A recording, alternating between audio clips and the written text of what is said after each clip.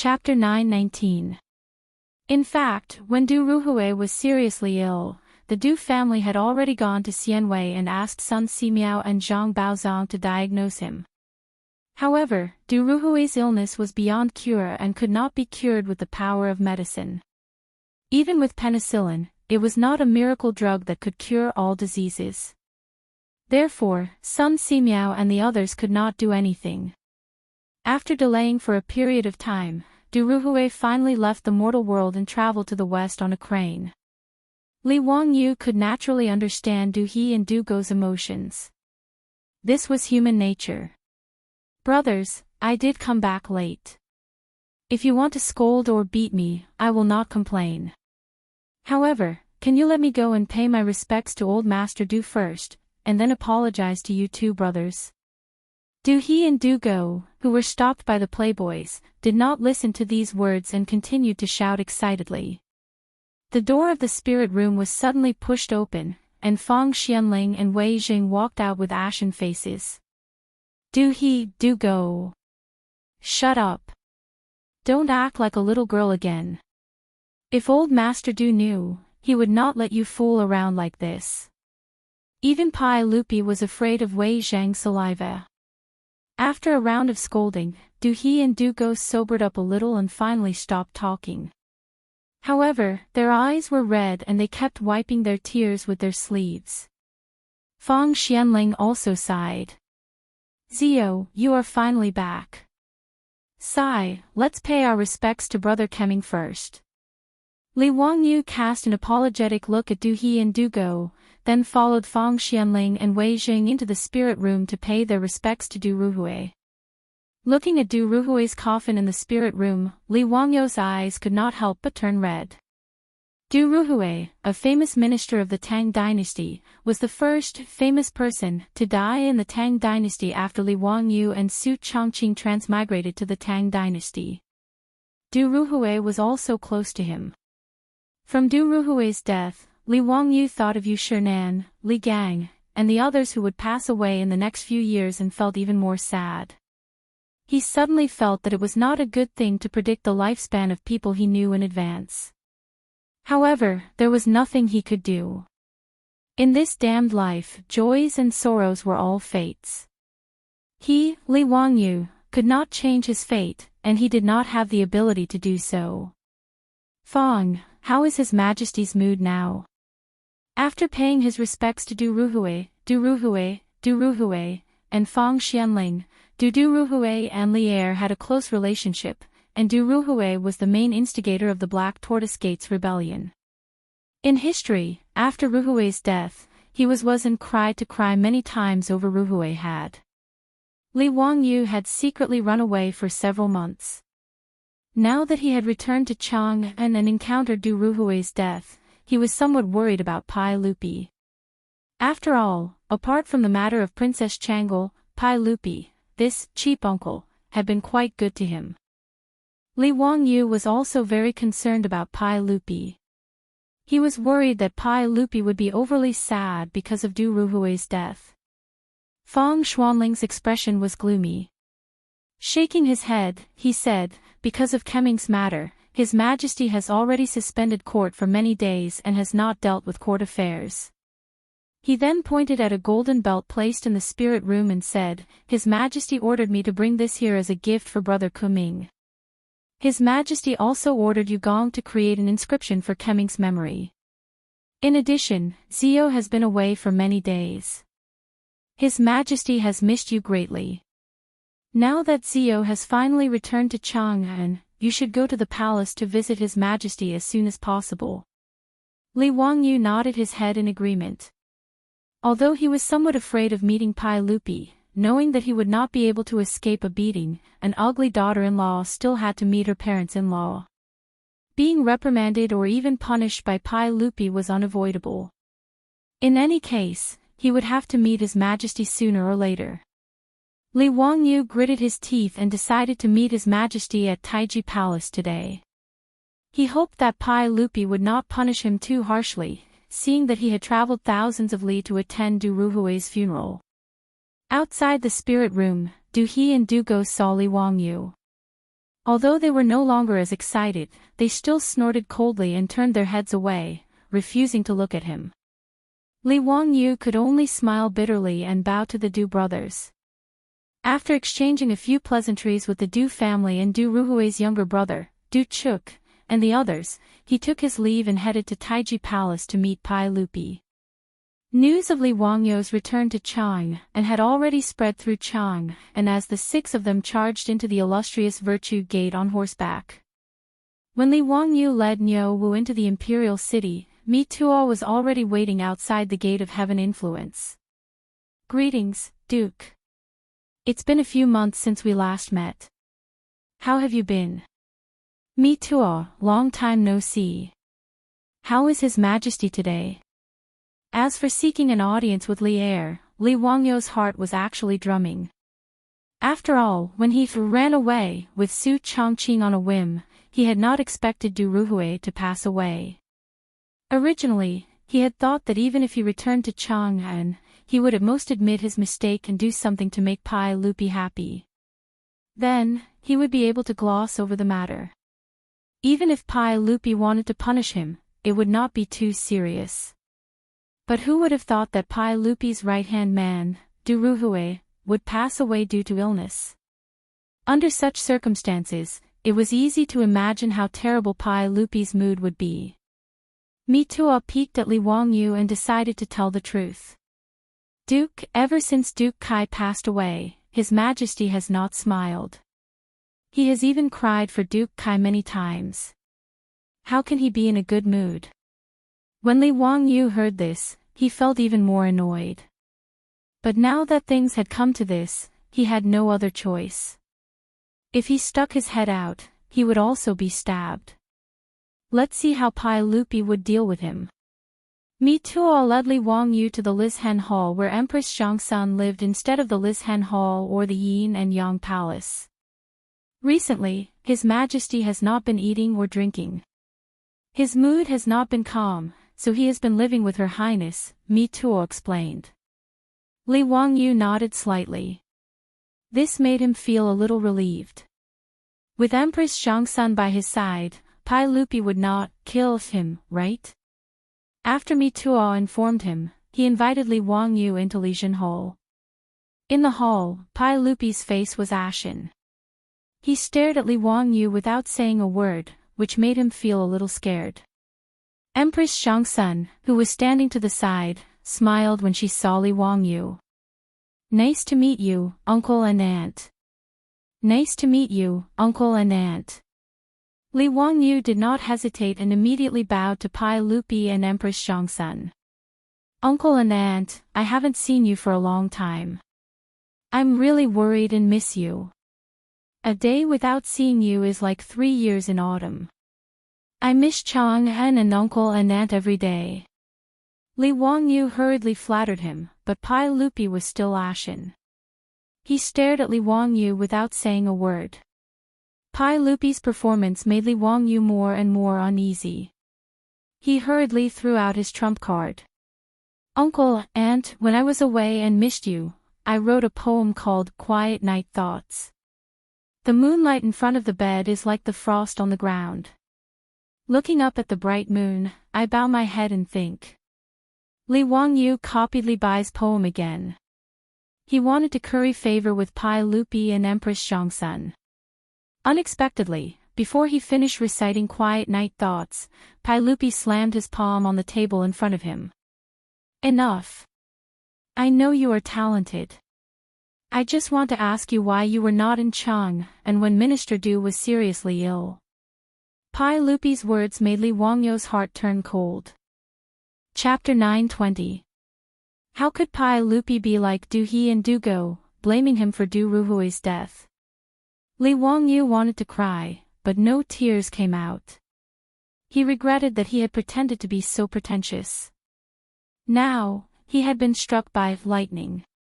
Even Pai Lupi believed that he was a godly doctor. He really couldn't continue living like this. The most important thing was that he still couldn't explain that he didn't know anything about medicine. Even if he said it now, no one would believe him.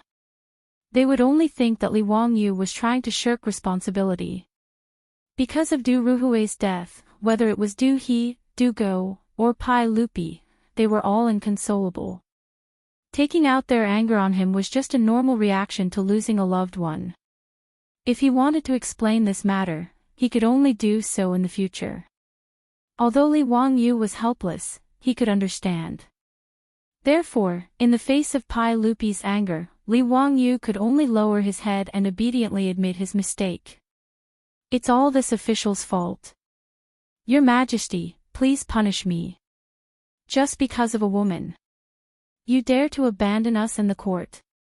Do you think you can face us? Minister Du has always treated you like a nephew. When he was seriously ill, you were free and unfettered. How happy! Li Zio, we hate that we can't. Pai Lupi gnashed his teeth and spoke for a long time, but he didn't say that he hated that he couldn't do anything to Li Wangyu. After all, if he hated that he couldn't push Li Wangyu out of the Meridian Gate and behead him, then he couldn't bear to do it. After all, this was his nephew, the teacher of his children, and his future son-in-law. Empress Chang'an understood her husband. Seeing that Pai Lupi was at a loss for words, she hurriedly tried to smooth things over. Erlang, don't be angry. Zio is still young. It's normal for him to be playful. I heard that Zio rushed back from Izhou. Look at this child's travel-worn appearance. Erlang, don't blame him anymore. Li Wangyu thought to himself, sure enough, the mother-in-law dotes on her son-in-law. Bah, there seems to be something wrong with this. He hurriedly took advantage of the situation and put on a very aggrieved expression. Little nephew heard that Duke Du had passed away in Lizhou, so I immediately traveled 800 miles in a hurry, not daring to rest for a moment. I rushed back to Chang'an in 3 days, just to send Duke Du off on his last journey. Empress Chang'an nodded lovingly and said, "Thank you for your hard work. You must be exhausted after rushing back to Chang'an from Lizhou in 3 days." Humph. Tired my ass. Pai Lupi coldly snorted. He still has the face to come back. Li Wangyu rolled his eyes in his heart.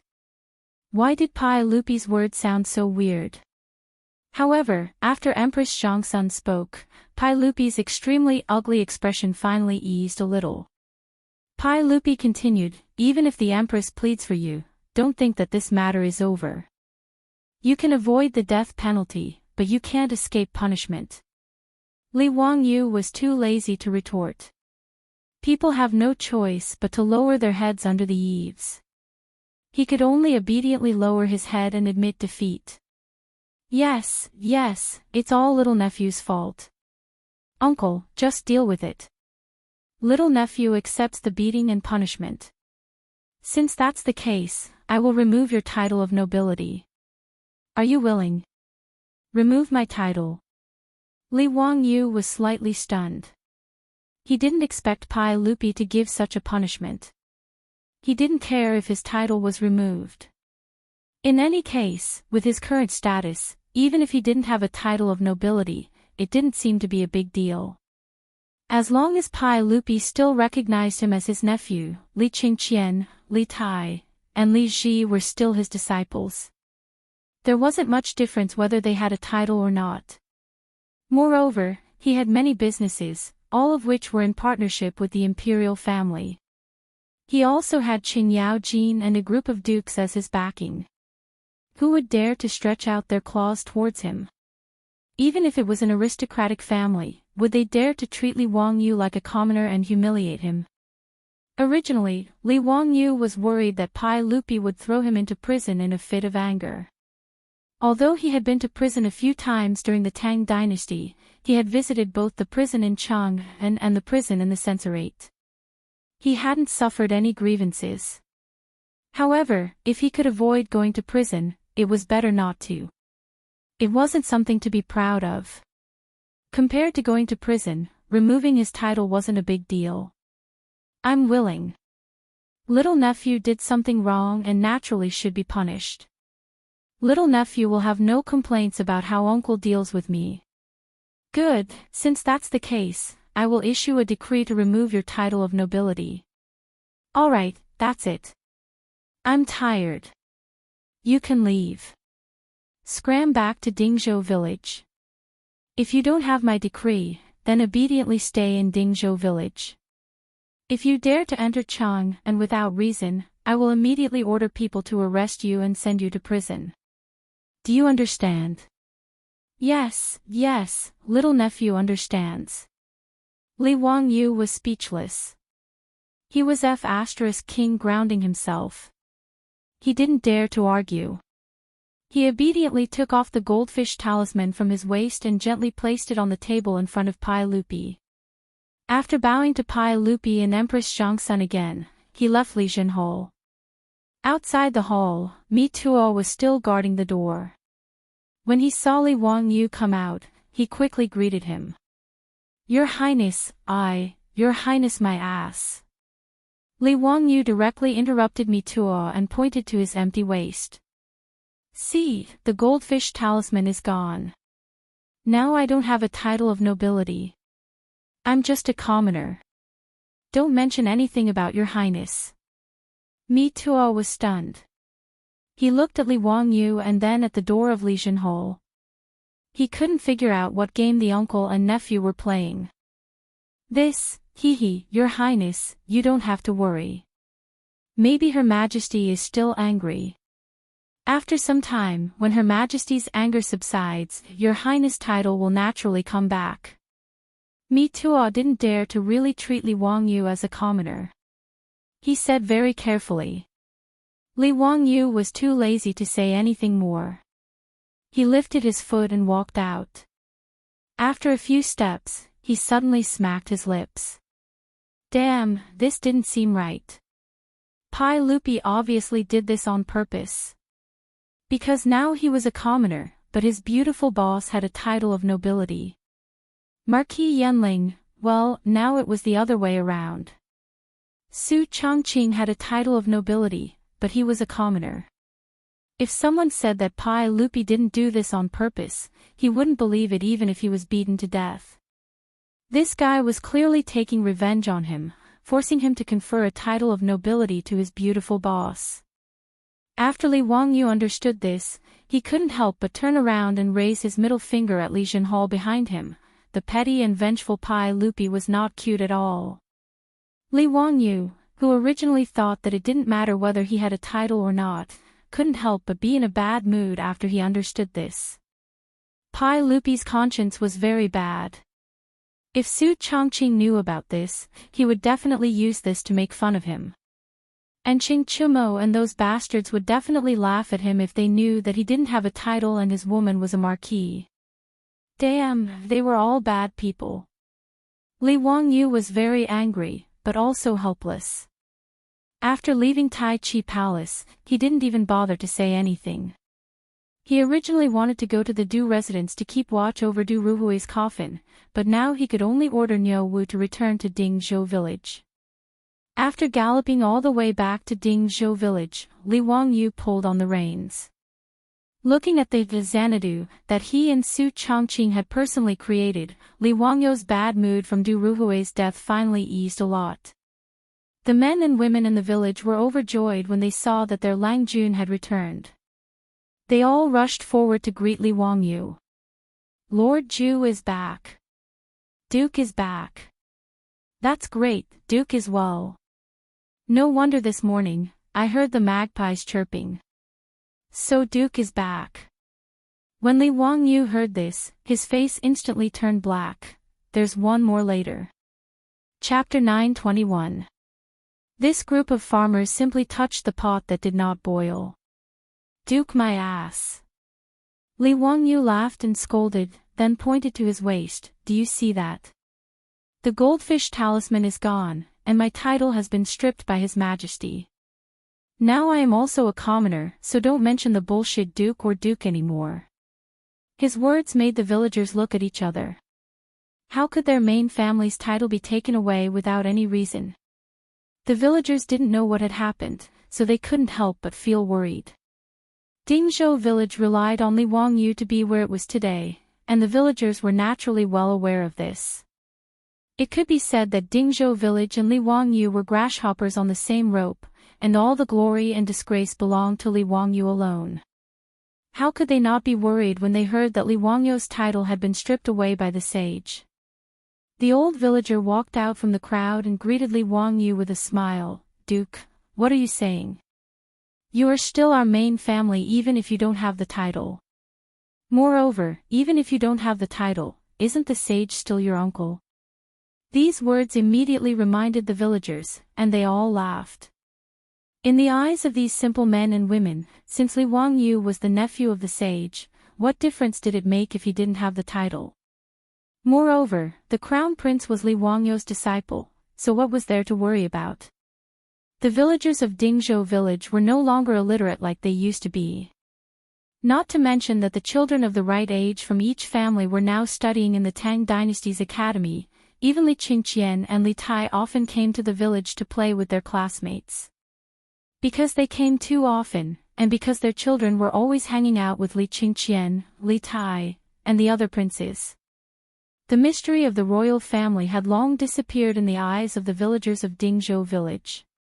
The villagers of Dingzhou village were the only ones who could treat the royal family as ordinary people. While everyone was joking around, the old housekeeper Li Heng and Niu Yong rushed over after receiving the news. "Lang Jun, you're finally back.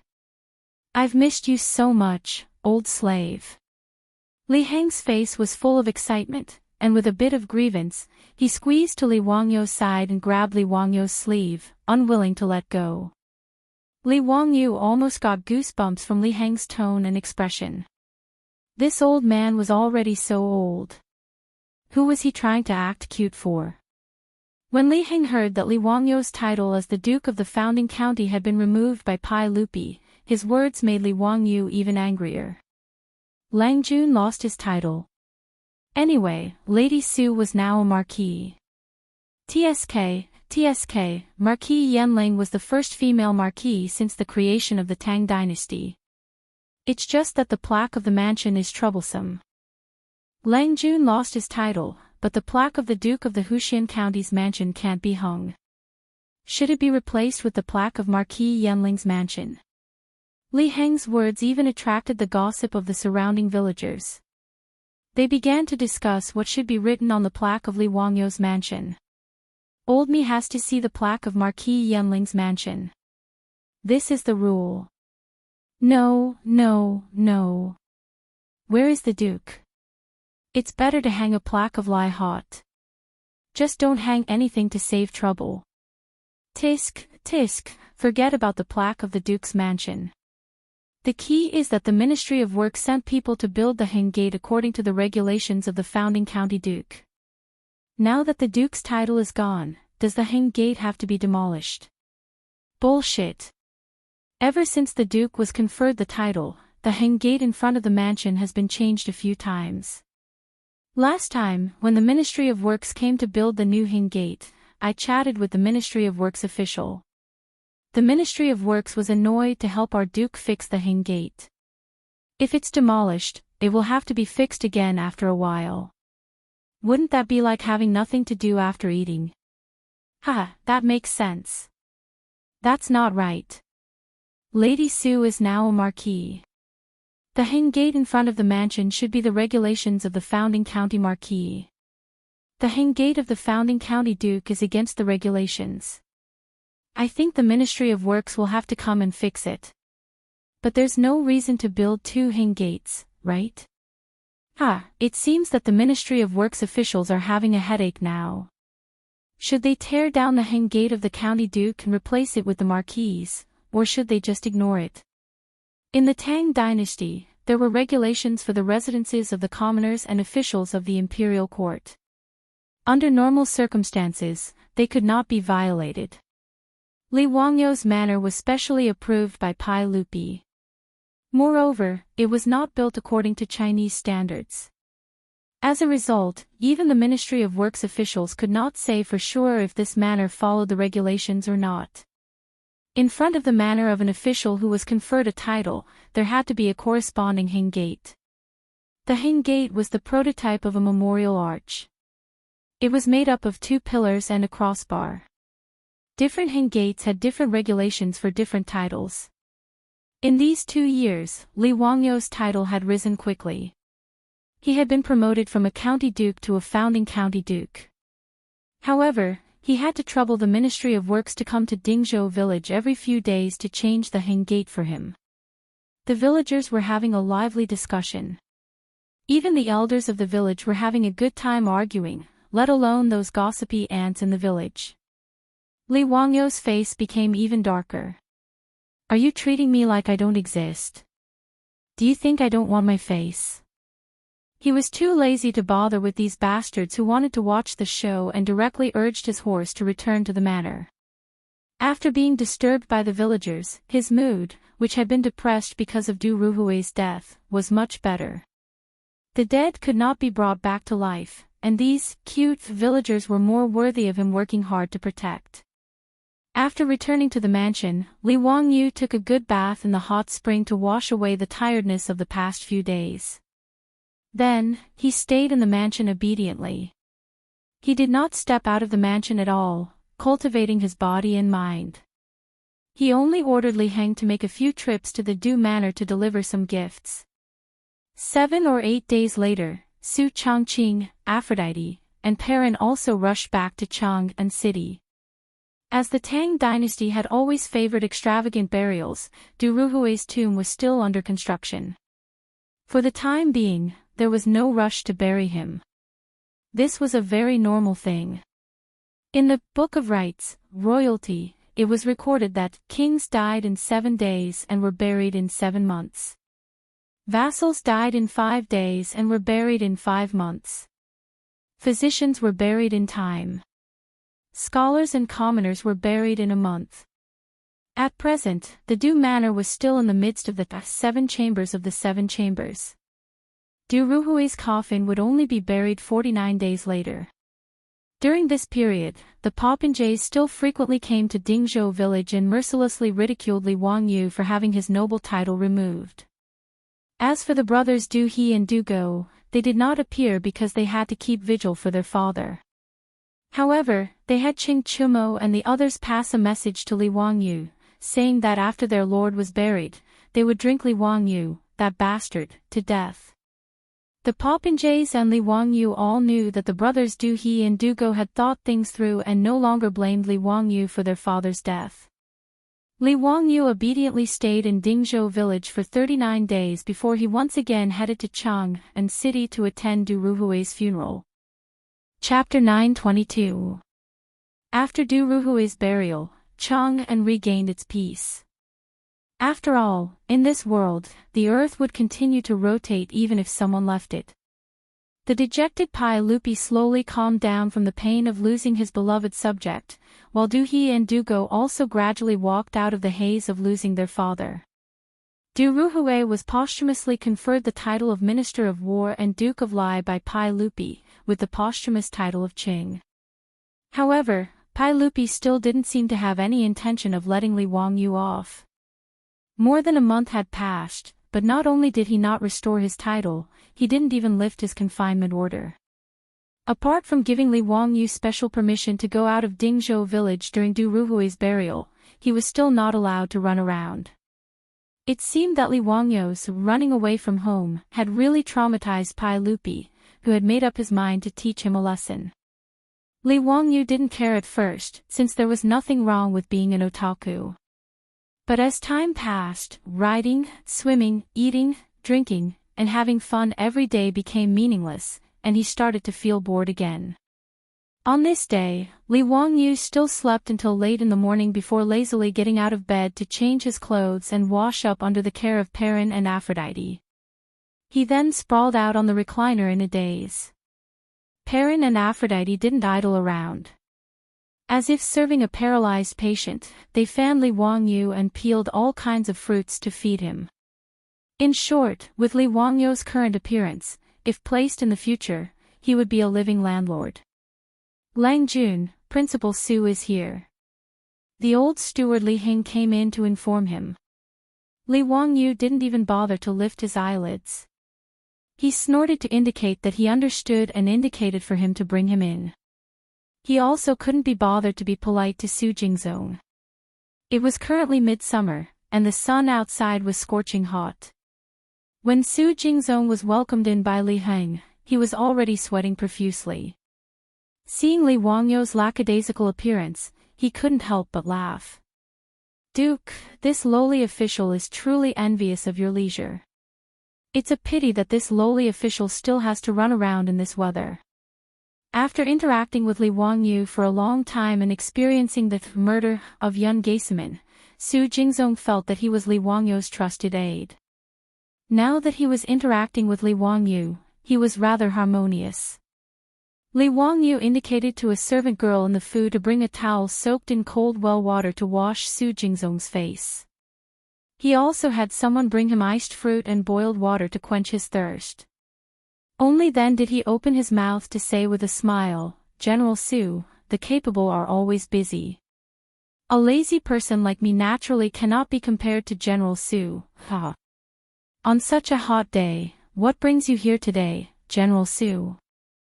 Su Jingzong very comfortably drank the iced drink in one gulp and handed the cup to the maidservant beside him, indicating for her to fill it to the brim.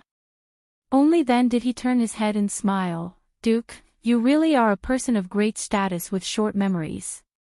It's almost September, and the academy should start recruiting students again. Naturally, you need to preside over the overall situation." His words cheered up Li Wangyou slightly.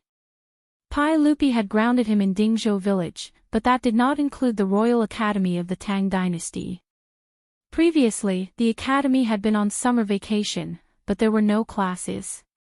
Therefore, Li Wangyou had not been to the academy.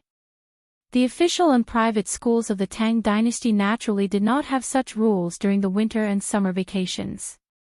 Without a doubt, these were the rules that Li Wangyou had come up with. A school without winter and summer vacations was soulless. Although the Royal Academy of the Tang dynasty had only been open for a year, in Chang'an, and even in the Tang dynasty, it had gained a reputation as a noda. Even in the name of the academy, the two words royal were a golden signboard. The number of people who signed up for this year's enrollment exceeded that of Zhenguan's 3 years ago. Not only did the common people of Chang'an, the rich merchants, and the high officials and nobles in Chang'an went to sign up, even people from places as far away as Hunan, Hedong, and Jiannan brought their own children of the right age to sign up. Those who dared to travel so far to sign up in Chang'an were naturally smart children. It could be imagined that the number of students in the Royal Academy of the Tang dynasty this year would be greater than in previous years. However, how to enroll students this year was difficult for Su Jingzong. After all, the little tricks that Li Wangyou had come up with during the enrollment of the academy last year had already been widely spread. It was obviously impossible to rely on Tangram, Huarongdao, and psychological tests to select students. Toys like Tangram and Huarongdao had long been popular in the Tang dynasty. At least Li Wangyou had seen children playing in the small county of Jiulong County in Izhou that day. Li Wangyou was astonished at how fast the news spread. As for Su Jingzong's problem, Li Wangyou did not find it difficult at all. Last year, he was just lazy and did not bother to come up with questions, so he used a trick to enroll students. Now that the academy was on the right track, it was impossible to play such games again. Therefore, in this year's enrollment exam, Li Wangyou planned to imitate the enrollment exam of the private primary schools in the future and make a set of exam papers to test the children's logical analysis, common sense, vocabulary, and other abilities. After getting an accurate answer from Li Wangyou, Su Jingzong was relieved. He sat comfortably on the recliner opposite Li Wangyou and kept asking the maidservants of the Lai Hot to bring him all kinds of fruits and iced boiled water. He did not treat himself as an outsider at all. Because of Su Jingzong's visit, Li Wangyou suddenly thought of what his beautiful boss had said to him. Since he was bored now, he might as well go to the academy to teach. He did it on a whim, but after thinking about it carefully, he found it interesting. He smiled at Su Jingzong and said, "Mr. Su, what do you think about me going to the academy to teach after the academy opens? Su Jingzong was drinking iced drink. When he heard his words, he almost spat out the drink in his mouth. After swallowing the drink in his mouth with difficulty, Su Jingzong looked at Li Wangyu in surprise and said, "Mr. Su, what did you say just now? I don't think I heard you clearly." Li Wangyu rolled his eyes at him and said, "You didn't hear me wrong. I said, what do you think about me going to the academy to teach? This is naturally good.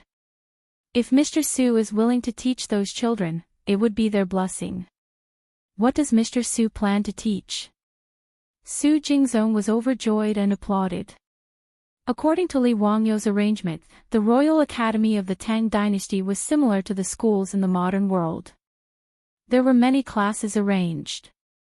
From the Tang Dynasty's traditional Moai poetry, arithmetic, calligraphy, painting, music, all kinds of physical education, horse riding, archery, swimming, the variety of classes was even more extensive than the primary schools in the modern world. What should he teach?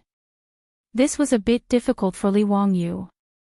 Of course, he couldn't teach Moai poems or scriptures. Although Li Wangyu's talent was famous all over the world, and everyone thought of him as a literary star who had descended from the heavens. However, Li Wangyu was well aware of what he had in his belly. If he did not copy the poems and essays of those big shots, he was nothing. He could teach arithmetic, but there was no point in just teaching arithmetic. He only remembered a little about physics, chemistry, geography, and biology. This was also very normal. After so many years of graduation, most people could only remember some general knowledge in their minds. Although Li Wangyu's memory was much better now, it was still impossible for him to recall the complete physics, chemistry, geography, and biology textbooks of junior high school. After thinking for a long time, Li Wangyu suddenly clapped his hands. "Got it, Mr. Su. I'm going to teach a new class called Encyclopedia." Chapter 923. What Baidu? Baidu, Baidu, Baidu. Su Changqing's voice suddenly rang out. Soon after, he saw the beautiful woman walking in with Wu Meinyang. Wu Meinyang had been sent to Chang'an by Wu Shiqiang in advance, preparing to enter the academy. Wu Shiqiang had previously been an official in Chang'an. Naturally, the Wu family had a residence in Chang'an. However, in that residence, there was no one else other than the Wu family servants. After Su Changqing returned to Chang'an and learned of this matter, he immediately went to the Wu family to bring Wu Meinyang back, personally taking care of her. Wu Meinyang and Su Changqing hit it off very well, calling each other master's wife. The two had a very close relationship. Li Wangyu was naturally happy to be idle. Although he was her teacher in name, he had actually never taught Wu Meinyang, leaving everything to Su Changqing. Just like Princess Chang'an in the past, Su Changqing was able to deal with these little lolas with great ease. Seeing these two beauties, Li Wangyu couldn't help but have black lines appear on his forehead. What Baidu, Baidu, Baidu, Baidu? Wu Meinyang's face was filled with curiosity. Master's wife, what is Baidu, Baidu, Baidu, Baidu? Seeing Su Changqing appear, Su Jingzong hurriedly rose to pay his respects. At present, Su Changqing was a bona fide county marquis who founded the country, a lower third-rank official. He was on the same level as Su Jingzong, the vice principal of the Imperial Academy of the Tang Dynasty. However, although they were both lower third-rank officials, Su Changqing's county marquis title was slightly higher than Su Jingzong's official title. After all, titles could be inherited. Although the inheritor was usually one rank lower than the original, Su Changqing's children could inherit the title of county marquis. His grandson would be a county marquis, and his great-grandson would be a county marquis. After Su Changqing returned the greeting, Su Jingzong smiled and asked, "What exactly did Marquis Yanling mean by what he said? I am also very curious." His beautiful superior had just walked to the door and happened to hear Li Wangyu say the word encyclopedia. so she casually replied. At this time, seeing that Su Jingzong was also in the living room, she felt that she had said something wrong, so she couldn't help but stick out her tongue. She smiled and said perfunctorily, "Nothing, I was just joking with Wang Yu." She deliberately looked at Li Wang Yu and pretended to be ignorant. "Wang Yu, what did you say just now?" Li Wang Yu rolled his eyes and explained, "Encyclopedist refers to the knowledge of astronomy, geography, nature, mechanics, medicine, literature, and other subjects." He smiled and said to Su Changqing, "Just now I told Principal Su that I'm going to the academy to teach a new class called Encyclopedia." He, Changqing, you also know that I know a little about everything, but I'm not good at it. However, it's perfect for broadening the horizons of the students of the academy.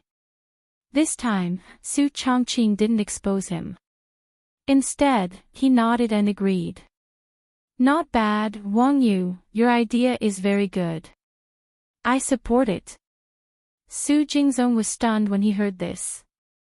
He couldn't believe it. Li Wangyu's words, in his opinion, were too exaggerated. Su Jingzong didn't know how to respond. According to Li Wangyu's definition of the so-called encyclopedia, it was simply a celestial figure like Zhuge Kongming who knew everything about astronomy and geography, knew everything about people, understood yin and yang, understood the 8 trigrams. Although Su Jingzong also admired Li Wangyu and felt that his talent was unparalleled, to say that there was nothing that he did not know was a little arrogant. In fact, Li Wangyu wasn't exaggerating. Although he was just an ordinary underachiever in the future. However, he and Su Changqing had experienced the baptism of the huge explosion of knowledge in the future. Their knowledge of the world in their minds was really unparalleled. It wasn't an exaggeration to say that he was knowledgeable and multi-talented. Of course, Su Jingzong didn't dare to say these words. Although Li Wangyu didn't have a noble title, he was still a shareholder of the Royal Academy of the Tang Dynasty. As an employee, he didn't dare to criticize his boss for bragging. If Su Jingzong was a straightforward person, he wouldn't have been listed as the #1 treacherous official in history. If the Duke is willing to teach these skills to the students of the academy, it's their fortune. Who in Chang and city doesn't know that the Duke is the reincarnation of a powerful person who has great knowledge? Hearing the Duke say this, even this lowly official wants to attend the Duke's class and learn some knowledge from the encyclopedia. Su Jingzong's words made Li Wangyu laugh. He was very satisfied with this guy's level of supporting the Duke. Wu Meinyang's eyes also lit up. "Teacher, can Meinyang also attend the class?" "Of course." Li Wangyu nodded and rubbed Wu Meinyang's head lovingly. Although he was lazy and didn't personally teach Wu Meinyang, after interacting with her for a long time, he was quite fond of this little lowly. Now, neither he nor Su Changqing treated Wu Meinyang as a future empress. After all, who wouldn't like a sweet and obedient little lowly who was only 6 years old? It would be crazy to treat Wu Meinyang with something that would disappear decades later. Su Jingzong asked with a smile, "Duke, how do you plan to teach this encyclopedia class? Are you only going to teach the first years?" Needless to say, the division between the first and second years was naturally made by Li Wangyu. There was no other reason. It was a habit and sounded pleasing to the ear. Li Wangyu was a lazy person. Although he planned to teach at the academy, he didn't plan to turn himself into a miserable teacher. Standing on a 3-foot podium every day, eating chalk dust, and speaking until his voice was hoarse.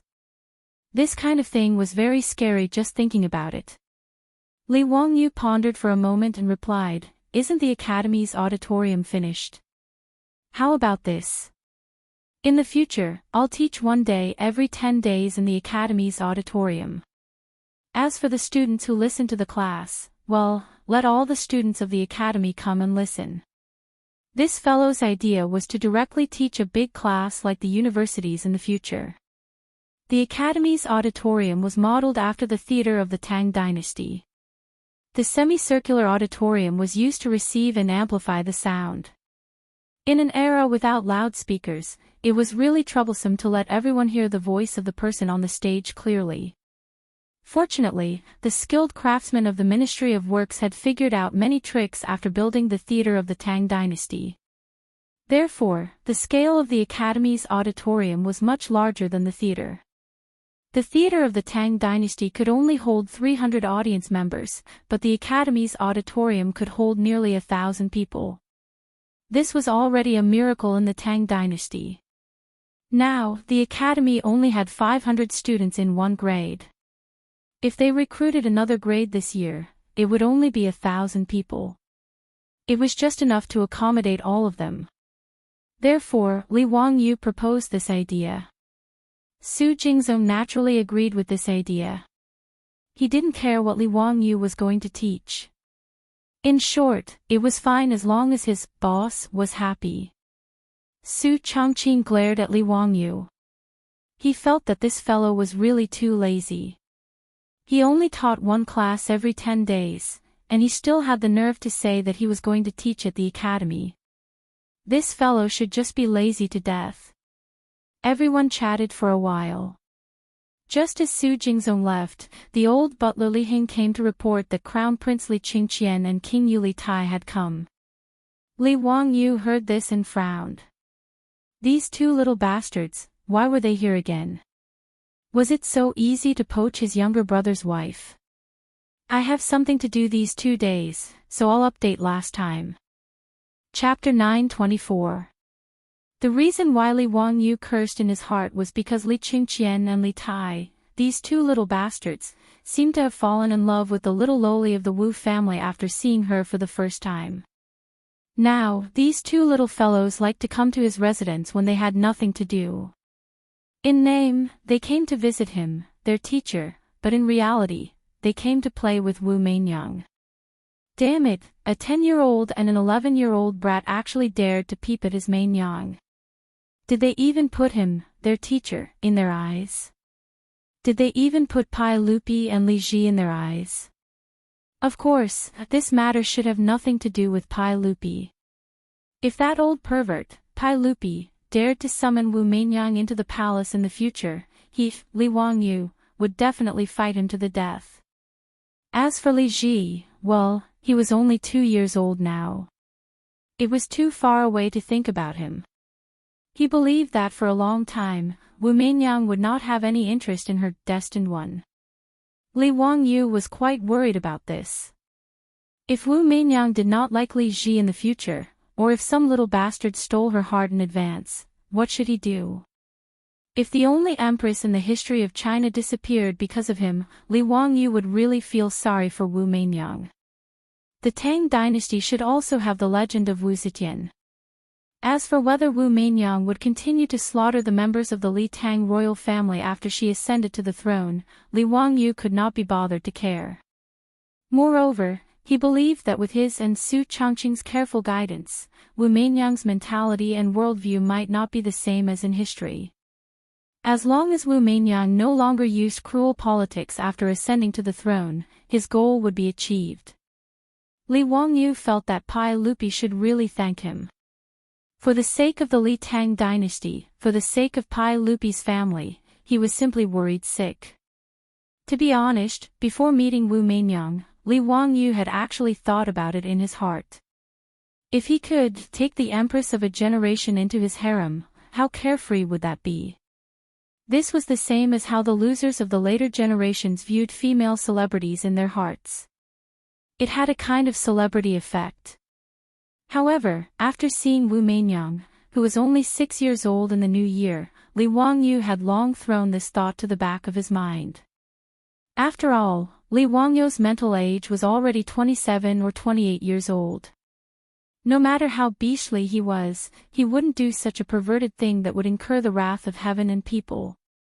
This was also the reason why he was against Pai Lupi marrying Chang'an to him. In fact, after interacting with her for a long time, Li Wangyu saw the smart, cute, and obedient little lowly Wu Mainyang as his own daughter. It was precisely because he had this sort of mentality that he felt even more furious that Li Qingqian and Li Tai, those two little bastards, actually dared to covet Wu Mainyang. He felt as if his cabbage was about to be eaten by pigs. However, Li Qingqian and Li Tai were still his disciples. Li Wangyu couldn't just use a broom to chase these two brats out. Therefore, even though he was unhappy in his heart, he could only signal Li Heng to invite them in. Why didn't the two of you study in the palace today? Why did you come to Master's place? The academy is about to start school. Have you finished the summer homework you've been waiting for? As soon as Li Qingqian and Li Tai entered the living room, Li Wangyu lectured them with a straight face. Needless to say, the summer homework was something that Li Wangyu had come up with again. This fellow was also deliberately taking revenge on society. He hadn't forgotten the suffering he had suffered when he was in school. He had given it all to the students of the academy in the Tang dynasty. Li Qingqian nodded with a smile. Teacher, I've already finished the summer homework. Yes, I've also finished it, Li Tai said. Li Wangyu glared at them. Then it seems that there's too little homework. I should give you more homework. When Li Qingqian and Li Tai heard this, they immediately begged with bitter expressions. Teacher, please spare us. It's rare for us to be free for a few days. Please don't give us any more homework. On the side, Su Changqing couldn't help but cover her mouth and laugh. Wangyu, don't torture these two brats anymore. Let them play for a few days. Yes, yes, teacher's wife loves us so much. We really do study hard. These few days are just a rare break. Li Qingqian and Li Tai hurriedly agreed. Li Wangyu laughed and scolded them, then let the matter pass. In fact, he himself wasn't someone who liked to study. Otherwise, he wouldn't have gotten into a second-tier university. However, who would expose this kind of thing himself? In the future, no matter how much parents didn't like to study, wouldn't they still urge their children to study and do homework every day? Wu Meinyang was willing to play with Li Qingqian and Li Tai. After all, the Lai hut was so big. Although there were servant girls to play with her, it was normal for a child to always want to play with people of the same age. After sending the three little ones out to play, Li Wangyu instructed the servant girls in the residence to keep an eye on the three of them. Only then did he smile bitterly and say to Su Changqing, Changqing, if this continues, the empress of this generation will disappear. The history of the Tang dynasty is becoming more and more messed up because of us. Su Changqing, on the other hand, didn't take it too hard. If there's no empress, then there's no empress. As long as Meinyang is happy, it's fine. Don't tell me you think that becoming an empress is definitely the life that Meinyang wants. Her philosophical words left Li Wangyu at a loss for words. Indeed, who could say that Wu Meinyang's life goal and pursuit was definitely to sit on the throne? After thinking this through, Li Wangyu was too lazy to worry about it anymore. Who cared who they were? It had nothing to do with him. Li Wangyu was also too lazy to worry about things that would happen decades later. He simply pulled Su Changqing to the study and prepared to ask his beautiful boss to help him write a syllabus. Since he was going to open an encyclopedia course in the academy, the content of the syllabus would naturally be imaginative. He and Su Changqing would teach as much knowledge as they could recall. Putting aside the useless e-commerce in the Tang dynasty, the two of them were actually about the same as the most meaningful elementary mathematics, physics, and chemistry knowledge. There wasn't much that they could recall.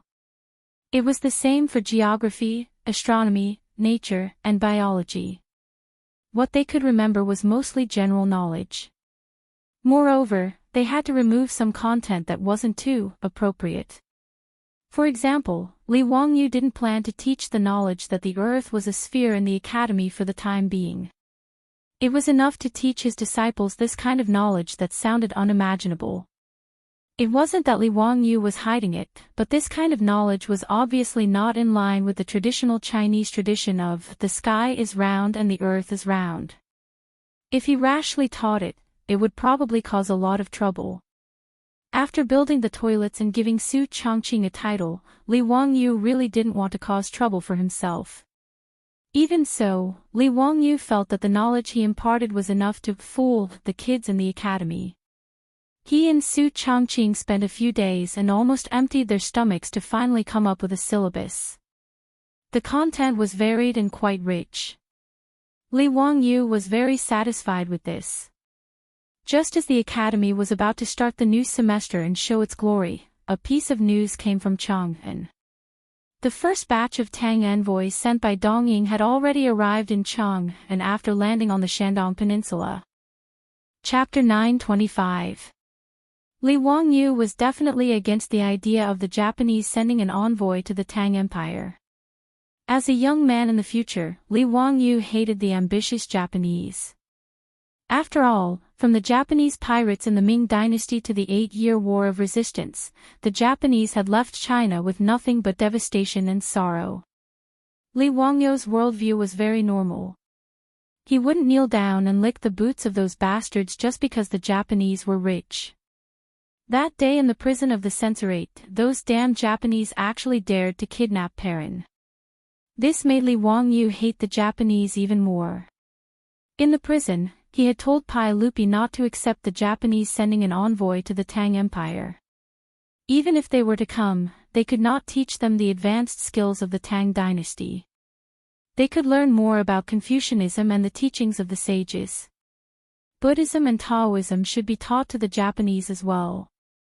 After thinking about Li Wangyu's words, Pai Lupi felt that they made sense.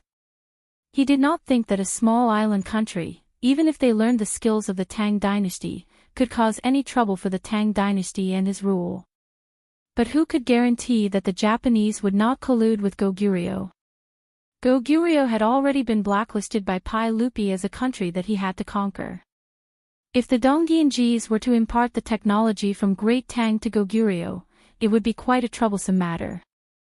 Therefore, although Li Er finally agreed to the Dongying people sending Tang envoys, as Li Wangyu had said, he only allowed monks, students, onmyoges, physicians, painters, musicians, interpreters, scholars, and many others to send Tang envoys to Tang. As for the Dongying craftsmen, shipwrights, carpentry, blacksmiths, jade craftsmen and other craftsmen, Li Er and the officials of the imperial court casually found an excuse and brushed them off. None of them were accepted. Li Wangyu was rather satisfied with this result. Originally, Li Wangyu had nothing to do with Dongying sending the Tang envoy to the Tang dynasty. However, Li Wangyu did not expect that these Japanese envoys would cause him such a huge problem. The first batch of Tang envoys was not large in scale. There were only 2 ships and less than 200 people. They were led by Ambassador Inasheng Mitsuda and Deputy Ambassador Yakushi Kiri. In history, Japan had sent out a total of 19 envoys to Tang, 16 of them over 200 years. The scale of the envoys sent to the Tang grew larger and larger. At the beginning, there were only 2 ships with less than 200 people. Later on, there were 4 ships with 400 to 500 people. After the Tang envoy arrived in Chang'an, he was received by Pai Lupi. Coincidentally, during the court meeting, Pai Lupi accepted the Tang envoy Inasheng Mitsuda's greeting in front of all the officials in the Taiji Palace. He also accepted the letter of credence from Emperor Shuming and encouraged the ambassador and deputy ambassador to study in the Tang dynasty. After which, this matter was considered over. As for the other specific matters, the officials of the Honglu Temple would take care of it. However, Inasheng Mitsuda and Yakushi Kiri, the 2 envoys, suddenly knelt in front of the imperial stairs. "Your Majesty, I have a presumptuous request. Please allow it." Pai Lupi was a little surprised, but he still asked, "Please speak." "Your Majesty, this matter concerns County Magistrate who," when Pai Lupi heard that it had something to do with Li Wangyu, he could not help but frown. Back then, Li Wangyu killed a few Japanese envoys in the prison of the censorate. Did these Japanese not know what was good for them and wanted to complain in front of the emperor? He unhappily interrupted Inashang Mitsuda's words. "I have already punished Li Zio for his conflict with your envoy group. Do not mention this matter again." "Oh, that's right, Li Zio no longer has a noble title. He is just a commoner." Pai Lupi was naturally taking sides. Li Wangyu had killed a few Japanese and his punishment was only 30 jin of copper. It wasn't painful at all. However, compared to these insignificant Japanese, Pai Lupi did not think that his nephew had done anything wrong. If it wasn't for the relationship between the two countries, Pai Lupi would not have even bothered to punish him with 15 kilograms of copper. He said that Li Wangyu no longer had a noble title to appease the Japanese. He wanted them to think that Li Wangyu had lost his noble title because he had killed a Japanese. He did not want to cause trouble in front of all the officials. Inashang Mitsuda hurriedly kowtowed. "Your Majesty, those envoys offended county magistrate who for no reason and deserved to die. It has nothing to do with county magistrate who. Your Majesty punishing county magistrate who has caused this subject to feel fear and trepidation. I beg your Majesty to take back the punishment." His words caused Li Er and all the officials in the hall to be stunned. They looked suspiciously at the two Japanese, Inashang Mitsuda and Yakushi Terui. They wondered if there was something wrong with these two. Li Wangyu had killed a few Japanese, and they were pleading for Li Wangyu. As for Inashang Mitsuda's next words, everyone's eyes almost popped out of their sockets. "Your Majesty, this subject knows that county magistrate who is an extremely talented person. This subject wishes to ask your Majesty to allow our Japanese envoys to choose a good person to follow county magistrate who and become his disciple. He will serve county magistrate who as his master. Please allow this, your Majesty." Nanny. Within the hall, the officials and Pai Lupi could not help but look at each other. These Japanese had really gone crazy. Li Wangyu had killed a few Japanese envoys like chickens. Not only did these Japanese not hold a grudge, they even wanted to take Li Wangyu as their master.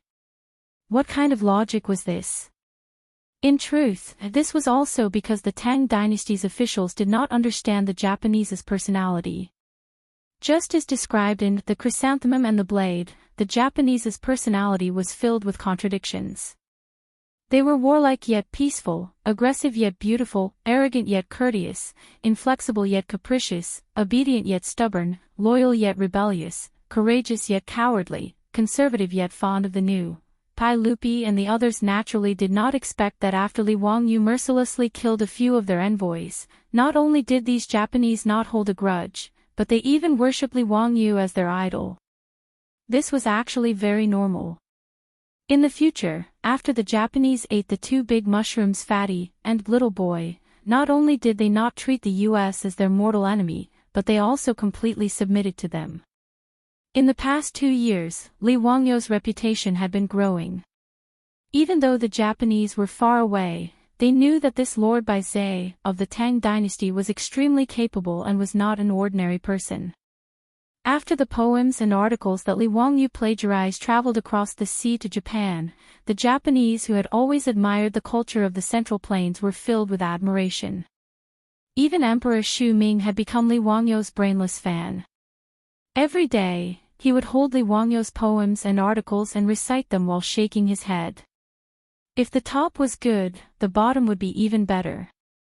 Due to this, the Japanese almost wanted to put Li Wangyu on the altar.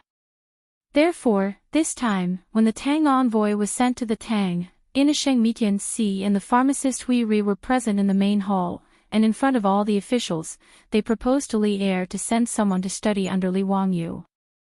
Regarding this, Pai Lupi and the officials only felt that these Japanese were crazy. Chapter 926.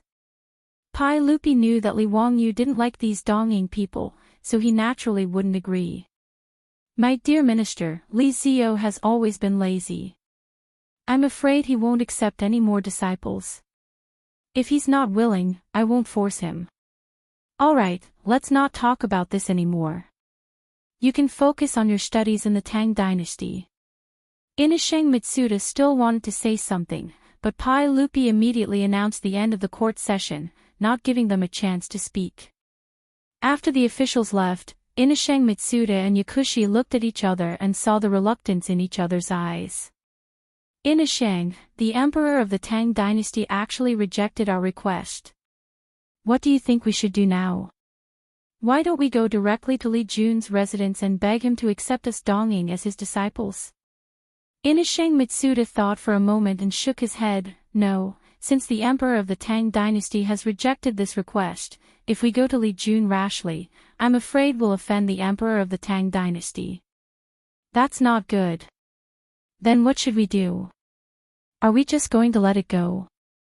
Yakushi, we have to show our sincerity. In Li Jun's Romance of the Three Kingdoms, Liu Bei went to the thatched cottage 3 times in order to invite Mr. Zhuge to come out of seclusion. Yakushi's eyes flashed. Inasheng, you mean we should follow Liu Bei's example and go to the thatched cottage 3 times? No, if we just go to the thatched cottage, it's not enough to show our sincerity. Why don't we?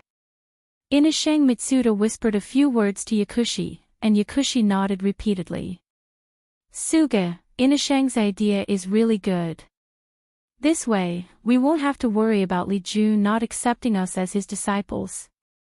In the bones of the Dongying people, there was a brute force that wouldn't give up until they reached their goal. After Pai Lupi's clear rejection, the Tang envoy Inasheng Mitsuda, the deputy envoy Yakushi, the judge, the clerk, and the other officials all knelt in front of the Vermilion Bird Gate on the same day. This naturally gave the officials of the Honglu Temple a fright. Everyone, what are you doing? Dare I tell all of you that the reason we came to the Tang dynasty from thousands of li away across the ocean is to learn the advanced system and culture of the Tang dynasty. But now that we have a master teacher, how are we going to answer to the emperor when we return to our country in the future? That is why we are kneeling here. We are begging your majesty for mercy and to allow us to be apprenticed to the county duke, so that we can fulfill our desire to learn. Inasheng Mita's words immediately silenced the officials of the Honglu Temple. Damn, why were these Japanese so stubborn? In the main hall, His Majesty had already made it very clear. However, this group of people was so stubborn that they insisted on taking Li Wangyu as their teacher. The officials of Honglu Temple had the intention to ignore these Japanese who didn't know what was good for them. However, these people were kneeling outside the Vermilion Bird Gate. If the envoys of the vassal states saw them, they would think that the Tang dynasty was bullying them. For a moment, the officials of the Chamberlain of Dependencies were depressed. They tried their best to persuade them, but these Japanese refused to get up.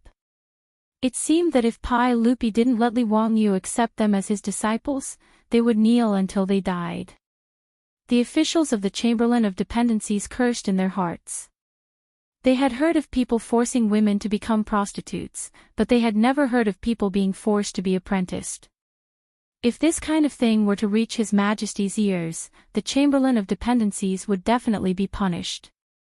However, these Japanese said that they were here to learn, so the officials of the Chamberlain of Dependencies couldn't do anything.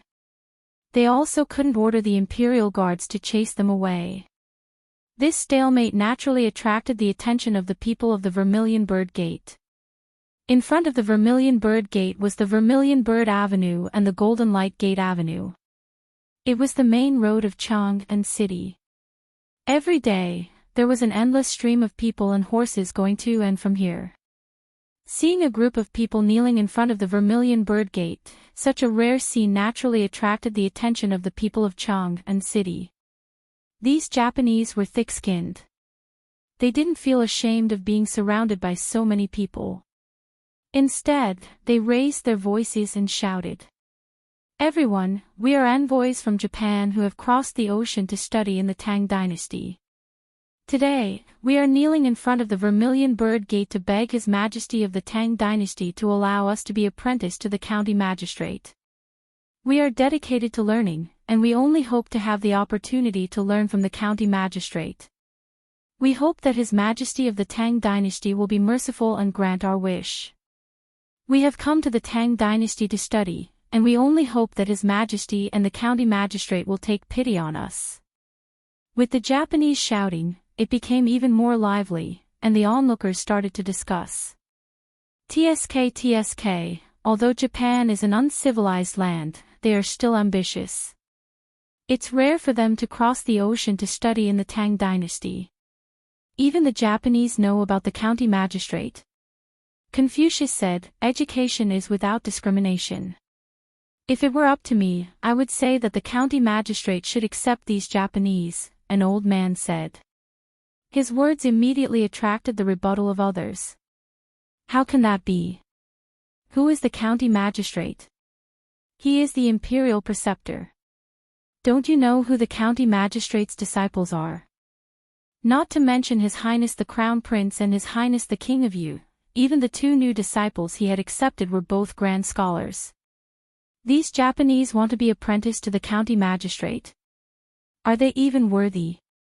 The old man was a little annoyed by the rebuttal, and he couldn't help but snort coldly, "Humph, vulgar. I can't be bothered to talk to such vulgar people like you."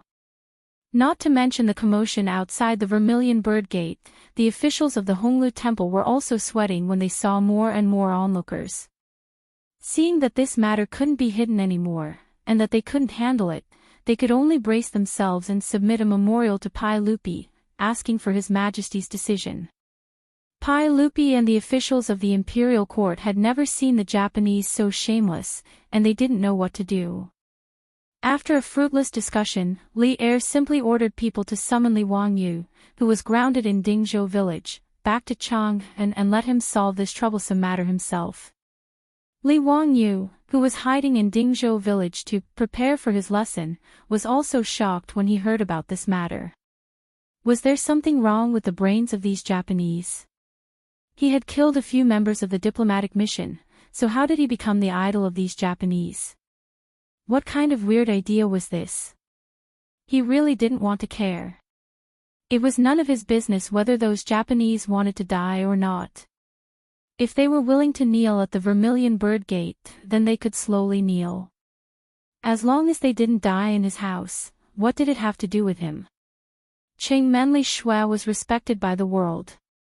However, in Li Wangyu's eyes, it was a moral kidnapping. However, Pai Lupi and the officials of the imperial court didn't see it that way.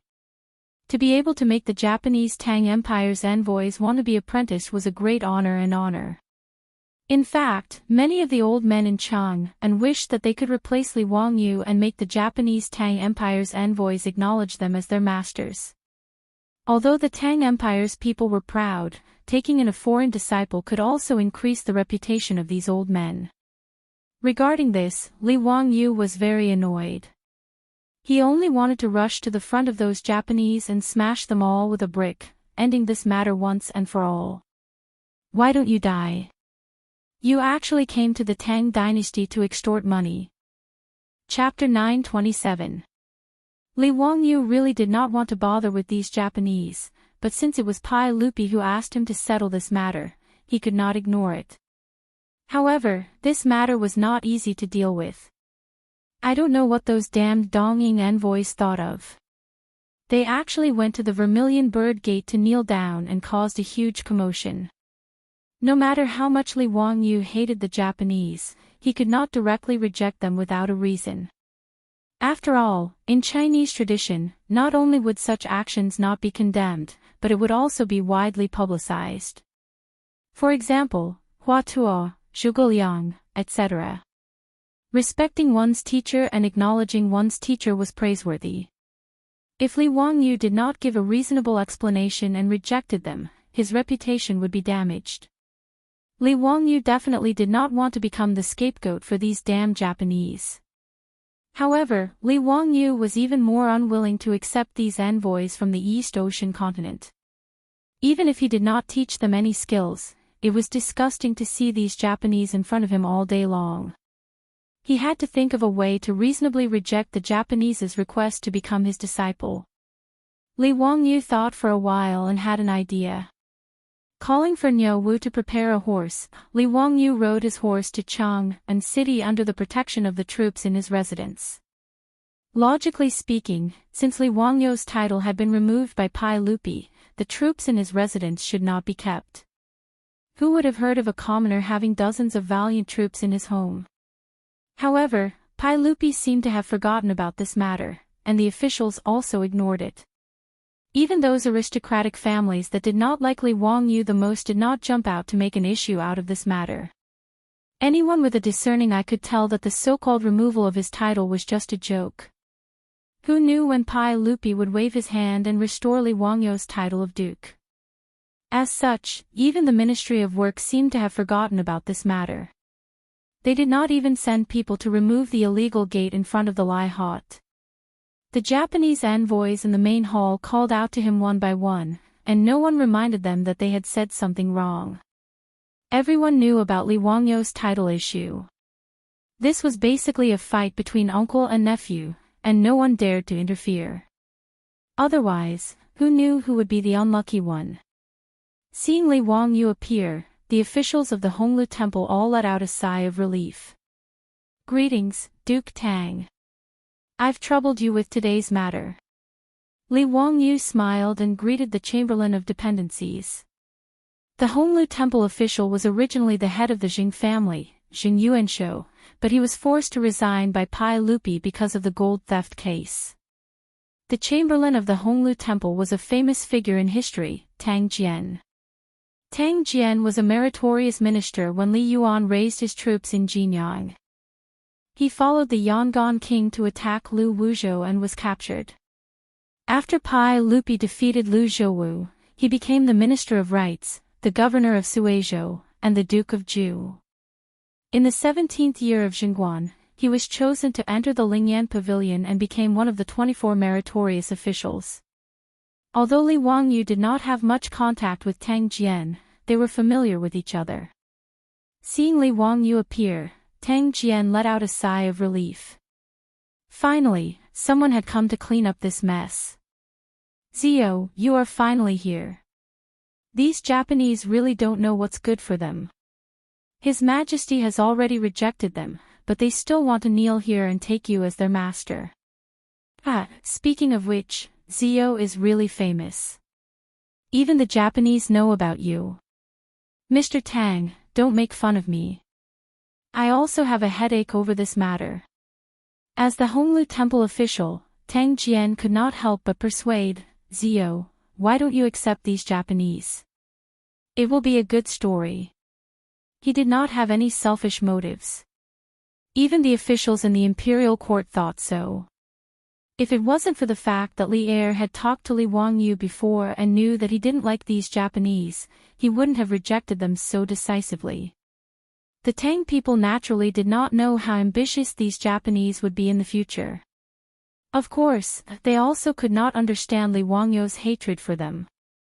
The Tang dynasty did not hold any grudges against the Tang envoys. Not only did they pass down various advanced systems, culture, and techniques, but many of them also stayed in the Tang dynasty to marry and have children. Li Wangyu couldn't explain this to everyone. He could only smile and say, "Duke Tang, it's not that easy to become my disciple. You have to pass my tests and tests." "Oh. Zio, how are you going to test them?" Tang Jian asked curiously. When the two of them were talking, Inakami Mitsuda and Yakushi Terui, who had been kneeling on the ground, saw Li Wangyu appear. They quickly got up from the ground and bowed to Li Wangyu. When they heard Li Wangyu say that he was going to test them, the two of them hurriedly nodded. "No problem. Mr. Li, you may not know, but the Japanese place great importance on the envoys. The foreign students are all talented and have a clean background. They will definitely pass your test." The envoys were divided into foreign students and scholarly monks. They were usually chosen from the talented nobles and monks. The scholarly monks were mainly studying Buddhism in the temples in Chang'an, Luoyang, and other places. They had nothing to do with Li Wangyu. Those who wanted to become his disciple were the foreign students. According to the original arrangement, these foreign students would enter one of the 6 institutes under the Imperial College to study their own specialties. These foreign students were carefully selected by the Japanese officials. They were required to be familiar with the Tang dynasty and had a high level of Chinese culture. Moreover, before the envoys were sent, the Japanese officials repeatedly reminded them, when you receive the envoys, you must be polite and courteous. Do not be hostile and do not be agitated. Their attitude was quite sincere. That was why Inakami Mitsuda dared to nod and was willing to accept Li Wangyu's test. Li Wangyu sneered in his heart. Just as he was about to speak, dozens of people suddenly rushed out from the crowd. Judging by their clothes, they were not Tang people. They were foreign envoys or foreign students. In fact, the Tang dynasty did not only have Japanese envoys. All the vassal states admired the Tang dynasty's culture and sent foreign students. At most, there were tens of thousands of foreign students in Chang'an alone. It was an unprecedented grand occasion. Greetings, Mr. Li, greetings, Mr. Li. After everyone bowed to Li Wangyu in unison, someone asked respectfully, may I ask, Mr. Li, since the Japanese students can pass the test and become your disciple, I wonder if we can do the same. I, a foreign student from Silla, have also admired Mr. Li for a long time. Yes, I, a foreign student from Bohai, am the same. I, a foreign student from Annan, would like to become your disciple. The words of the foreign students from various countries stunned Li Wangyu. What the F***ck is the meaning of this? Are they planning to change it to a student recruitment meet? Inakami Mitsuda and Yakushi Terui were so angry that their faces turned red. They, the Japanese, had knelt outside the Vermilion Bird Gate under the scorching sun and finally managed to invite Li Wangyu out. When they saw that they could become Li Wangyu's disciple after passing the test, these bastards actually came out to pick the peaches. Baka! A bunch of bastards. I'll go to a friend's place for tea in the afternoon. I'll update another chapter in the evening. Chapter 928. There were many foreign exchange students in Chang'an City, and the Tang dynasty was quite strict with their management. The foreign exchange students accepted by the Tang dynasty were all sent by the government. They came to the Tang dynasty with a diplomatic mission and were approved by the officials of the Tang dynasty before they could enter the school. There were two kinds of foreign exchange students from different countries, foreign exchange students and returning students. Returning students were short-term students who came and went with the diplomatic mission. As for foreign exchange students, they stayed in the Tang dynasty to study and live for a long time. Many of them settled down in the Tang dynasty. Even if they were foreign exchange students, they would be sent back by the Tang dynasty because they failed in their studies or violated the rules. According to the records of the Tang dynasty, 204 foreign students from Silla Kingdom had been sent back one after another.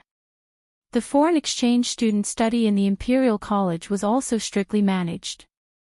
Those who gambled, fought, drank, caused trouble, and disobeyed the laws of the Tang dynasty would all be expelled or even sent to the government. Moreover, foreign exchange students were not allowed to interact with the common people or officials privately. They were not allowed to wear Tang clothes. They had to wear the clothes of their own country and could not imitate the clothes of the Tang people. They were not allowed to marry privately or bring their wives back to Tibet. In other words, if they got married in the Tang dynasty, they could not bring their wives and concubines back to their vassal countries and could only stay in the Tang dynasty. If the foreign exchange students violated the law, if the victim was a Tang person or a vassal country's vassal country, they would be punished according to the laws of the Tang dynasty. There were many similar rules. As the most powerful country in this era, the Tang dynasty also had the pride of the Tang dynasty. The management of foreign exchange students was like this. Therefore, even if these foreign exchange students admired Li Wangyu, they did not dare to ask to be his disciple. Regardless of whether Li Wangyu was willing to accept them or not, the rule of prohibiting foreign exchange students from interacting with the common people and officials made them not dare to act rashly. Today, when foreign exchange students heard that Dong Ying had sent a Tang envoy to kneel outside the Vermilion Bird Gate and beg the emperor of the Tang dynasty to allow them to be Li Wangyou's disciples, they could not sit still and came to the Vermilion Bird Gate to watch the show. When they heard that Li Wangyou actually agreed and said that as long as they passed the test, he would accept them as his disciples, how could these foreign exchange students hold back? They all stood up and asked that they also wanted to be his disciples. Inasheng Mitsuda and Yakushi Terui were angered by the scene in front of them, but there was nothing they could do. Whether Li Wangyou accepted a disciple or not, and who he accepted as a disciple, it was not up to them to decide. Moreover, there were many international students. Even if the Japanese wanted to object, they wouldn't dare to offend the public. Li Wangyou was also depressed. He didn't really want to take in any vassal state disciples. He was just being pushed to the edge by the Japanese. He was prepared to purposely make things difficult for them so that the Japanese would know how difficult it was and retreat. That was fine. This way, even if he didn't accept any disciples, the Japanese wouldn't be able to say anything. But now, dozens of international students had come to join in the fun, and behind them were tens of thousands of international students. At the thought of the tens of thousands of international students in Chang'an, Li Wangyou felt his head swelling. If so many people came to the Vermilion Bird sect and begged him to take them in as disciples, it would be a huge joke. Confucius only had 72 disciples and 3,000 disciples. Could it be that Li Wangyou wanted to take in tens of thousands of disciples? At the thought of tens of thousands of people calling him teacher in unison, Li Wangyou couldn't help but shiver. It was too scary. He was famous for being a lazy person. If he could sit, he definitely wouldn't stand. If he could lie down, he definitely wouldn't sit. If he really accepted these international students, that would be crazy. Just as Li Wangyou was thinking of how to reject, he saw more and more people gathering around him. Because international students could only wear the clothes of the vassal state, Li Wangyou easily knew that these people were international students. Because the directorate wasn't far from the Vermilion Bird sect, the international students who heard the news also came, blocking the wide Vermilion Bird Street. Hearing the deafening greetings of the international students, Li Wangyou couldn't help but feel a little enlightened. If these people held up signs in their hands and shouted things like, "I love you," or "I want to give birth to your children," it would be a scene of fans chasing after celebrities. Even though he had seen all kinds of big scenes after transmigrating to the Tang dynasty, he was still a little excited to be so popular. Originally, he just wanted to make things difficult for the Tang envoy from Japan, but now he couldn't help but hesitate. He began to seriously consider whether he should take in a few disciples from the vassal states. Although he had never heard of any historical figures from the vassal states, it didn't seem like a bad idea to take in a few foreigners as disciples. It was everyone's responsibility to promote the culture of the Tang dynasty. Thinking of this, Li Wangyou raised his voice and shouted to the people around him, "I already understand everyone's intentions. However, I have limited energy and can't teach so many students. I can only choose the best ones and take them in. If you are willing, 3 days later at the Dazhao baseball field, I will set 3 questions. If you can pass these 3 questions and have a pure heart, I will take you in as my disciple. What do you think?" His words naturally made the students around him overjoyed. They all bowed and saluted him. "It's all up to you, sir. We have no objections." "Thank you, sir. We are grateful that Mr. Li has given us this opportunity. We dare not disobey your orders." Although Inasheng Mida and the other Dongying people were helpless, they could only follow the crowd and bow to Li Wangyou to express their gratitude. "Thank you, Mr. Li." Li Wangyou nodded with satisfaction. "All right, you may leave. Don't disturb the people from going out." "Yes, sir." After receiving Li Wangyou's confirmation, the students no longer blocked the Vermilion Bird Gate. They all saluted again and dispersed while discussing with each other. Tang Jian was also caught off guard by this scene. Fortunately, Li Wangyu handled it well and did not cause any trouble, which allowed him to breathe a sigh of relief. Zio, your reputation. Sigh, even those famous scholars can't compare to you, Tang Jian said with a sigh. Scholars like Li Gang, Kong Yingda, and Yu Shinan were respected, but in terms of influence, they were not as influential as Li Wangyu. Li Wangyu was not only good at writing poems, he was also young and handsome, and he was also rich. In the brothels of Ping Kong Fang, the young and beautiful prostitutes loved to sing Li Wangyu's poems the most. Scholars loved to visit Ping Kong Fang. They heard Li Wangyu's name and masterpieces every day. With such a publicity campaign, it would be strange if Li Wangyu didn't become popular. Moreover, Li Wangyu had created too many big news in the past 2 years, which made him even more popular. In the eyes of the Tang people, Li Wangyu was the one who was praised by everyone. It was no exaggeration to say that Li Wangyu was definitely one of the top internet celebrities in Chang'an city of the Tang dynasty. Therefore, it was not surprising that the students from the vassal states admired Li Wangyu and wanted to be his disciple. In response to Tang Jian's exclamation, Li Wangyu could only smile and rub his nose. After a few polite words, he bid farewell and left. He still had to rush back to Dingzhou village to discuss with his beautiful superior about how to choose students. Since he had already said it, he couldn't treat it carelessly. I got fat from that thing again. I regret it for 3 seconds. Chapter 929.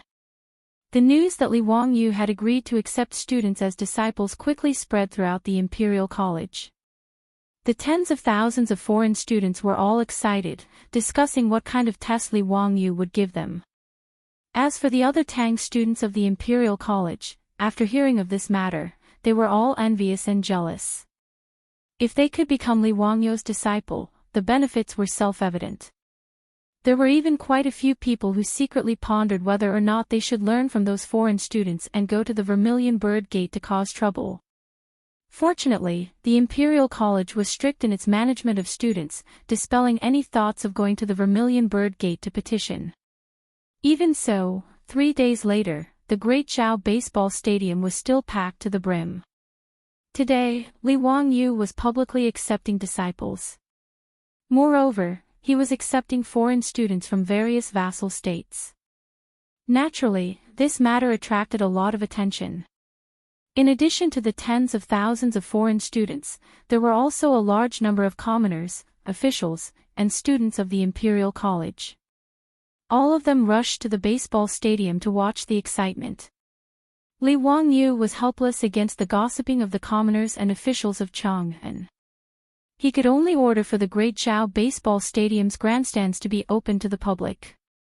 He had all of the bystanders go to the grandstands to watch the excitement, so as to not affect the foreign students who had come to take the test. Holding on to the mentality that they might win the lottery, the tens of thousands of foreign students in Chang'an all rushed to the Great Zhao Baseball Stadium.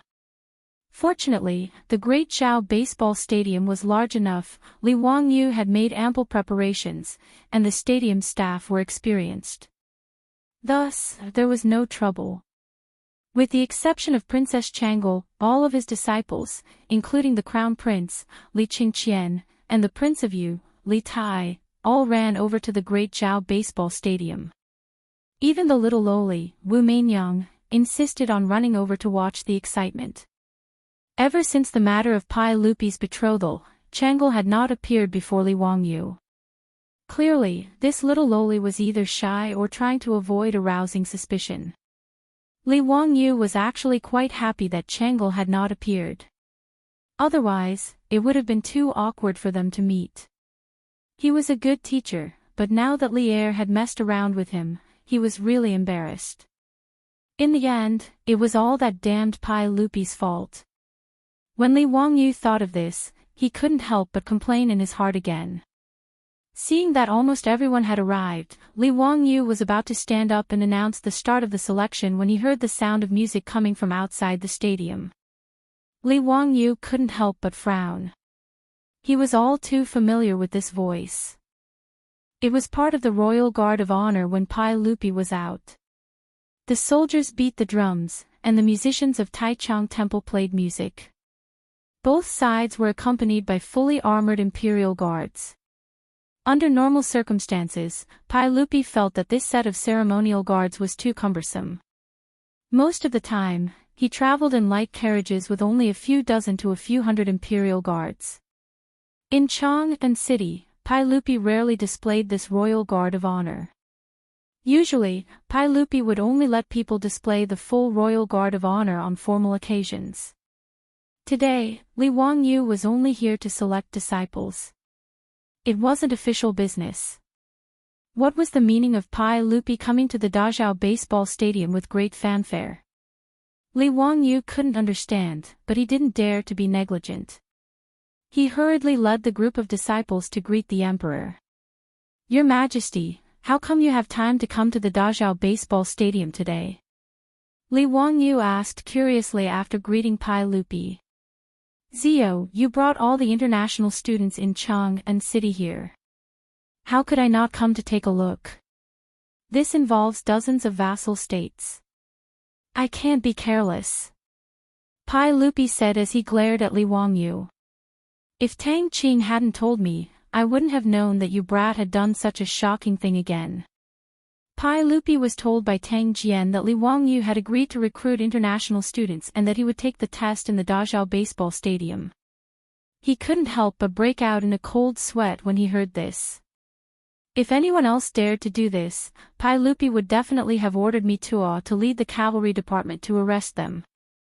International students of the vassal states were not allowed to communicate privately with the people and officials.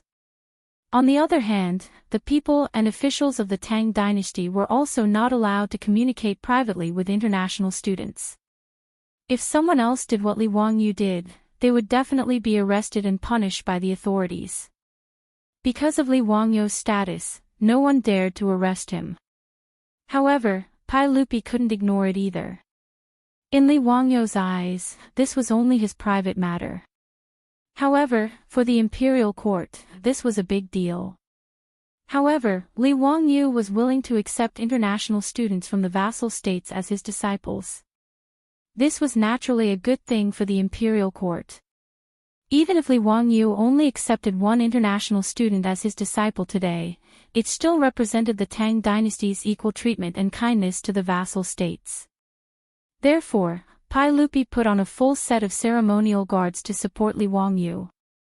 Li Wangyu pondered for a moment and understood Pai Lupi's intention. He couldn't help but smile bitterly and said, "Uncle, aren't you forcing a duck to a perch? If no one can pass my test today, I might not accept a single disciple." Pai Lupi heard this and couldn't help but stare at him. "That won't do. No matter what, you have to accept one person today. Otherwise, these tens of thousands of international students will make a scene." When Li Wangyu heard this, he turned his head and looked at the international students who were rubbing their hands and eager to try. He couldn't help but smile bitterly. It seemed that Pai Lupi's words made sense. If it was only the Dongying envoys, it would be fine to play with them. But today, tens of thousands of people came. If he said that he couldn't choose a suitable disciple, it would be suspicious of him playing with a monkey.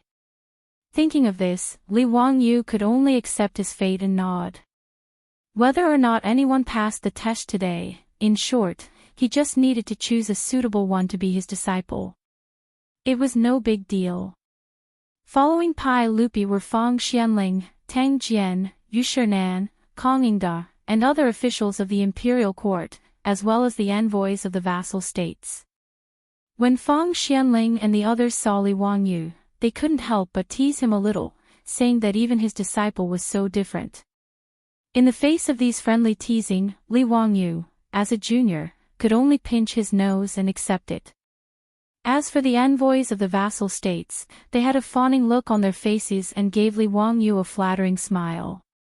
Everyone, including the Dongying envoy, Inakami Mitsuda, could only secretly pray in their hearts that Li Wangyu would choose an international student from their country and accept him as a disciple. After everyone exchanged a few pleasantries, Li Wangyu invited Pai Lupi and the others into the batting field. Because Pai Lupi came out in full Emperor's Guard of Honor, the tens of thousands of people gathered in the Dazhao batting field naturally knew that His Majesty the Emperor had come in person. When they saw Pai Lupi, dressed in a yellow robe, tens of thousands of people stood up and bowed, greeting him in unison. Pai Lupi waved around the stands in a very showy manner, then walked to the center of the field and said a few words of encouragement to the international students. Satisfied, he was then invited to the box above the stands by Li Wangyu and sat down. Looking at the people below who had come to watch the fun, Li Wangyu was too lazy to complain about the gossipy spirit of the people of Chang'an. If he had known, he would have arranged for the field to sell tickets today. He would have made a lot of money, and it would not be worse than holding a batting match. Stopping the wild thoughts in his heart, Li Wangyu gestured towards Niu Wu, indicating that he could start the test. Chapter 930. Ziyu, I heard that you plan to set 3 questions to select the students. I wonder which 3 questions they are. I'm very curious. Pai Lupi's question struck a chord in everyone's hearts. The envoys from various countries were even more concerned. They all pricked up their ears, wanting to hear what Li Wangyu had to say. Everyone had their own guesses as to what questions Li Wangyu would set to test the students. Zither, chess, calligraphy, painting, reciting poems, composing essays, and even riding horses and archery were all guesses. The outstanding talents among the international students were also rubbing their fists and palms, planning to perform well today. Only those who knew Li Wangyu well knew that the so-called test would not be so conventional. At least Pai Lupi knew that his nephew was definitely not the kind of person who would play by the rules. Therefore, he was rather curious. Li Wangyu shrugged and kept them in suspense. He smiled and said, "Uncle, you'll know when you see it. It's already begun." Everyone looked down and saw Niu Wu leading a group of baseball field staff to divide the tens of thousands of international students into groups of 10. Hundreds of baseball field staff walked in with bamboo tubes in their arms. Li Wangyu's first question not only puzzled the tens of thousands of international students, but also the tens of thousands of onlookers in the spectator stands. They began to clamor. This test did not look like a test. What was it about? Pai Lupi was even more curious. Ziyu, what are you doing? Li Wangyu smiled and nodded at the crowd. The 2 words that came out of his mouth almost shocked everyone in the box. Drawing lots. Pai Lupi's face could not help but twitch. He could not believe what he was hearing. Drawing lots. What kind of lots? Uncle, drawing lots is drawing lots. There are 10 bamboo sticks in each of those bamboo tubes. Only one of them has a red mark at the bottom. The person who draws this bamboo stick can proceed to the next round of the test. Li Wangyu's explanation caused the box to fall silent for a few moments. Nonsense. Ziyu, since you want to select your disciples from international students, how can you use such a childish method? Aren't you toying with the international students? Pai Lupi slammed his hand on the armrest of his chair, his eyes wide open. The envoys of the vassal states nodded in agreement with Pai Lupi. Everyone had thought of Li Wangyu's test, but they had never thought that he would use the method of drawing lots. The envoys from other countries also showed dissatisfaction, but because of Li Wangyu's status, they didn't refute him. Only Ina Shangmita couldn't help but jump out. Li Kun, isn't it too hasty to decide who will enter the next round by drawing lots? I'm an exchange student from Japan. Before he could finish, he was interrupted by Li Wangyu. Uncle, everyone, what do you think is needed for drawing lots? What was needed for drawing lots? Pai Lupi and the other officials looked at each other, not understanding Li Wangyu's meaning. Feng Xianling pondered for a moment, then asked with a smile, Ziyu, do you mean that drawing lots requires luck? Li Wangyu clapped his hands and applauded.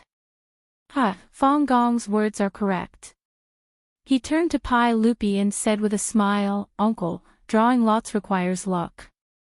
Among the tens of thousands of international students, only about 1,000 can draw a red lot.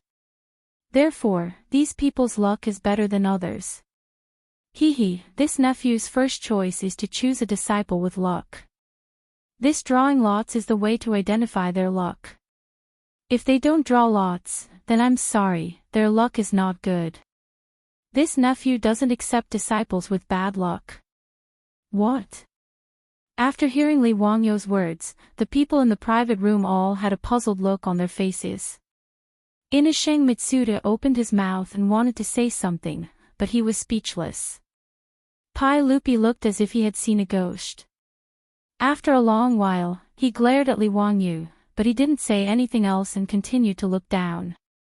After all, although Li Wangyou's words were a bit ridiculous, they made some sense. Disciples with bad luck don't accept. No one else could come up with such a reason. However, no one could say what was wrong with it. The Tangs also believed in fate. Since their luck was not good, they couldn't blame Li Wangyou for not accepting them as disciples.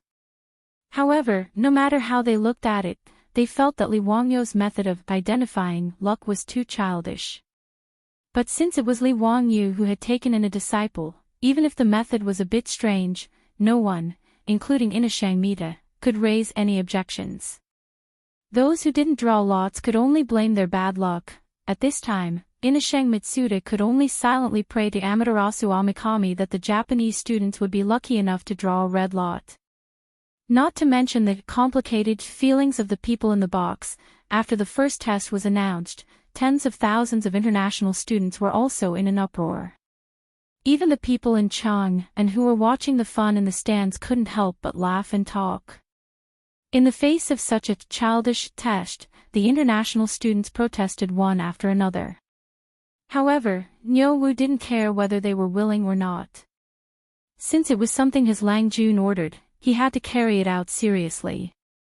Faced with the two choices of accepting the test and drawing lots to win that 1/10th chance, or being chased to the stands, all the international students could only obediently bow their heads and choose the former. No matter how strange the test content was, since it was Li Wangyou's request, they really had no choice. Therefore, in the stadium, the international students from the various vassal states showed the people present the religions and various ways of praying. Some knelt down and murmured prayers, some put their hands together and prayed, some bowed to the sun, and even some international students danced strange and inexplicable dances to pray. In short, in the face of Li Wangyou's unreasonable test, everyone tried their best to increase their luck. After a long while, the drawing of lots officially began. These international students were smart. In order to increase the chances of their countries qualifying, they didn't draw lots with their own country's international students. They all ran to the other country's international students to compete. The drawing of lots was naturally very fast. There were 10 people in a group, and the winners were determined in a moment. Those who drew a red lot naturally shouted excitedly and thanked the gods for their blessings. As for the majority of the people who were disappointed, they ended the apprenticeship journey in frustration and were invited to the stands by the stadium staff to be spectators. Of the tens of thousands of international students, more than 9,000 were quickly eliminated, leaving only about 1,000 lucky people in the stadium. Inasheng Mitsuda was very excited because the international students sent by Japan to the Tang Empire were very lucky. More than 10 of them drew a red lot. The first batch of envoys sent by the Tang Empire was less than 200 people.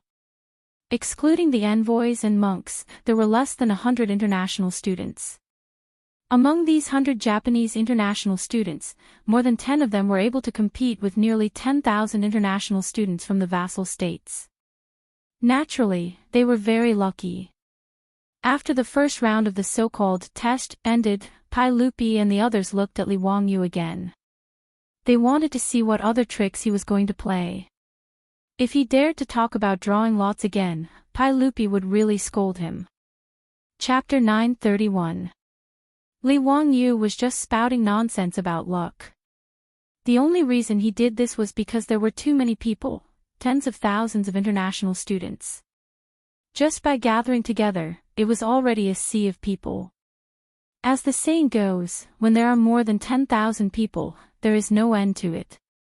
In order to avoid trouble, Li Wangyu came up with the idea of drawing lots. Using luck as an excuse, he eliminated 90% of the international students. Li Wangyu didn't care if there were really talented people among them. Who asked that person to be unlucky? After eliminating 90% of the people, the originally crowded baseball field suddenly became empty. The 1,000 lucky people stood on the field in a daze. They didn't know what kind of strange test was waiting for them. After the drawing of lots, the remaining people began to be suspicious. They couldn't figure out what kind of tricks the famous Li Ziyo would play. Under the watchful eyes of the crowd, they saw hundreds of stadium staff carrying hundreds of long bamboo poles walk into the stadium. These bamboo poles were about 6 to 7 meters long. There was a piece of red silk tied to the top of the pole. In the box, everyone looked at Li Wangyu again, waiting for his explanation. "Uncle, everyone, this test question is very simple. It's still a group of 10. As long as you don't use any external objects and don't bend the pole, whoever can find a way to remove the red silk first will advance to the next round of the test." Li Wangyu's words made everyone frown. The pole was so tall. If it wasn't allowed to bend, how could they remove the red silk at the top of the pole? This person couldn't fly. Even if he jumped, he couldn't jump that high. Just as everyone was thinking hard about how to solve the problem, Inashangmita suddenly clapped his hands. "I got it. Li Jun's question is to test whether these students can work together and whether they have the spirit of sacrifice. Only when 10 people work together and form a human ladder can they climb to the top of the pole and remove the red silk. But in this way, the other 9 people will have to be sacrificed." Inashangmita's words made Pai Lupi and the other officials nod. They felt that what he said made sense. Now it seemed like this was the only way to remove the red silk at the top of the pole. Pai Lupi nodded and praised, "Not bad, my beloved Minister Inshang is indeed quick-witted. You saw through Zio's intentions with just one glance." Being praised by Pai Lupi, Inashangmita was naturally very happy. He hurriedly bowed and modestly declined. However, his expression was extremely pleased. Evidently, he was very pleased with himself for being able to guess Li Wangyu's thoughts. On the other hand, Li Wangyu looked as if he had seen a ghost. He really wanted to ask Inashang Mitsuda how he came up with such a creative idea. Even primary school students in the future knew how to solve this problem. In the elementary school textbook, The Smart Su Wenzhang, there was a similar topic. Li Wangyu was just plagiarizing. The solution was to think in reverse. Under the premise of not letting the bamboo pole fall, it would be enough to let the bamboo pole lower itself. Like Su Wenzhang, putting the bamboo pole into the well was the simplest method. Li Wangyu had set this question because he wanted to see how many smart people among the overseas students could think of this. As for Inashang Mitsuda's words, Li Wangyu was too lazy to expose him. He wanted to see if anyone could slap this Japanese ambassador's face in the future. On the other hand, the disciples behind Li Wangyu all frowned. Clearly, they did not agree with Inashang Mitsuda's words. The little fatty Li Tai and the little lowly Wu Meinyang suddenly shouted at the same time, "Teacher, I know how to solve this question." Li Wangyu lovingly patted their heads, indicating that they should not say it out loud. As expected, there were many smart people. This kind of child's play would not fool many people. After Li Wangyu announced this question, the 1,000 or so overseas students were all dumbfounded. The bamboo pole was 6 to 7 meters tall. They could not let it fall, and they could not use any external objects. They had to remove the red silk at the top of the bamboo pole. How was this possible? However, one had to admit that in this world, it was not easy to find smart people. However, there were many idiots. The Japanese overseas students' brain circuits were no different from Inashang Mitsuda's. Very quickly, they came up with a very smart solution. This time, the Japanese didn't team up with the students from other countries. After some discussion, the Japanese students were divided into two groups. The two most outstanding members were chosen to be in charge of picking the red silk on the bamboo pole and obtaining the opportunity to advance. Li Wangyo's face was filled with black lines as he looked down. He saw the Japanese forming a human ladder and stacking it like a human pyramid. One of the Japanese stepped on his companion's shoulder to climb up to the top of the pole and took down the red silk. The Japanese immediately let out a cheer. Inashang Mitsuda was so excited that his face turned red. He kept applauding his country's overseas students. Under the influence of the Japanese, the overseas students from other countries were also led down the wrong path. If they calmed down and thought about it, they might be able to come up with a solution. However, the Japanese's stupid method succeeded in removing the red silk, causing the overseas students to lose their ability to think. They all started to follow suit. For a moment, the Great Zhao baseball field seemed to have turned into a circus. Everywhere, there were people climbing up the human ladder. This lively scene attracted the cheers of the people watching from the stands. This made the overseas students even more excited. All the overseas students who successfully removed the red silk were jumping up and down in excitement. As for the overseas students who were willing to give up the opportunity to be apprenticed to their partners, they were not discouraged. Instead, they cheered each other on. Looking at the increasingly lively scene below, Li Wangyu really could not bear to watch. He could not help but cover his eyes with his hands, afraid that these idiots would dirty his eyes.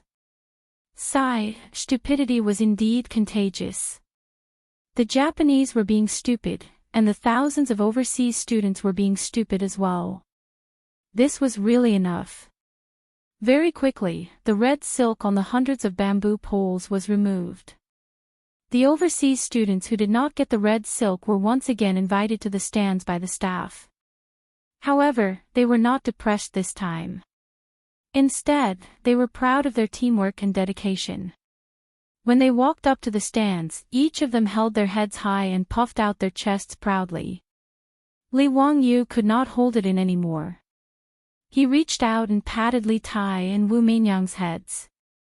The two of you, go and try to remove the red silk from the bamboo poles. If you dare to use those stupid methods just now, be careful that I will expel the two of you from the sect. Wu Meinyang stuck out her tongue at Li Wangyu and made a face. Meinyang is not as stupid as those people. Teacher, don't look down on me. Her words made Li Wangyu, Ma Zhou, Yan Liben, and the others laugh. Those who could be accepted as disciples by Li Wangyu were all future big shots who would leave their names in the history books. How could there be any idiots among them? Whether it was Ma Zhou, Yan Liben, Sheng Wanyi, Lu Ringgui, or even Crown Prince Li Qingqian, they had all figured out the correct method. As for Inashang Mitsuda and the thousands of idiots below, everyone only felt the pleasure of crushing their IQ. Indeed, it was very interesting to watch idiots play monkeys. Chapter 932. After Li Wangyu's 2 tests, there were only 100 students left out of the 10,000 students. At this moment, these students were in the center of the field, receiving the cheers of the audience and their peers. They were very proud. Under the escort of Niu Wu and the others, 2 children, one big and one small, walked to the center of the field and picked up a bamboo pole with all their might. Their actions naturally attracted the attention of everyone in the field. Whose children are these? Why are they so naughty? Could it be that these 2 children also want to play when they saw the students having fun just now? Perhaps they are Xiao Lang and his wife from some noble family. Didn't you see that the troops of Lai Hot are guarding these 2 carefully? No one in the audience recognized Wu Meinyang, but there were people who recognized Li Tai, Prince Yu. Everyone, please don't talk nonsense. That Xiao Lang is His Majesty's legitimate son, the disciple of the Duke of Huxian, Prince Yu. Once this was said, no one dared to joke around anymore. However, they still looked curiously at Li Tai and Wu Meinyang in the field, wanting to see what they were planning to do. In the box, Pai Lupi looked suspiciously at his son and couldn't help but ask, "Zio, what did you ask Qin Ke and Meinyang to do?" "Hee, uncle, I asked them to try how to remove the red silk from the bamboo pole." Li Er couldn't help but glare again when he heard this. Nonsense, the two of them are so young, how can they do such a dangerous thing? This bamboo pole is more than 20 feet tall.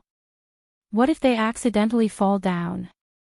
"Me too, quickly go and bring Qin Ke and Meinyang back. Don't let them fool around."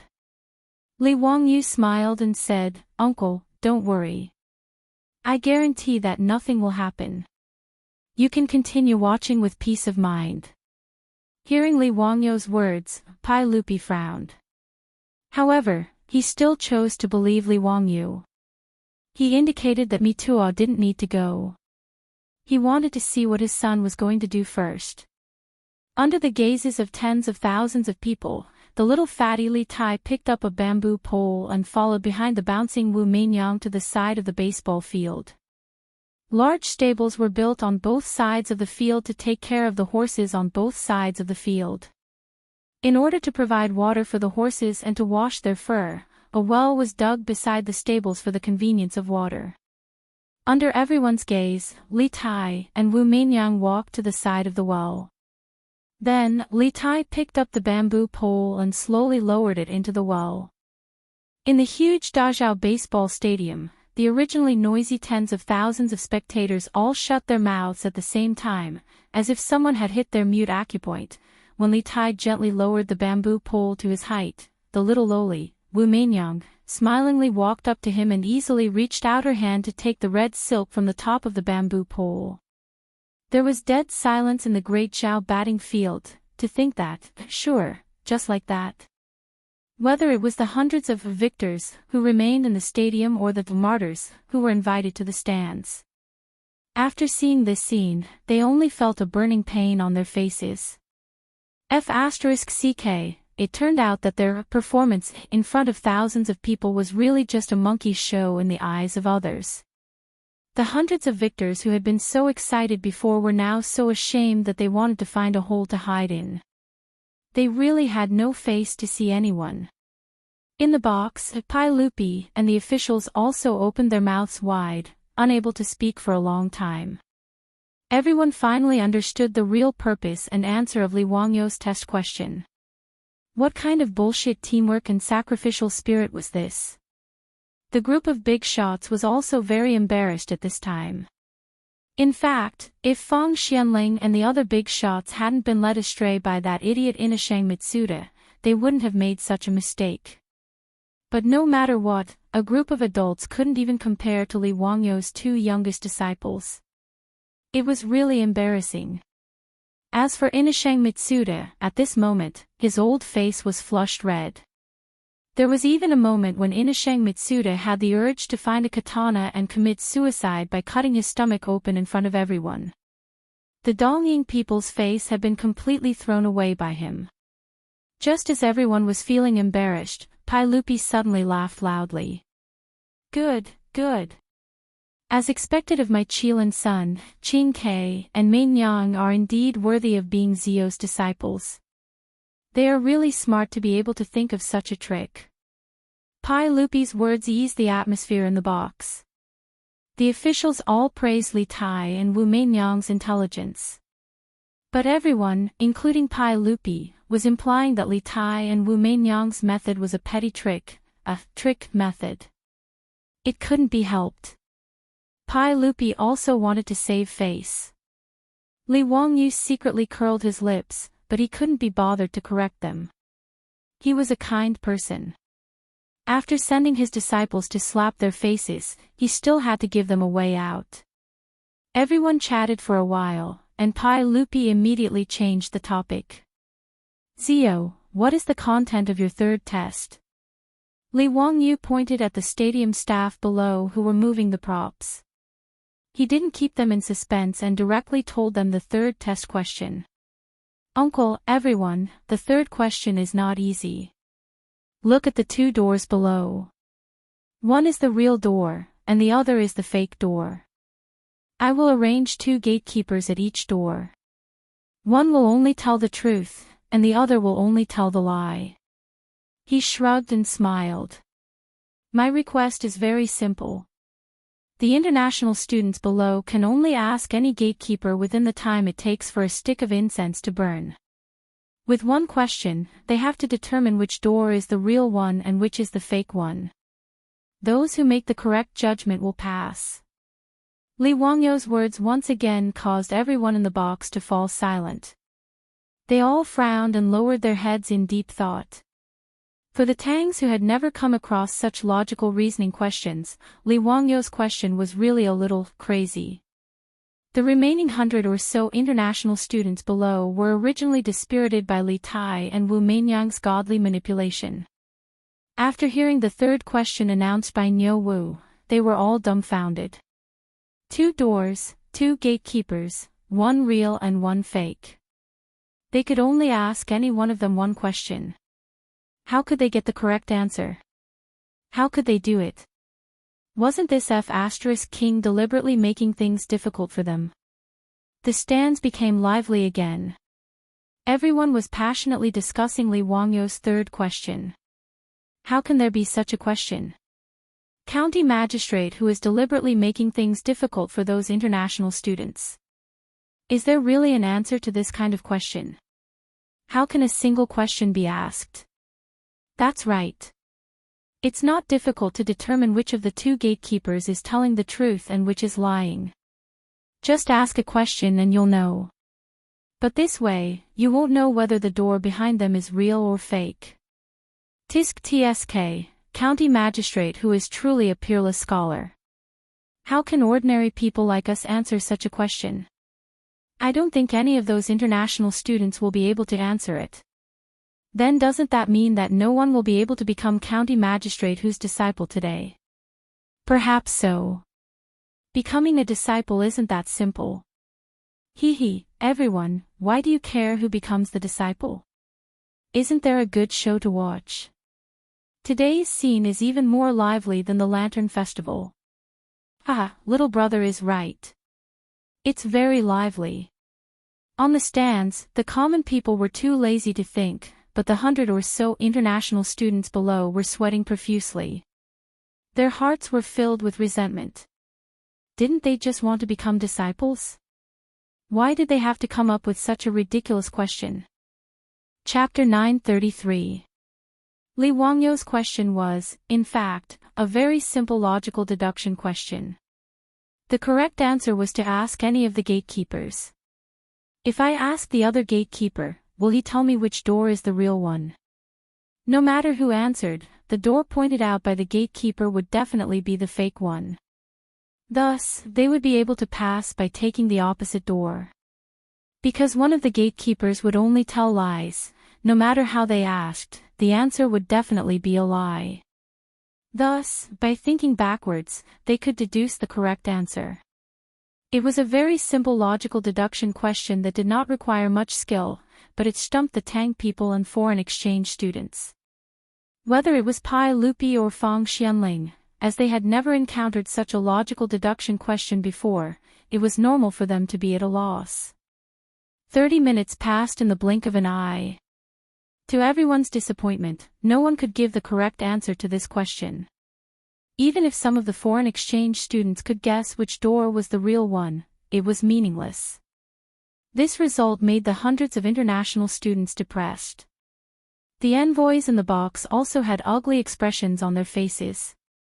Seeing this result, Pai Lupi could not be bothered to ask what the correct answer was. He only looked at Li Wangyu with dissatisfaction, implying that Li Wangyu should clean up this mess. Today, no matter what, he had to accept a disciple from these foreign exchange students. In this regard, Li Wangyu was also very helpless. He had already lowered the difficulty and did not come up with any crazy questions, but he did not expect that no one could answer them. Originally, he had planned to come up with some elementary mathematical Olympiad questions for them to torture the Dongying people. If that was the case, the result would be even more embarrassing. Sigh, it seems that stupidity is contagious.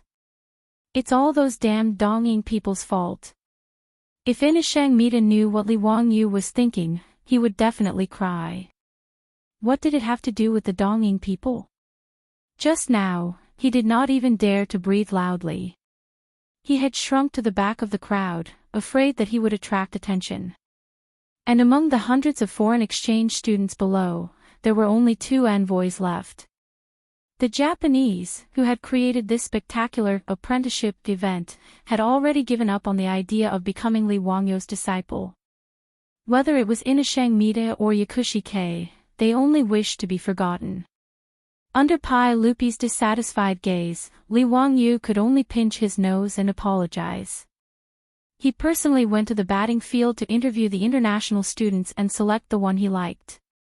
Originally, because the international students couldn't answer Li Wangyu's question, they thought that they wouldn't have the chance to be apprenticed to him. Everyone was very depressed. When they saw Li Wangyu appear and learned that Li Wangyu would choose one of them to be his disciple, the group of international students became happy again.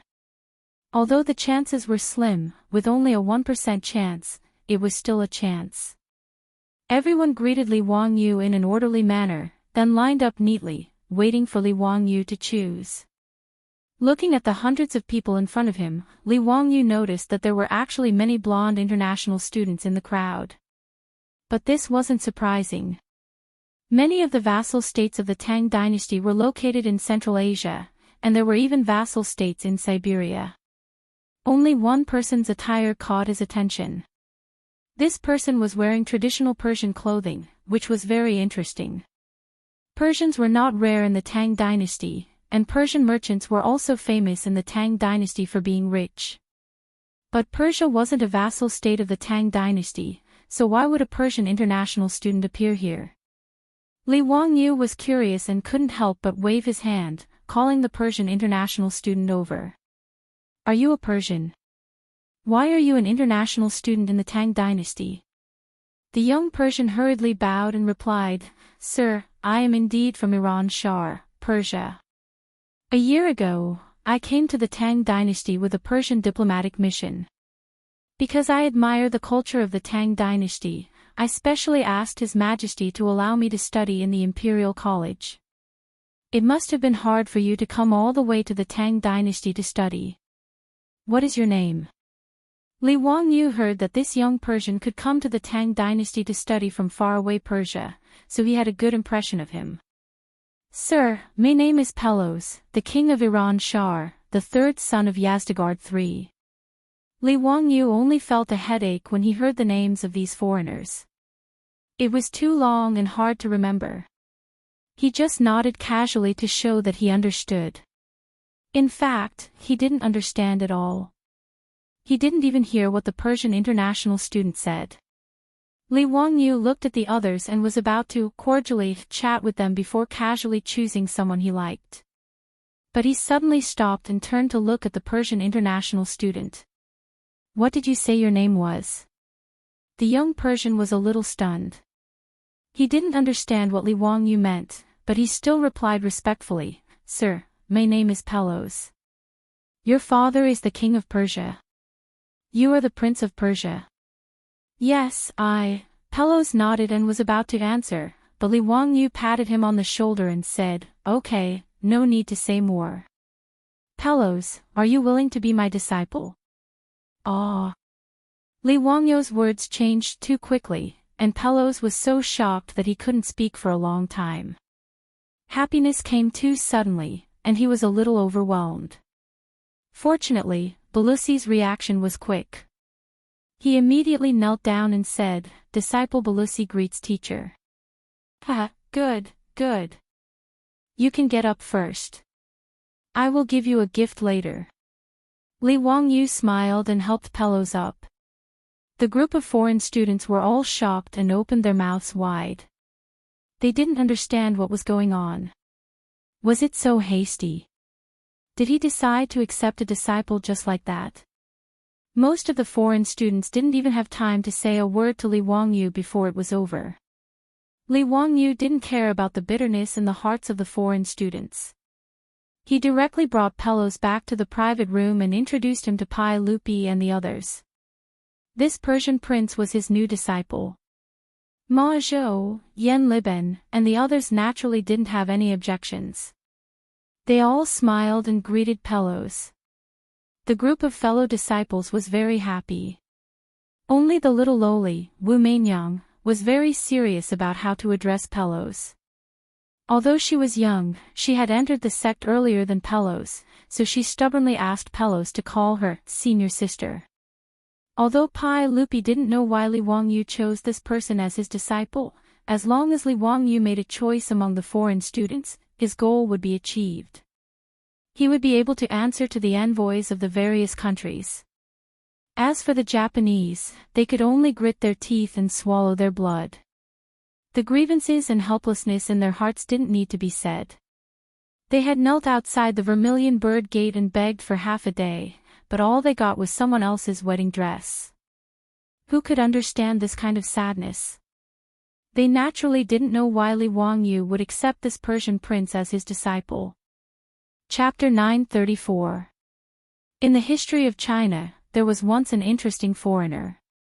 This person was originally from the Persian royal family, but he later married a princess of the Tang dynasty and sought to restore the country.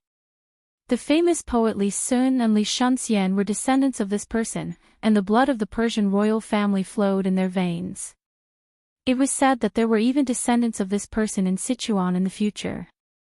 This person's name was Balusi. He was the son of Yazdijerd III of the Persian royal family.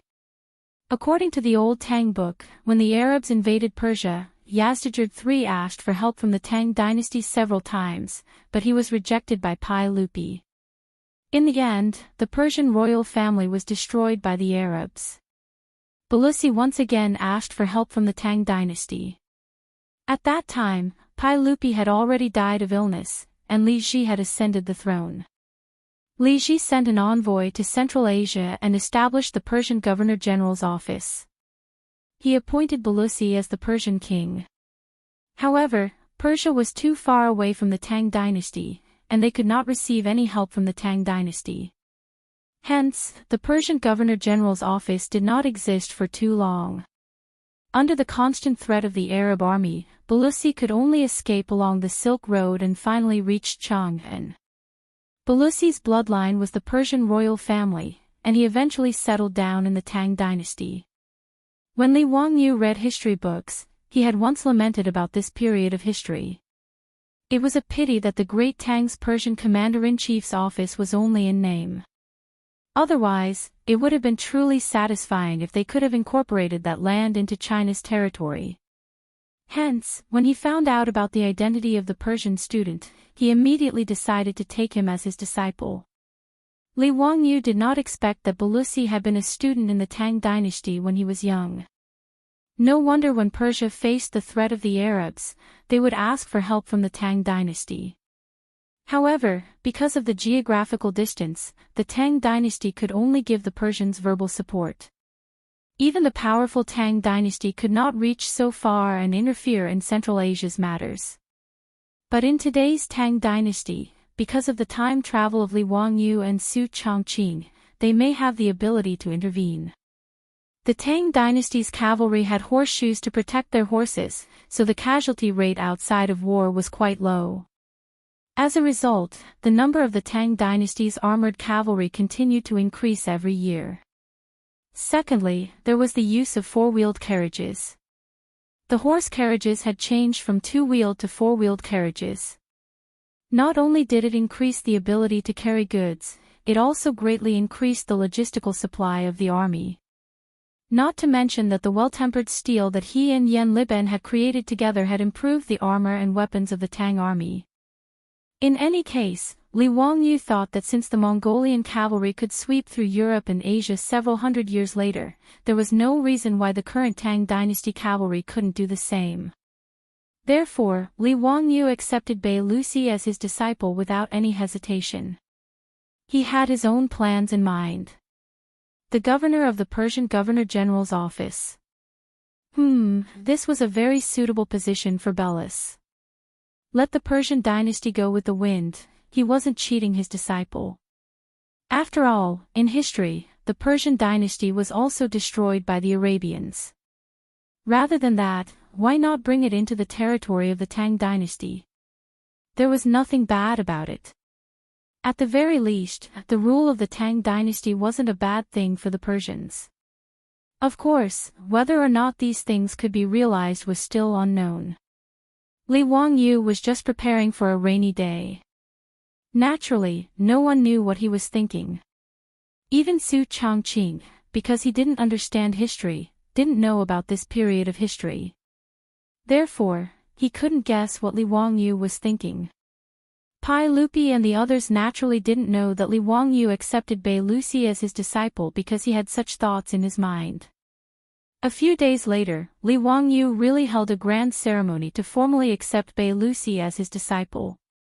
The small commotion caused by the Japanese sending the Tang envoy was settled just like that. Bei Lucy also didn't understand why good luck had come to him. In short, he was naturally overjoyed that Li Wangyu unexpectedly became his disciple. As for the initiator, the Dongying people were secretly grateful. But obviously, the Dongying people wouldn't accept Bei Lucy's gratitude. The matter of Li Wangyu accepting a disciple at the Dazhao baseball stadium was another thing for the people of Chang'an to gossip about. Other than the stupid lottery, the two questions that Li Wangyu said were also talked about by the people of Chang'an for a long time. Time flew by like a white horse galloping by. In the 9th month of the 4th year of Chang'an, the Royal Academy of the Tang Dynasty became lively again. Other than the returning old students, after a series of tests and screening, 500 new students were admitted to the academy. After the academy started, everything was orderly and carried out step by step. Under Su Jingzong's arrangement, it was finally time for Li Wangyu's encyclopedia lesson. For the first time in his life, Li Wangyu, a bad student in the future, stood on the podium and began his glorious career as a primary school teacher. Although Li Wangyu was unlicensed, the thousands of academy students in the newly built auditorium of the academy were all staring at Li Wangyu on the podium with adoration on their faces. Even the new students, who were 6 or 7 years old, were familiar with Li Wangyu's name. They naturally knew what it meant for Li Wangyu to teach them in person. No one knew what an encyclopedia was. Not to mention these children, even Su Jingzong didn't know what Li Wangyu was going to teach. But no matter what Li Wangyu was going to teach, this opportunity to listen to Li Wangyu in person was very rare. After traveling to the Tang dynasty, Li Wangyu had seen a lot of big scenes. But when he stood on the podium in the auditorium and looked at the crowd below, he couldn't help but feel a little nervous. He had decided to teach at the academy on a whim. But he didn't have this kind of experience. In the future, Li Wangyu had explained the plan to the clients, but there were only a dozen people in the meeting room who listened to him. Like today, facing thousands of people, Li Wangyu still felt a little stressed. After knowing that Li Wangyu was going to teach a class called Encyclopedia, that no one had heard of, the first and second year students of the academy were not the only ones who came to listen to the lesson in the auditorium of the academy. Including Su Jingzong, the professors and teaching assistants of the academy all rushed into the auditorium to listen to the lesson. These professors and teaching assistants of the academy worshipped Li Wangyu even more. They all held pens and ink in their hands and were ready to listen and take notes seriously. Li Wangyu was a little embarrassed about this. In his original plan, even if he didn't teach well, it shouldn't be a problem to fool these 6 or 7-year-old children. But now so many employees of the academy came to listen to his lesson. If he didn't teach well or was questioned by others, it would be very embarrassing. Li Wangyu calmed himself down and coughed softly. The large auditorium suddenly became so quiet that even a pin drop could be heard. Everyone's eyes were focused on Li Wangyu. Students, the lesson I'm going to teach today is called encyclopedia. So, what is encyclopedia? Encyclopedic is the general name of all the knowledge of all the disciplines, including astronomy, geography, nature, mechanics, medicine, literature, and so on. When Li Wangyu said this, the students of the academy below didn't think much of it. But the professors and teaching assistants of the academy who heard him explain the meaning of encyclopedia for the first time couldn't help but gasp together.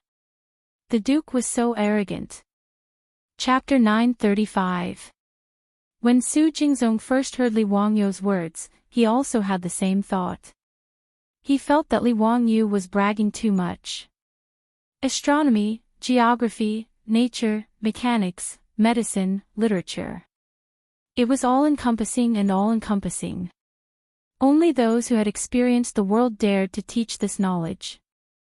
Otherwise, they would be asking for humiliation. Since Li Wangyu dared to say this, all the professors and teaching assistants of the academy, including Su Jingzong, held their breath and prepared to listen carefully to see if Li Wangyu could really talk about something unknown to them. What I'm going to talk about today is nature. Nature is all things in the universe. Nature is Tao. Li Wangyu's words were not a bluff. The Tang dynasty worshipped Taoism, so he naturally wanted to explain what nature was based on the concept of Taoism. Naturally, Tao was also from the book, I Am Thinking About You. Taoism believed that nature, like primordial qi, was something higher than heaven and earth. It was also in line with the concept of natural philosophy in later generations. The group of children only seemed to understand half of what he was saying, but Su Jingzong and the others did not understand at all. They were listening more and more attentively. After Li Wangyu roughly explained what nature was, he asked the students, "Students, let me ask you a question. Who can tell me what color the sun is?" After he asked this question, the students in the auditorium did not know how to answer. Light was light. What color did it have? After a long while, someone timidly raised his hand. After Li Wangyu gave him permission, he stood up and answered, "Sir, the sun has no color." Li Wangyu looked at the other students with a smile. "Do you think he is right?" The students nodded to show their agreement. Li Wangyu's question even confused the professors and teaching assistants of the academy. They did not understand what it meant. No one had ever thought about the color of the sun. Li Wangyu was very satisfied with everyone's reaction, as he had expected. Dear students, you may not know this, but sunlight not only has colors, but it also has 7 colors: red, orange, yellow, green, blue, indigo, and purple, Li Wangyu said with certainty.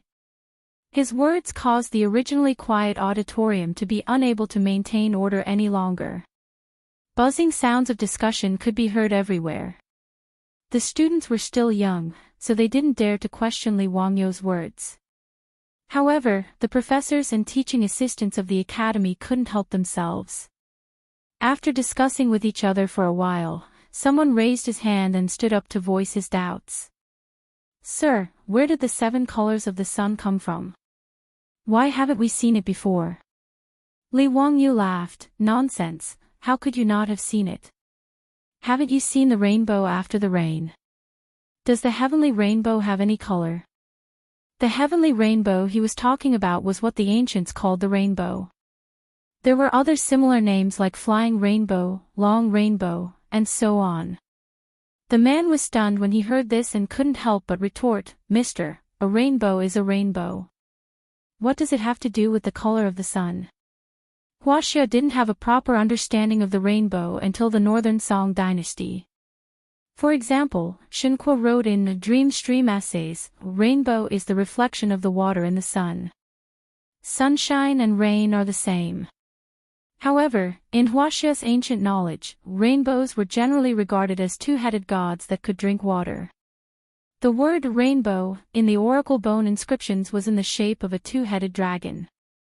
In later generations, if one encountered a rainbow after the rain, their first reaction would probably be to take a photo and post it on their WeChat moments to show off their good luck. However, in the Tang dynasty, rainbows weren't a good omen. Rainbows were commonly known as sucking water among the people. They thought that rainbows would suck up the water somewhere. Therefore, when rainbows appeared, the people would knock on pots and pans to make all kinds of noises, intending to scare the rainbows away. Li Wangyu had encountered this kind of thing several times after transmigrating to the Tang dynasty. One time, a rainbow appeared in the sky above Dingzhou village after the rain. His beautiful superior was so excited that she pulled Li Wangyu out to see the rainbow. However, they heard noises coming from all directions in the village. The two of them were surprised and only learned the reason after asking. In this regard, Li Wangyu and Su Chongqing didn't know whether to laugh or cry. They wanted to explain the principle of rainbows to the old villagers, but it was really difficult to explain, so they just let them be. It was also because of this encounter that Li Wangyu chose this topic in today's encyclopedia class. It was to give the students of the academy a scientific explanation of the formation of rainbows. Li Wangyu smiled in response to the academy's assistant's doubts and didn't say anything. He directly made a gesture to Niu Wu.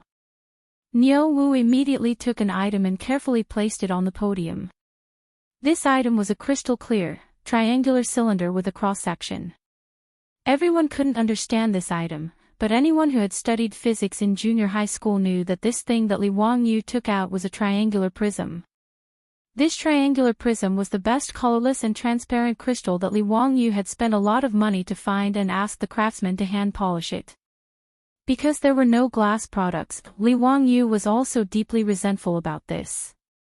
For this, he specially spent a lot of money and asked Qing Yaojin, Yuqi Jingda, and the others to help him search for craftsmen who could bake glass. Although he didn't know how to bake glass, he roughly knew that glass was made from sand.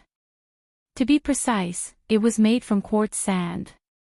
Glass and colored glaze, there was only one word difference, but in essence, there was no difference between the two. Colored glaze was actually glass. To be precise, it was a kind of glass. It was just that the materials used to bake colored glaze were different from glass. Colored glaze had appeared as early as the Spring and Autumn Warring States period. It was obtained as a byproduct when bronze was cast. Colored glaze was also known as the five-colored stone. It wasn't easy to produce and was very expensive. It was even more precious than jade. There were naturally very few craftsmen who could bake colored glaze.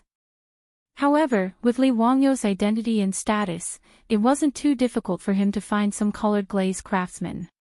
After these colored glaze craftsmen signed a contract with Lai Hot, Li Wangyu threw all the methods he knew to the craftsmen on how to bake glass and let them figure it out themselves. After all, he didn't understand this kind of thing at all. He only knew that it was made from quartz sand, and that the purer the quartz sand, the better. Only then would the glass be colorless and transparent. When it came to glassware, he had only seen people blow glass with a long copper pipe on TV.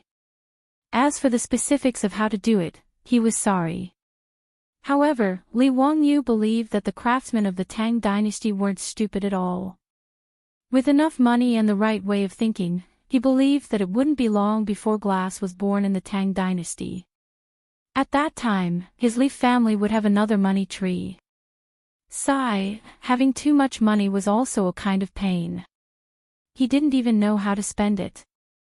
Not to mention how Li Wangyu was showing off in his mind, this triangular prism made of crystal had aroused the curiosity of the teachers and students in the auditorium.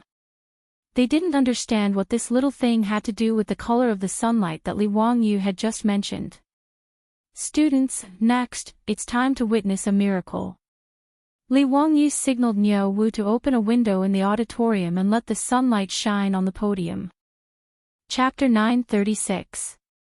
The triangular prism refracts sunlight so that when multicolored light passes through the prism, it causes dispersion and separates the monochromatic light into 7 colors of red, orange, yellow, green, blue, indigo, and purple. This is the principle of the triangular prism.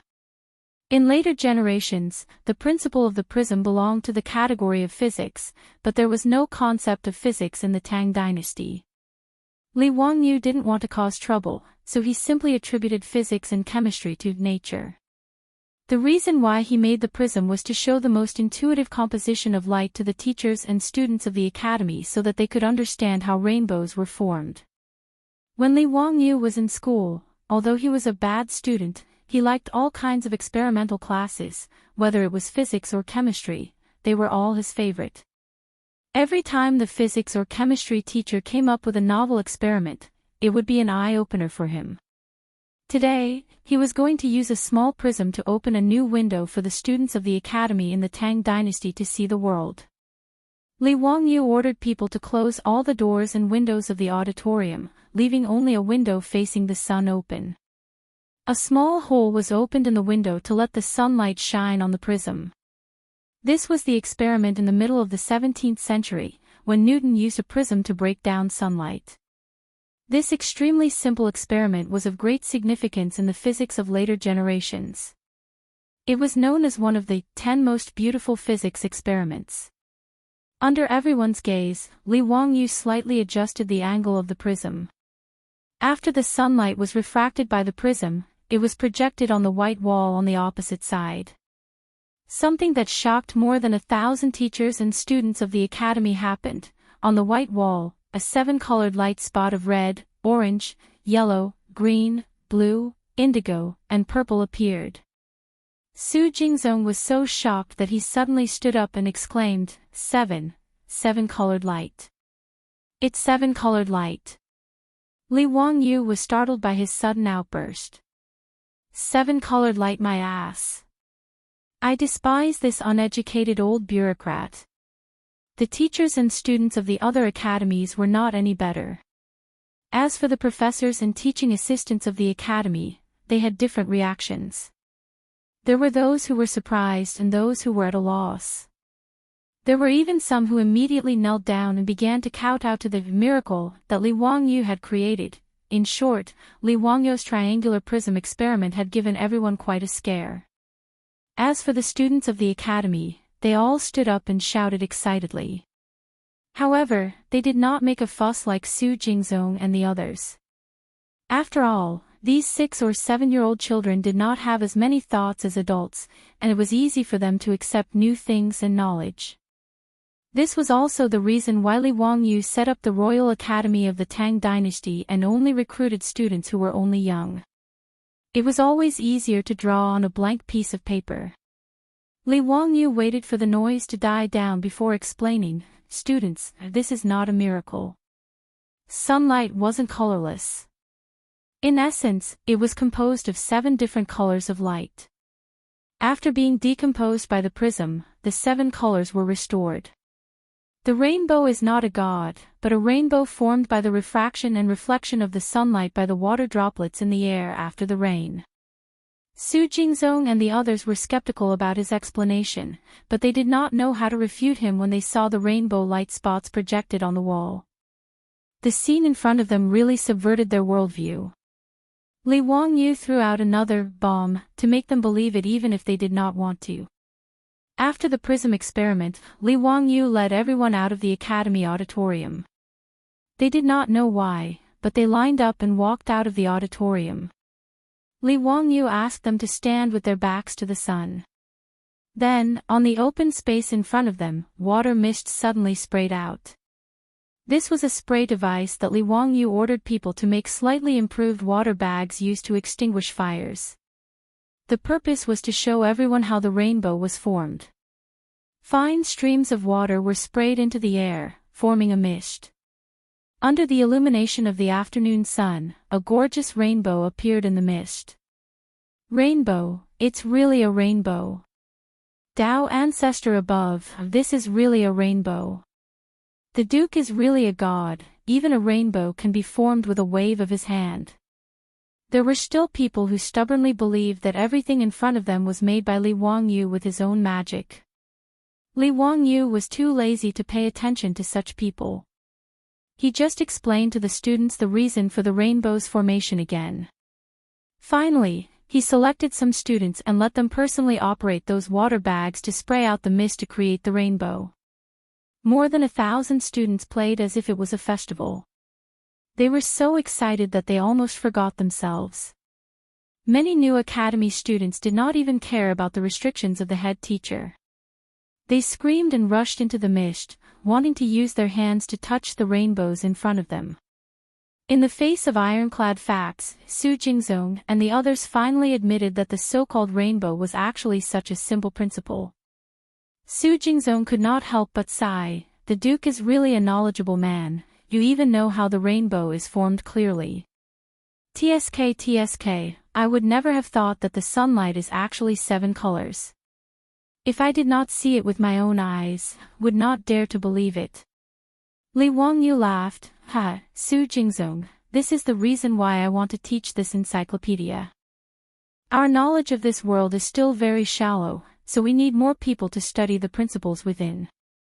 He looked at those excited children running around in the mist and said meaningfully, these academy students, I do not necessarily want them to participate in the spring imperial examination and become officials. If more people are willing to explore the mysteries of this world, it is also good. Hearing this, Su Jingzong nodded silently, expressing his agreement with his words. The sunlight was 7 colors. The rainbow was formed by the refraction and reflection of sunlight in the mist. These things seemed useless, but Su Jingzong also felt that it was an eye-opener. In the future, if anyone told him that the rainbow was a dragon sucking water and was an ominous sign, he, Su Jingzong, would definitely spit at that person. After a simple optical experiment was completed, the entire academy, from the professors to the teaching assistants to the students, all had a new understanding of Li Wangyu's encyclopedia course. After sitting back down in the auditorium, everyone looked at Li Wangyu with a burning gaze, full of curiosity. Li Wangyu was very satisfied with the results of his first class. He became more and more enthusiastic as he spoke on the podium. When he talked about the happy parts, he simply threw away the syllabus that he and Su Changqing had drafted together. He spoke freely, talking about whatever came to his mind. After the encyclopedia class was finished, it was naturally a great success. Not to mention how the students were listening with great interest, even the teachers of the academy were similarly stunned. However, no one doubted Li Wangyu's talent and knowledge, as well as this encyclopedic course. However, Li Wangyu did not expect that his first class in the academy would cause trouble. He, who had not been impeached for a long time, was once again sued in the imperial court. Chapter 937. Li Wangyu did not expect that he would be impeached because of a few words he said in class. After knowing this, Li Wangyu could not help but swear. He was crazy.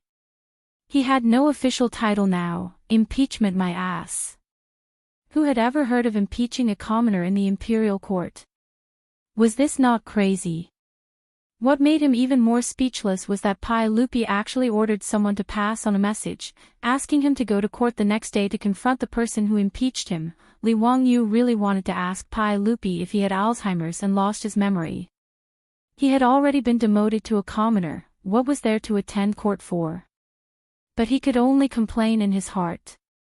The next morning, he obediently followed behind Su Changqing and got on the carriage to attend the court meeting. Su Changqing also wanted to attend the court meeting because today was the 15th lunar month. After Su Changqing was conferred the title of Marquis Yanling, even though she was a woman, she still needed to attend court. Li Wangyu usually went to Chang'an city on horseback. Today, he had a beautiful woman with him, so he naturally did not want to ride with Niu Wu and the rest. Lying comfortably in the carriage, he rested his head on his beautiful superior's thigh and ate the grapes that she fed him. At the same time, he muttered, Changqing, which bastard did you say gave birth to a son without an asshole? He has nothing better to do, so he's impeaching me. I was sitting at home, but trouble came from the sky, I was really wronged. Su Changqing also felt that her man was wrong this time.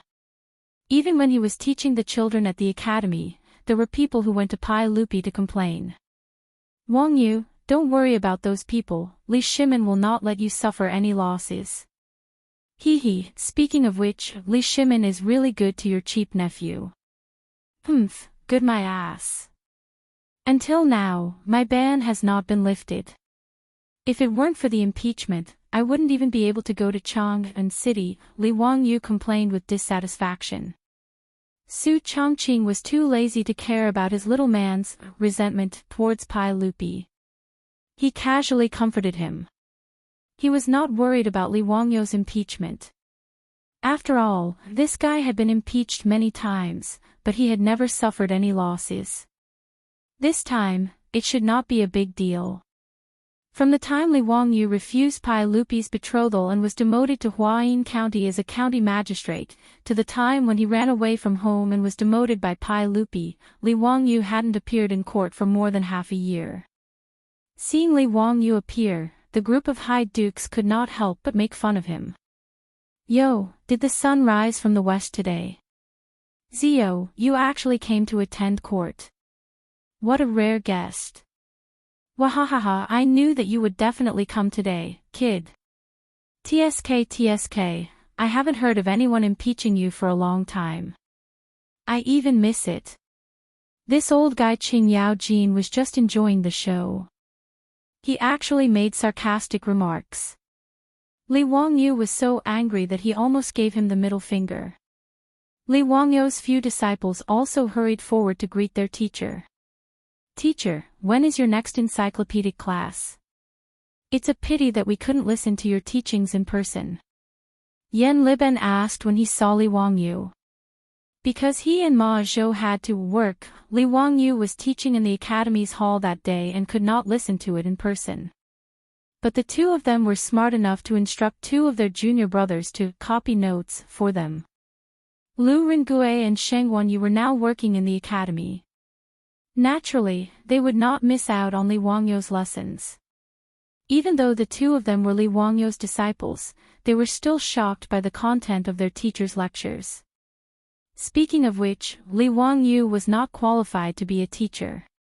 He had taken in many disciples, from the earliest Ma Zhou and Yan Liben, to Li Qingqian, Li Tai, and Li Lizhi, who were forced by Pai Lupi to take in, to Lu Ringue, Sheng Wanyi, Wu Meinyang, the young Li Ji, and the newly recruited Prince of Persia, Pelos. Counting carefully, this guy had already taken in 10 disciples. Moreover, the disciples he took in were all potential stocks. Ma Zhou, Lu Ringue, and Sheng Wanyi were all prime ministers of the Tang dynasty. Yan Liben was one of the 10 famous painters of Huaxia in the future. Li Ji and Wu Meinyang were both emperors of the Tang dynasty. As for Li Qingqian, Li Tai, and Prince of Persia, although they were more tragic in history, they still had noble statuses. Li Wangyu believed that he would not let the three of them repeat the tragedy in history. As for Li Lizhi, that little lowly, let's talk about it in the future, for these disciples, other than Li Qingqian and Li Tai, who had learned a lot from Li Wangyu, the others were basically in a free-range state. In other words, Li Wangyu did not have any plans to teach his disciples. Generally speaking, if Ma Zhou and the others had any questions, they would ask Li Wangyu for advice. And he would teach them some knowledge according to his own mood. Of course, the scope of Ma Zhou and the others' questions definitely did not involve things like calligraphy, poetry, and so on. In Li Wangyu's pretentious words, these things were stinky, and he did not allow his disciples to bother him with these vulgar things. Of course, it was actually because Ma Zhou and the others, any one of them was actually in existence that beat him in this aspect. But because Li Wangyu had plagiarized those poems and essays, no one would have thought that this guy did not know anything about calligraphy, poetry, or essays at all. Because of Li Wangyu's strange rule, most of the questions his disciples asked him were like 100,000 whys. And these strange knowledge, the Tang people did not understand, but Li Wangyu seemed to have a superficial understanding of it. For example, why was the sky blue, why was the water green, and so on. Li Wangyu silently thanked his grandfather for buying him the 100,000 whys, in his heart. At one point, he even suspected that his grandfather was the big boss hiding behind the scenes. Did his grandfather know that he would transmigrate to the Tang dynasty one day? Was that why he forced him to practice calligraphy and memorize Tang and Song poems from a young age? In short, the amount of strange knowledge Li Wangyu had accumulated in the era of information explosion in the future was enough to shock his disciples. People like Ma Zhou, Yan Liben, Sheng Wanyi, and Lu Ringgui, who had left their names in the history books, also admired their teacher's talent and learning. In their eyes, their teacher was almost a walking encyclopedia in human form, and there was nothing he did not know. In fact, this was normal. Any taxi driver in the capital, if he had transmigrated to the Tang dynasty, could also make Pai Lupi dizzy, and treat him as an immortal like Zhuge Kongming, and kowtow to him. This was the information crush of the ancient times in the internet era, nothing more. Li Wangyu set up a course in the academy and systematically taught the encyclopedia class, which made Ma Zhou and Yan Liben feel jealous. Except for Li Ji, who was still drinking milk, only the two of them could not attend the class. How could they not be angry? In response to Ma Zhou and Yan Liben's complaints, Li Wangyu smiled and teased, "Bin Wang, Liben, if you want to attend the class, isn't it easy? Just ask for leave. Do you want me to teach you how to write a leave request? I'm good at this." His words made Ma Zhou and Yan Liben's faces turn black, and they really did not know how to respond. Their teacher was too thick-skinned, and he still had the nerve to talk about the leave request. Hey, why was it said that the content was lame? Impossible, how could it be lame? Foreshadowing, this is all foreshadowing. Yes, that's it. No refuting. Chapter 938. Li Wangyu, this bad teacher, after teasing his disciple, he scratched his head. He didn't know where he should stand, whether it was a civil official, a military general, or a noble, or an envoy, it didn't seem right. Now that Li Wangyu's title was gone, he was just a commoner. How could there be a place for him in this Taiji palace? But in front of his disciple, he had to wait outside the palace like an ordinary commoner and wait for Pai Lupi to summon him in. It seemed like he had no face at all. For a moment, Li Wangyu was at a loss. But it was hard for people to learn, but it was easy for people to learn bad things. Li Wangyu and Qingyao Jin, this kind of old man, had been around for a long time, so their skin had become thicker. He simply didn't care and stood beside Qingyao Jin, Yuqi Jingde, and the others. He chatted with a group of dukes and big shots, and prepared to line up to enter the palace. Qingyao Jin and the others naturally didn't care. After interacting with Li Wangyu for a long time, they all knew that this guy was very evil.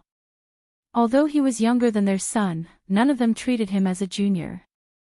Instead, they treated him as an equal. Of course, this was not limited to when Qingyao Jin wanted to steal Li Wangyu's good things. As long as the old hooligan took a fancy to Li Wangyu's things, then Li Wangyu would definitely be a grandson. Now, every time Li Wangyu went to Duke Lu's residence, he would feel sad. For example, after returning to Chang'an from Shu, he went to Qingyao Jin's residence to pay a visit, but he saw that Qingyao Jin's residence also had a billiard table. Li Wangyu casually said, "The billiard table in Uncle Cheng's residence is very similar to the one in the theater of the Tang dynasty. Did Uncle Cheng ask the craftsman to make it?" Who knew that this old guy would actually shamelessly reply, almost angering Li Wangyu to death. "Nephew is talking about this table. Wahahaha, I directly brought it back from the theater." Li Wangyu felt so stifled that he didn't want to speak. "I really want to call the police." The imperial censor, who was in charge of maintaining order in the court assembly, felt a little stifled when he saw Li Wangyu standing with the duke's team. However, he couldn't turn a blind eye to it. He hesitated for a moment, then walked to Li Wangyu's side and bowed. "Eunuch Li, isn't it inappropriate for you to be standing here?"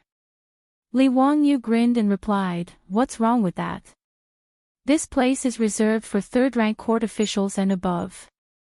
Li Wangyu is now. The censor didn't finish his sentence, but the meaning of his words was that Li Wangyu didn't have a noble title and shouldn't be standing here. Li Wangyu asked with a smile, "Let me ask you, is the Crown Prince my disciple?" "Of course." "Then, do I count as the Grand Tutor, or Grand Protector of the Crown Prince?" The censor was momentarily at a loss for words, not knowing how to reply. The Grand Tutor, and Grand Protector of the Crown Prince were known as the Three Masters of the Eastern Palace. Their positions were of the first rank, equivalent to that of a duke or a duke. The Grand Tutor, and Grand Protector of the Crown Prince were only nominal titles. It was true that Li Wangyu was Li Qingqian's teacher, but Pai Lupi hadn't given him the position of one of the three masters. The censor was a little uncomfortable with Li Wangyu's words. For a moment, he didn't know whether to leave or stay. Fortunately, Wei Jing spoke up to help him out. "That's enough, you can leave. Let Li Ziyo stand here. His Majesty won't say anything." "Yes, this subordinate obeys." The censor secretly wiped the sweat from his forehead and hurriedly walked to the side to check on the appearance of the other officials. He didn't dare to meddle in Li Wangyu's affairs anymore. Li Wangyu chuckled and bowed to Wei Jing, thanking him for helping him out of the predicament. He also knew that the so-called Three Masters of the Eastern Palace was complete nonsense. Li Wangyu was so thick-skinned that even Su Chongqing felt a little embarrassed to look at him. Ma Zhou and the others were even more ashamed. They lowered their heads and silently stared at the cracks in the bricks on the ground, as if trying to figure out how to get in. Li Wangyu didn't care how the crowd looked at him. He warmly greeted the group of officials and exchanged pleasantries with them. Including Wei Jing, the imperial physician, no one took Li Wangyu's impeachment to heart. In fact, no one knew who had impeached Li Wangyu or what the impeachment was about. In yesterday's court session, the person who impeached Li Wangyu didn't appear. Instead, he presented a memorial to impeachment. After Pai Lupi read the memorial, he had a strange expression on his face. He didn't say much and only ordered someone to send a message to Dingzhou village to summon Li Wangyu to the court today to confront the person who had impeached him. Li Wangyu and the others thought that it was most likely the aristocratic families who had nothing better to do and wanted to give Li Wangyu a hard time. The morning bell rang and the palace drums sounded. The synopsis of the imperial court had begun. Pai Lupi sat on the carriage and sat on the throne. He looked up and saw Li Wangyu mixed in with the group of officials. However, just as Wei Jing had said, Pai Lupi's face couldn't help but twitch.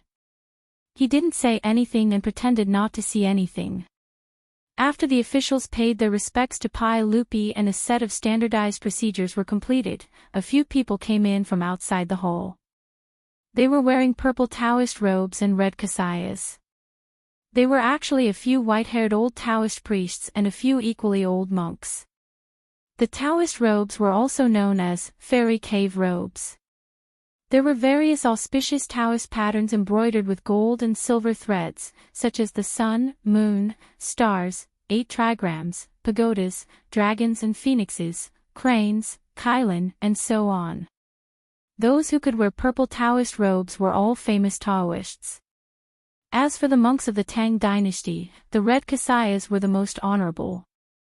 The monks who could wear such kasayas were also eminent monks of Buddhism. Seeing this, Li Wangyu couldn't help but feel a little nervous. Damn it, the ones who complained to Pai Lupi wouldn't be these famous Taoists and eminent monks of Buddhism, right? He didn't seem to have any conflicts with Taoists and Buddhists. It could even be said that Li Wangyu had a very good relationship with Taoists. The two powerful figures of Taoists, Sun Simiao and Yuan Tiangang, had a close relationship with him. How did he provoke these people without any reason? The two old men, Qing Yaojin and Yuqi Jingda, who were beside him, snickered secretly. "Zio, it seems that you are really in trouble this time." Hey, you may not know those old guys, but they are all Taoists and eminent monks of famous temples in Chang'an city. What have you done to make these old guys, who usually concentrate on cultivation and don't care about worldly affairs, come out?" Li Wangyu was also stunned. What had he done? Damn it, he stayed in Dingzhou village every day. He was a standard otaku. How could he provoke these Taoists and eminent monks of Buddhism? Li Wangyu roughly knew that it seemed that he was sued by these Taoists and Buddhists because he gave an encyclopedic lesson to all the teachers and students in the auditorium of the academy. He began to desperately recall what rebellious words he had said on the podium that day. He actually provoked these old guys, who didn't care about worldly affairs, like stirring up a hornet's nest. Before he figured out what he had said, he heard the Taoists and eminent monks bowing to Pai Lupi.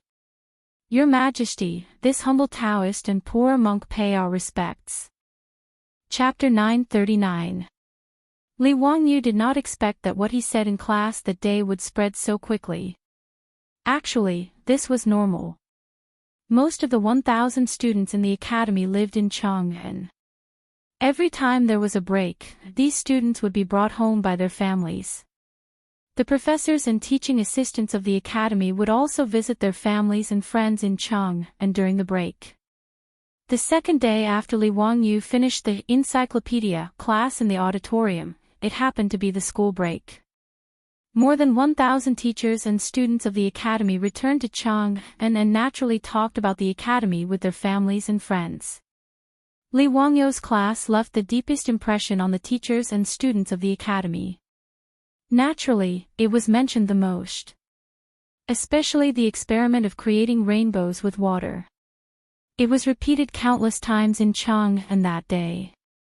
Chang'an city was in an uproar when they saw their children or friends creating rainbows out of thin air. And there were many people like Lu Ringue and Sheng Wanyi who took notes in class. Therefore, the content of Li Wangyu's class that day was known by more people. This was actually nothing. Li Wangyu did not care about the content of his class being spread. However, the bad thing was that Li Wangyu had gotten a little carried away with his lecture that day. He had casually used the fact that the rainbow had been mistaken as a deity among the common folk to advise the teachers and students that whatever the rainbow was, it was the rainbow, and that there was no need to associate it with any deities or monsters. When encountering things that they did not understand, it was better to study quietly instead of praying to gods and Buddhas. Then, there would be no more mysteries in the world. He also advised everyone that if they were sick, they should go to a doctor to see a doctor and take medicine. Praying to gods and ghosts was useless. Li Wangyu's words were actually from the bottom of his heart. In the second year of Chang'an, there was a locust plague. The officials in the imperial court could say that the locusts were destroyed by virtue, which made him despise them. The flood in Shuzhou this year made Li Wangyu sigh at the ignorance of the people and officials. His words were not wrong. Especially from the perspective of the young people of Huaxia, they were even more correct. But the majority of the Tang people believed in the Tao ancestor or the Buddha, so Li Wangyu's words caused a great deal of controversy. If Li Wangyu had said these empty words, there wouldn't have been much of a reaction. Confucius had said that Confucius does not speak of strange forces and gods for many years. Not to mention the illiterate people, even the scholars who read the books of the sages still believed in Taoism and Buddhism devoutly. But now in Chang'an, almost all the Confucian scholars knew how the heavenly rainbow was formed. Hearing Li Wangyu's words, many scholars began to think about the reason. There were even some radicals who went to Taoist monasteries and temples to argue with the Taoist priests and monks. The Taoists and Buddhists could not help but think about this. If Li Wangyu was just an ordinary person, the Taoist and Buddhist sects would naturally not react to his words. But the key point was that Li Wangyu's identity was not ordinary. As the teacher of the crown prince, Li Qingqian, and the teacher of the future successor of the Tang dynasty, the Taoist and Buddhist monks could not help but think about it. The Taoist monks felt that Li Wangyu, as a member of the Li clan's royal family, was betraying them by saying such words. The Tao ancestor was the ancestor of the Li family. How could he say such disrespectful words to ghosts and gods? Disrespecting ghosts and gods was disrespecting the Tao ancestor. It was treason. The Buddhist monks were even more worried. Under Li Wangyu's teachings, if the crown prince did not believe in Buddhism in the future, wouldn't it be possible for Buddhism to be destroyed again? In history, the Emperor Taiwu of Northern Wei and the Emperor Taiwu of Northern Zhou had destroyed Buddhism twice, which frightened the Buddhist monks. No one wanted to go through that again. In fact, this was purely the Buddhist paranoia of being persecuted. If Li Wangyu knew what these Buddhist monks were thinking, he would probably laugh his head off. He was just popularizing science, and these Buddhist monks could make so many connections. In the Tang dynasty, there were indeed people who destroyed Buddhism. More than 200 years later, the Emperor Wuzong of Tang exiled Buddhism during the Huichang era, which was known as the Huichang Dharma disaster. Together with the Emperor Taiwu of Northern Wei, the Emperor Taiwu of Northern Zhou, and the Emperor Shizong of later Zhou, it was known as the three martial sects and one sect destroying Buddhism. But why did they annihilate the Buddhists? Don't these eminent monks have any idea? Was it because they did not believe in Buddhism? In the end, the 4 Buddhist exterminations in history were nothing more than political reasons, problems with the monks' Taoist style, and economic conflicts between monks and laymen. It had nothing to do with belief.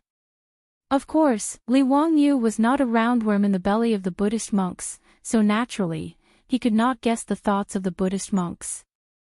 In short, after Li Wangyu's lecture at the academy, the Taoists and Buddhists actually unified their opinions and signed a petition to complain to Pai Lupi. Of course, they could not say that Li Wangyu was wrong for not worshipping ghosts and gods. After all, the Tang dynasty still had freedom of belief. Therefore, the Taoists and Buddhists used the fact that Li Er was the ancestor of the Li clan to attack Li Wangyu. It was disrespectful to the Taoists and unfilial. They impeached Li Wangyu, as the imperial tutor of the crown prince, for not respecting his ancestors and not being worthy of being a teacher. They begged Pai Lupi to issue an edict to remove Li Wangyu from being the imperial tutor of the crown prince. These Taoists and Buddhists who were focused on cultivation did not care whether they would offend Li Wangyu or not. In the Taiji Palace, in front of the officials and Pai Lupi, they bitterly complained that Li Wangyu had forgotten his ancestors and had no morals as a teacher. It was only at this moment that Li Wangyu realized why he had been accused of something bad. Looking at the agitated Taoists and Buddhists, Li Wangyu was speechless. Damn it, he just casually said that in class. Was it necessary? He taught his students. What did it have to do with these Taoists and bald donkeys? What was more, even if they wanted to accuse him of being disrespectful to the Taoists, it was the Taoists' business. What did it have to do with Buddhists? Originally, Li Wangyu had a good impression of the Taoists and Buddhists of the Tang dynasty because of Sun Simiao, Yuan Tiangang, and the venerable monk Wen Zai. But today, he was scolded in the hall for no reason. Li Wangyu, a cynical man, was not willing to suffer such anger. What was more, the accusations of the Taoists and Buddhists were not light. Being disrespectful to the ancestors and being unfilial was a serious crime that everyone had the right to punish. Li Wangyu did not expect that these sanctimonious Taoists and Buddhists would accuse him of such a serious crime. He immediately stood out and refuted, "Your Majesty, when did I ever disrespect the ancestors? On the contrary, I taught the students of the academy for the sake of the Taoists. Don't associate those messy things with the Taoists. Nonsense." As the teacher of the crown prince, you wantonly told people in the academy not to go to the Taoist temple to worship. Is that true? Several Taoists immediately retorted. Absolutely not. Li Wangyu naturally refused to admit, "I just told the teachers and students of the academy that if they are sick, they should go to the doctor in time. Don't expect to be cured by praying to the gods and Buddhists." What, could it be that I said something wrong? Or do you think you are sick and don't need to go to the doctor and take medicine? You are obviously quibbling. I am telling the truth. Ridiculous. It's really ridiculous. Boundless Lord. Your Majesty, I beg your Majesty to issue an edict to punish Li Wangyu of Hu County. Several Taoists and Buddhists were not as sage-like as they used to be. Their saliva almost sprayed on Li Wangyu's face. Chapter 940. On the throne of the Taiji Palace, Pai Lupi glared at Li Wangyu angrily, complaining that he was looking for trouble again.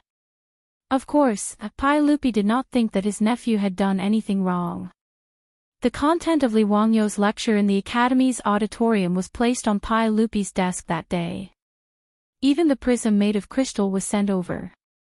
Pai Lupi even recreated the two experiments in high spirits, feeling that it was very magical.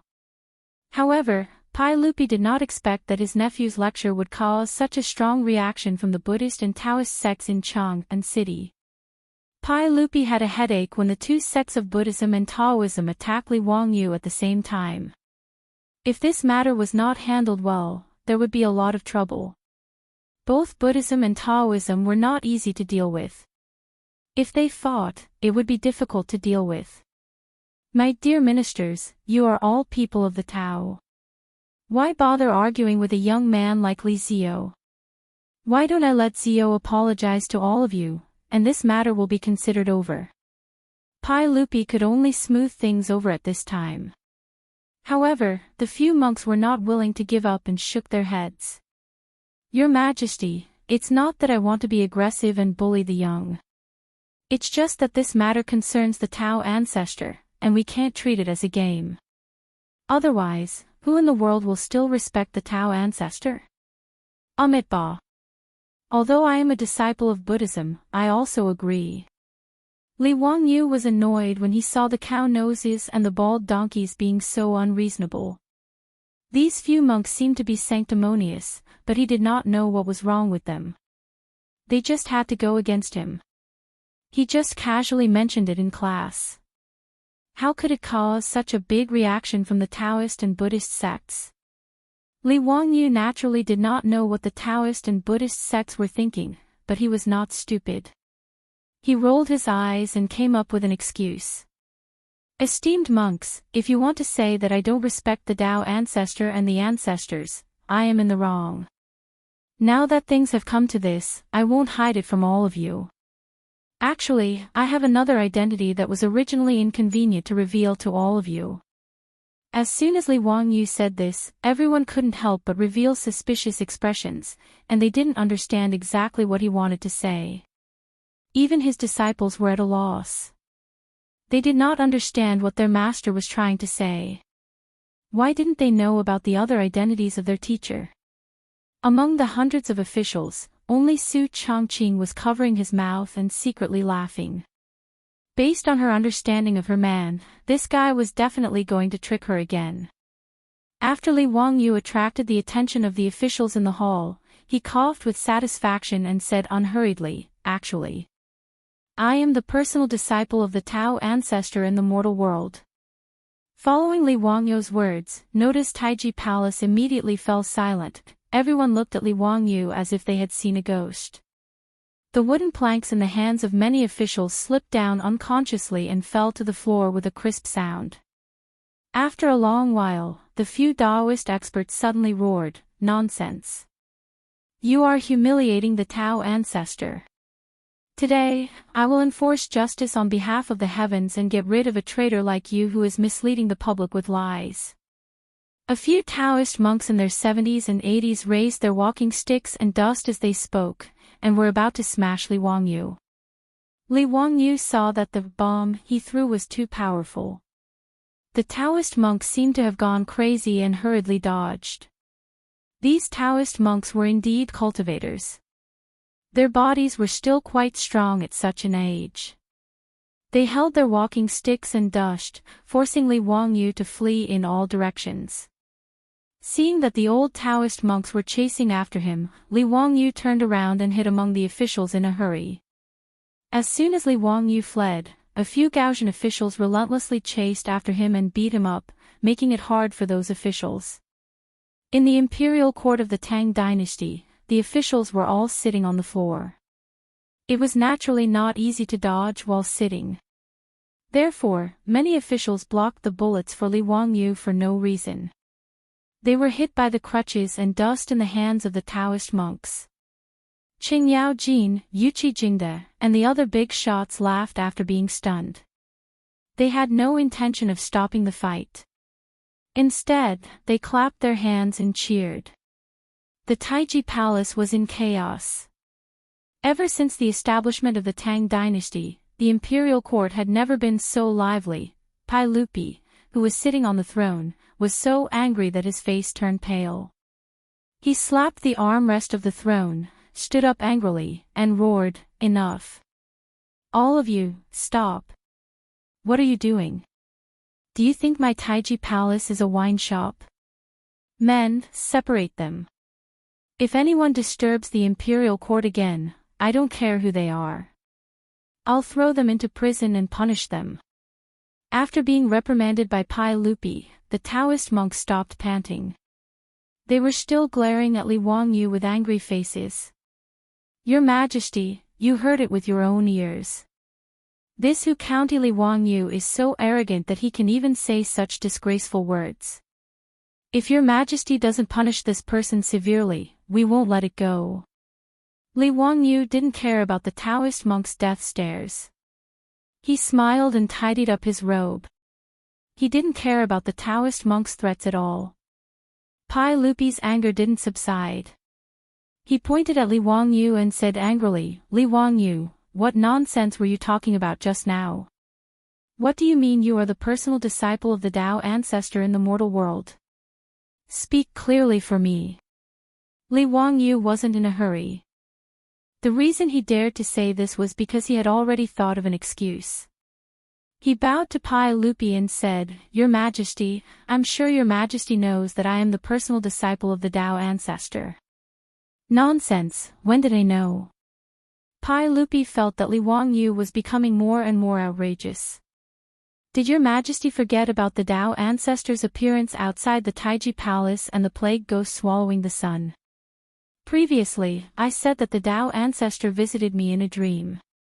In fact, it was inconvenient for me to reveal the truth at that time, so I made up an excuse. In fact, the Tao ancestor personally sent me a decree and ordered me to tell your Majesty." "That's right, everything I learned was also taught by the Tao ancestor."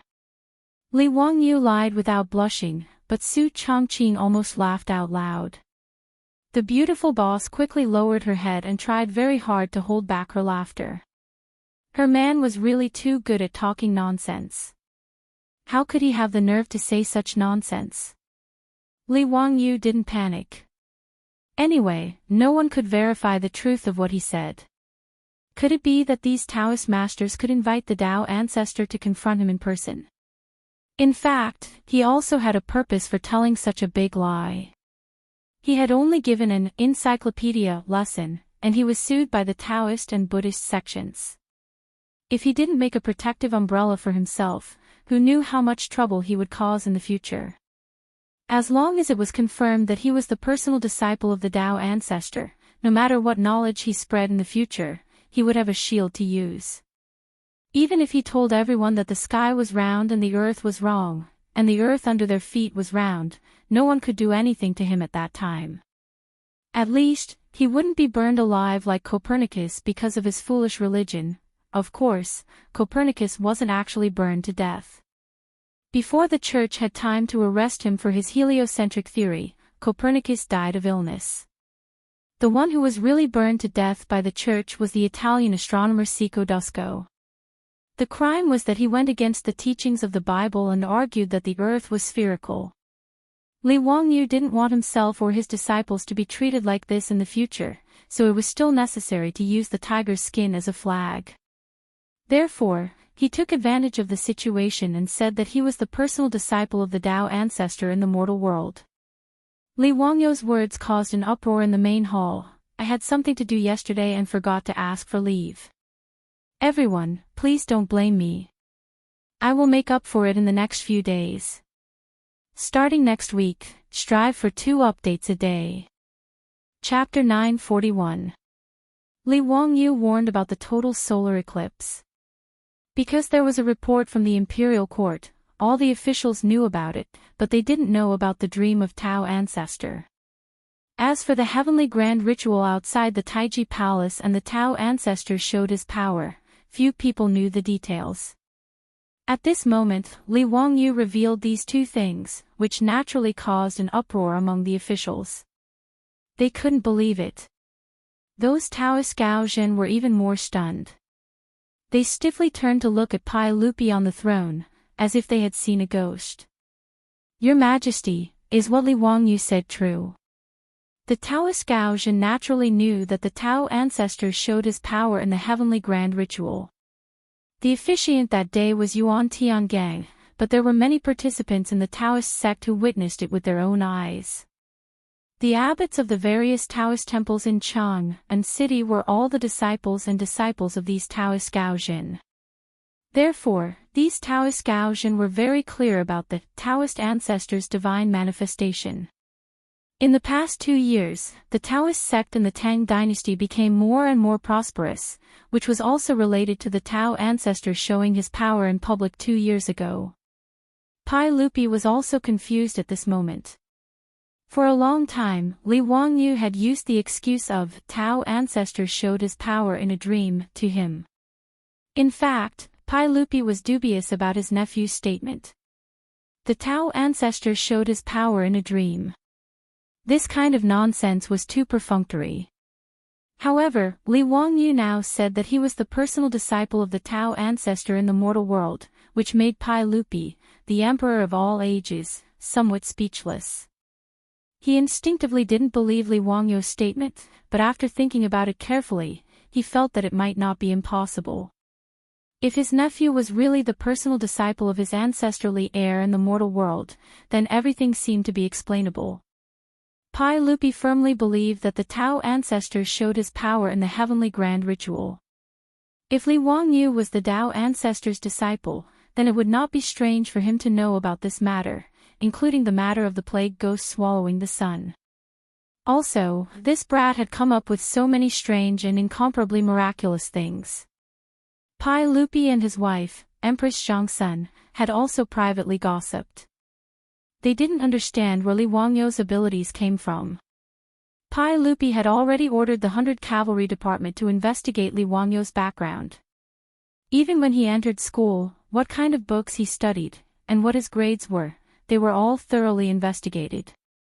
It could be said that before the age of 16, Li Wangyu was just an ordinary member of the Li clan.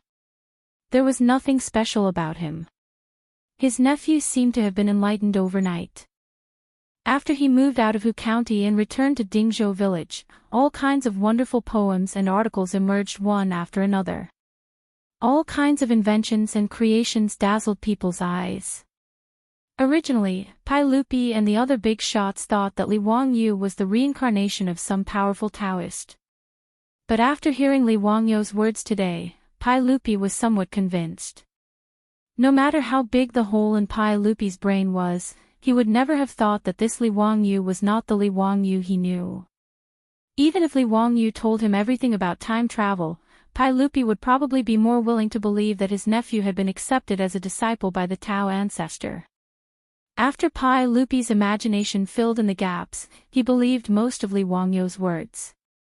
He nodded and said to the Taoist Gaozhen, "Dear ministers, Zio told me about the Tao ancestor's divine manifestation and the plague spirit swallowing the sun in advance.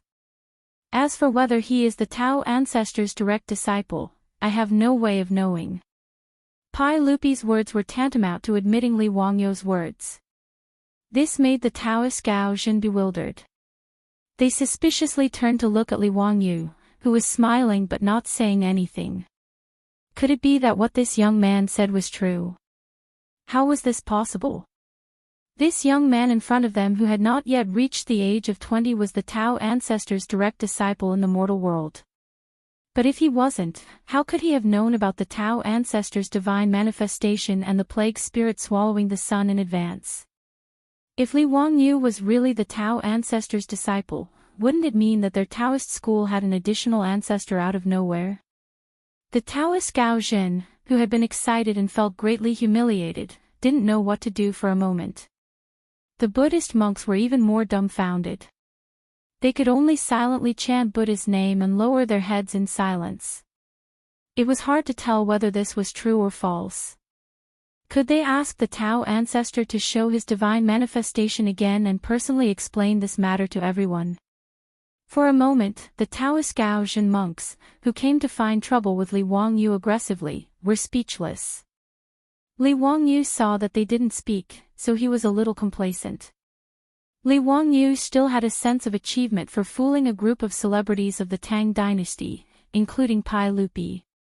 It was a pity that this kind of happiness could only be shared with Su Chongqing, which made Li Wangyu feel very regretful. When he was really proud of himself, he heard a very discordant voice among the officials. Li Ziyo, you said that you are the Tao ancestor's disciple. Do you have proof? I'm afraid it's not enough to convince people with just your empty words, right? Li Wangyu looked at the source of the voice, but it was the old guy Wang Ying, the Grand Chongqing. The people of the Wang clan of Taiyuan were really haunting him. Li Wangyu silently complained in his heart. He didn't know if he ate the rice of the Wang clan in his previous life, so he was so hated. Wang Gong, what kind of proof do you want? Do you think that master needs to announce to the world that he accepted me as a disciple? Or does he need to inform the Wang clan of Taiyuan?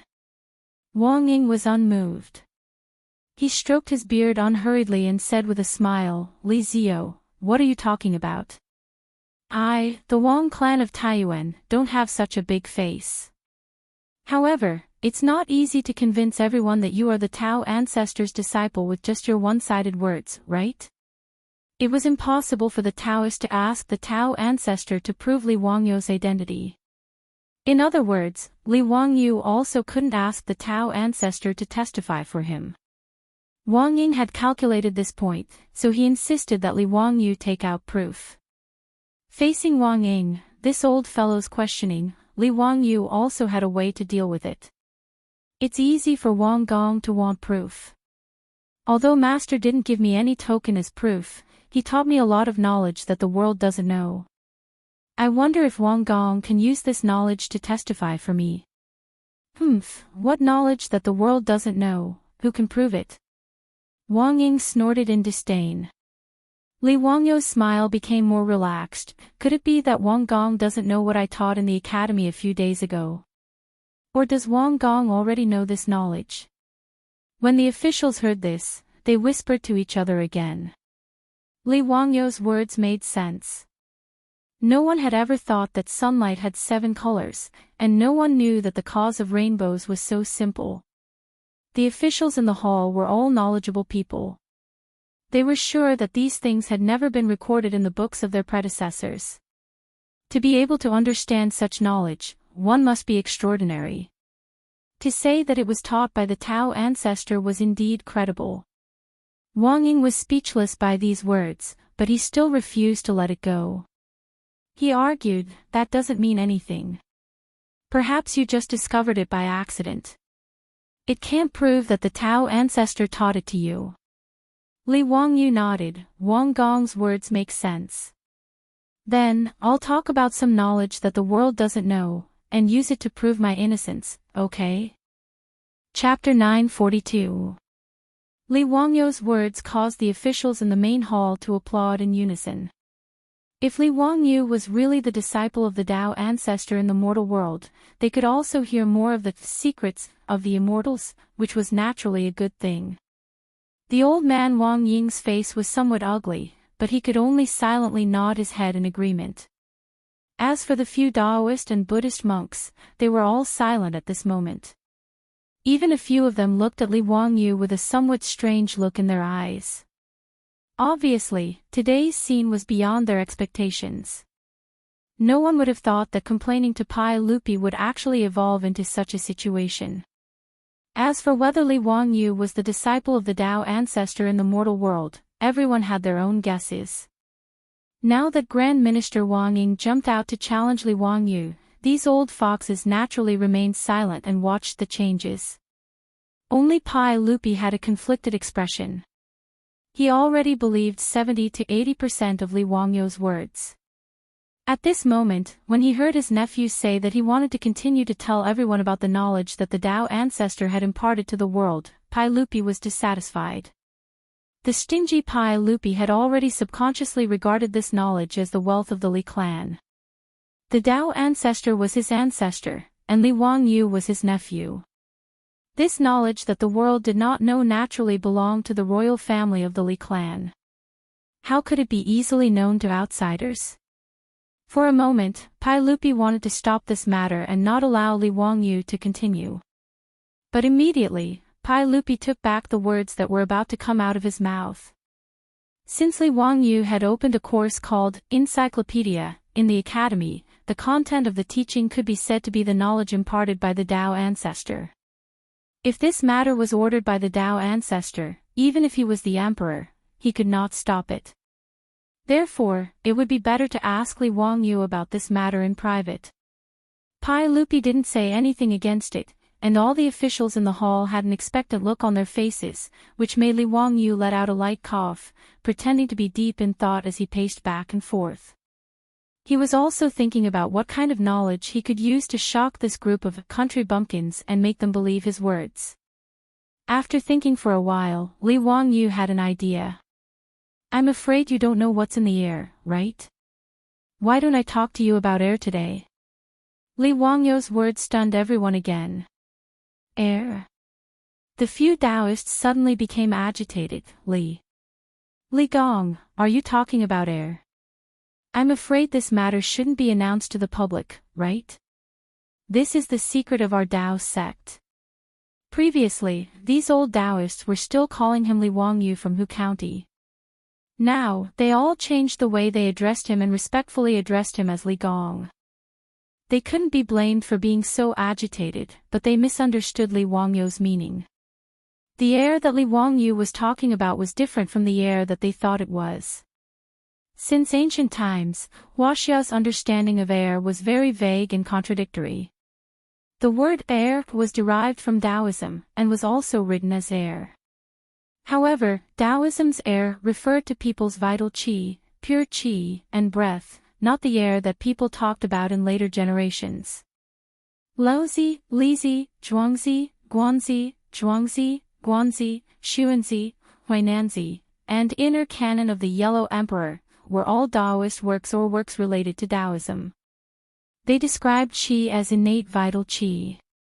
Tao dispersed into qi, and qi gathered into Taisheng Lao Jun.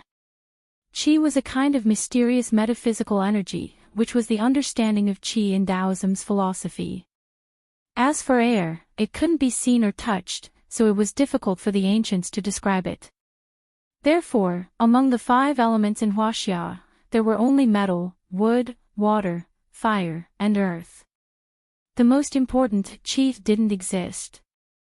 The ancients only knew that people needed to breathe in air, and there was wind in the air that couldn't be touched. That was all. These old Taoists thought that Li Wangyu was going to talk about Taoism's qi. As for whether qi existed, Li Wangyu didn't know. Perhaps it was like internal energy in the novels of later generations, it was difficult to prove. At least, the science of later generations hadn't explored the true mystery of heaven and earth's vital qi. Li Wangyu was stunned by the words of the few Taoists. He immediately realized that they had misunderstood him. Everyone, the air I'm talking about is a little different from the qi of Taoism. What I'm going to talk about is the air that we breathe all the time.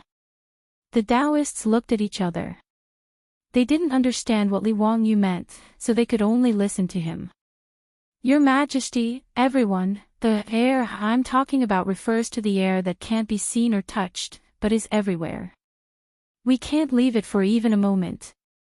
The word qi refers to the qi of smell. Everyone in the hall, including Pai Lupi, quieted down and listened attentively to Li Wangyu's words. Even that old fellow Wang Ying, although he didn't like Li Wangyu, listened attentively. Everyone might not know this, but the air around us seems empty, but it's actually not. Air is mainly made up of oxygen and nitrogen, and oxygen is the source of life for us. Li Wangyu poured out all the knowledge he could remember about air. He picked out the content that everyone could understand, as if he was giving a scientific lecture. This knowledge that they had never heard of before left everyone dumbfounded. Many of the officials couldn't help but reach out and grab at the air a few times, as if they wanted to see if they could grab oxygen from the air. Unlike Li Wangyu's explanation of the composition of sunlight, air was a mysterious existence to everyone. At least they could see and feel the warmth of sunlight, but air was really incomprehensible to the Tang people. After Li Wangyu finished his scientific lecture on air, everyone was silent. They lowered their heads and pondered, digesting the knowledge. The few Taoist faction high monks and Buddhist faction high monks were in deep thought. Whether it was Taoism or Buddhism, there were methods on how to meditate and regulate one's breath, and the key point was breathing. However, they never knew that there were so many substances in the air. Then what was it that they meditated and breathed? Wang Ying, the Grand Minister, chuckled and said, "Li Zio, who can prove what you said? Since air can't be seen or touched, how do we know that what you said is right? That it's the knowledge imparted by the Taoist ancestor, and not something that you made up yourself?" Before Li Wangyu could reply to Wang Ying's words, the few Daoist Gaozhen frowned and retorted, "Lord Wang, be careful with your words. Although we don't really understand what Li Gong said, we know very well that Li Gong definitely didn't make it up." Wang Ying, the Grand Minister, was so angry that his nose was almost crooked. He felt that he was kind enough to help these Taoist Gaozhen and questioned Li Wangyu. How could these Taoist Gaozhen be so ungrateful? But before he could refute, Li Wangyu said with a smile, "Lord Wang, you don't understand. Even if air can't be seen or touched, I have a way to prove what I said just now." Chapter 943. Li Wangyu did not have the ability to separate oxygen and nitrogen from the air. But it was not difficult to prove that the air was not empty. The combustion test could prove the existence of oxygen. The famous physics experiment, the Magdeburg hemispherical experiment, was enough to prove that the air was not empty, and clearly proved the existence of atmospheric pressure. It is not difficult to prove what I said just now. Your Majesty, everyone, Master once told me that all of us are under the pressure of the air at all times. Well, it's roughly equivalent to. Li Wangyu silently calculated in his heart and gave an answer. It's roughly equivalent to the weight of 200 stones. A standard atmospheric pressure was equivalent to 10 tons per cubic meter. 1 ton was 1,000 kilograms. 2,000 kilograms was roughly equivalent to 20 stones in the Tang dynasty. Anyone who studied physics in junior high school would understand that because the atmospheric pressure in the human body was balanced with the atmospheric pressure outside, the human body would not be squashed by the atmospheric pressure, and the human body could not feel the existence of atmospheric pressure. Atmospheric pressure was common knowledge in the later generations, but the Tang people did not understand it. Li Wangyu's words were pure nonsense in the ears of everyone. Wang Ying immediately jumped out as if he had caught Li Wangyu's weakness. "Ha, this old man thought that Li Zio would say something amazing, but I didn't expect that you would speak so carelessly and talk nonsense. If each of us was pressed with 200 stones of air, wouldn't we have been crushed to death long ago?" As he spoke, he even jumped twice in the hall without caring about his old arms and legs. "Li Zio, do you think that this old man is also an immortal? Can I still run and jump with 200 stones of air on my back?" Wang Ying's words immediately caused a burst of laughter in the Taiji Palace. Everyone did not know whether what Li Wangyu said was true or false, so they did not dare to refute. But if he said that each of them was pressed with 200 stones of air on their back, this was too ridiculous, and none of the officials would believe it. A few officials from the aristocratic families immediately laughed and echoed, "Duke Li, could it be that you have cultivated an illusion with the Tao ancestor? How can you say such a ridiculous thing? Hee hee, so it turns out that I'm so powerful." I can carry a weight of 200 stones and still walk as if I'm flying. TSK, looks like I'm about to become an immortal. That's right. It turns out that we're already ranked among the immortals. If Eunuch Li hadn't told us, we wouldn't have known. Ha ha ha.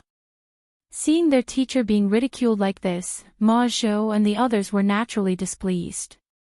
Even though Li Wangyou's words were difficult to understand even in their eyes.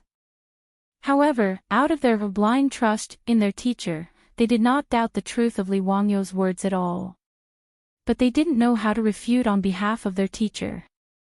Li Wangyou hadn't taught them about atmospheric pressure before, so Ma Zhou, Yan Liben, and the others didn't understand it.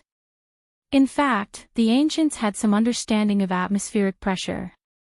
For example, the tea set made using the siphon principle, and the cupping used in traditional Chinese medicine to treat cupping were all made use of the effect of atmospheric pressure. As early as the end of the Eastern Han Dynasty, the thirsty crow used for irrigation appeared.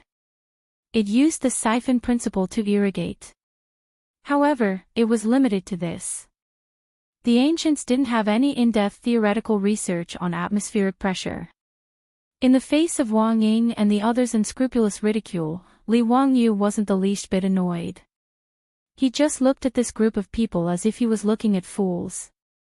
Pai Lupi sat on the throne and frowned. He also couldn't understand Li Wangyou's words.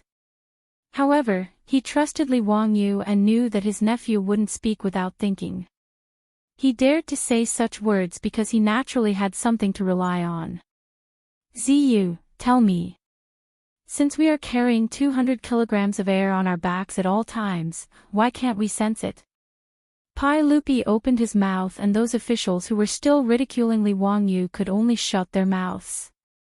Everyone turned to look at Li Wangyou and waited for his explanation.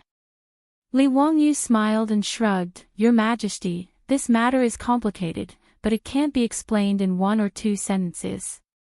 However, I have a way to let Your Majesty and the officials see the existence of air pressure. Master calls it atmospheric pressure. Li Wangyou suddenly realized that the excuse that the Tao ancestor was his master was really good. In the future, he could push anything to the Tao ancestor. The earth is round. The earth revolves around the sun. The moon is a desolate sphere. There is no moon palace, no jade rabbit, no Chang'an, no Wu Gang, and no osmanthus tree.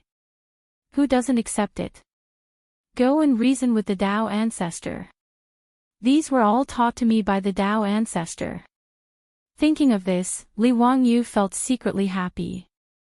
He was even prepared to work hard and prove that the Tao ancestor was his master.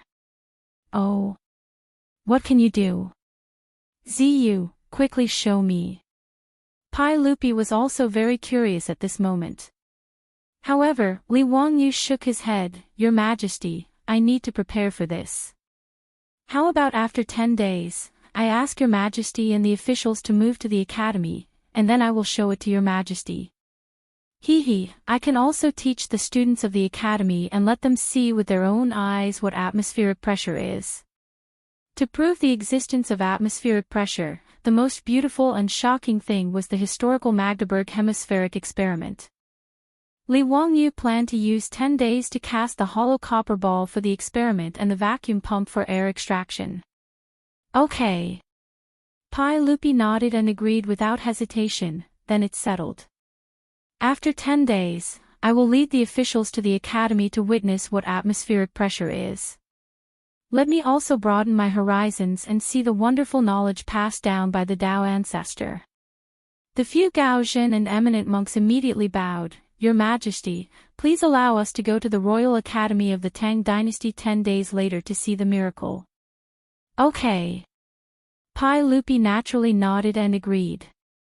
At this point, Wang Ying and the others naturally could not say anything more. They could only sneer in their hearts. In their view, showing it to everyone in the academy 10 days later was just Li Wangyou's delaying tactic. They absolutely did not believe that there was a 200-stone weight on them. After the court session ended, Li Wangyu led Yan Liben and other disciples to make bronze balls and other utensils. What happened in the court that day was spread to every corner of Chang'an, and at the speed of light under the influence of some people with ulterior motives. This naturally made Chang'an lively again. Whether it was Li Wangyu's claim that he was the core disciple of the Tao ancestor or Li Wangyu's words that there was a 200-stone weight on everyone's body, it made the people in the city talk about it endlessly. From the officials, nobles, scholars, and Confucian scholars to the peddlers and servants, all of them gathered together to discuss these two matters. As for Li Wangyu's claim that he was the core disciple of the Tao ancestor in the mortal world, there were some who believed it and some who did not, but there was no conclusion. But almost no one believed that there was a 200-stone weight on everyone's body at any time. After all, atmospheric pressure was beyond the knowledge of the Tangs. It was normal that it was difficult to understand. Before the Magdeburg hemispheric experiment in 1654, few people believed in the existence of atmospheric pressure. The Italian physicist Torricelli was also ridiculed because of this. It was like this 1,000 years later, not to mention the Tang dynasty. As for what Li Wangyu would do in the Royal Academy of the Tang dynasty 10 days later, all the people in Chang'an were looking forward to it. Chapter 944. Li Wangyu, Yan Liben, and the other disciples were holed up in the general staff prison, experimenting with making hollow copper balls and vacuum pumps when Qin Yaojin and Yuqi Jingde came knocking. "Zio, tell me, how are you going to prove the existence of that atmospheric pressure to His Majesty and the other officials? Are we really going to be pressured by 200 stones of air?" Li Wangyu was very surprised. These two old hoodlums who ate, drank, gambled, and cheated, when did they become so interested in science? Did the sun rise from the west? "Uncle Cheng, Uncle Yuqi, what do you mean by this?" Li Wangyu asked in confusion. Qin Yaojin's huge palm landed on Li Wangyu's shoulder again. "Bastard, isn't it to help you vent your anger? Brother Jingde and I are arguing with Ho Junji and the other bastards. In any case, hurry up and tell us clearly. Was what you said in the imperial court true? This concerns whether or not Brother Jingde and I will lose face." Li Wangyu secretly curled his lips. What face does Qin Yaojin, this old hoodlum, have to speak of? Before saying such words, could he at least return the things that he had snatched from Marquis Lu's mansion before talking about it? Of course, Li Wangyu only dared to ridicule in his heart. Otherwise, he would definitely be mercilessly suppressed by Qin Yaojin, this old hoodlum's iron fist. "Uncle Cheng, Uncle Yuqi, when have you ever seen your nephew spout nonsense? Regarding the atmospheric pressure, it is not fake. This is the knowledge that my teacher, Dao Zhu, personally imparted to me. How can it be fake?" Qin Yaojin's eyes flashed. "Zio, are you really Dao Zhu's direct disciple?" "That's right, this is naturally true." When Li Wangyu lied, his face did not turn red and his heart did not beat fast. He was very calm. Qin Yaojin clapped his hands and laughed. "That's good. Since Zio is Dao Zhu's disciple, why don't you show me some immortal techniques? Do you know how to turn stone into gold or ride on the clouds?" When Li Wangyu heard this, he could not help but have black lines on his forehead. F***ck, did they really think he was a god? If he was really an immortal, why would he waste his time talking to Wang Ying? Hee, about that, Master didn't teach me any immortal techniques. This is also Master's way of tempering me. Only when I understand the knowledge of the mortal world in the future will Master teach me Taoist immortal techniques. Tsk, that's a pity.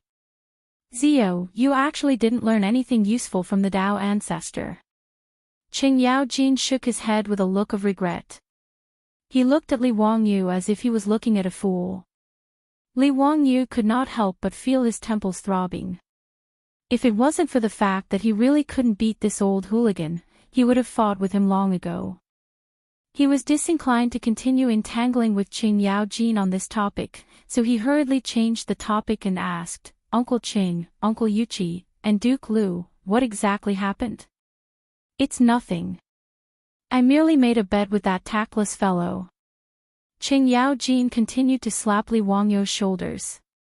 Zio, when the time comes, if you dare to screw up the chain for me, I'll come after you. Li Wangyu silently rolled his eyes. This old hooligan actually made a bet with someone else, and the one who made the bet with him was that idiot Ho Junji. He could not help but sigh. This old hooligan's luck was really good. Needless to say, he would definitely win this time. Uncle Qing, what did you bet with Duke Lu? Ha, it's nothing. It's just a small bet of 10,000 Tujua horses. More importantly, I can't afford to lose face, so I have to ask you clearly. Li Wangyu almost choked to death on his own saliva. He resisted the urge to give the old hooligan the middle finger. F***CK. This old gambler actually dared to say that it was a small bet for fun when he made such a huge bet.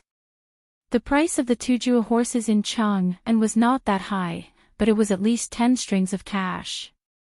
10,000 Tujua horses was equivalent to a bet of 100,000 strings of cash. This was called a small bet for fun. However, Li Wangyu's thoughts changed. Qing Yaojin, this old fogey, actually had quite a bit of wealth. After following him for 2 years, he had reaped quite a lot of benefits.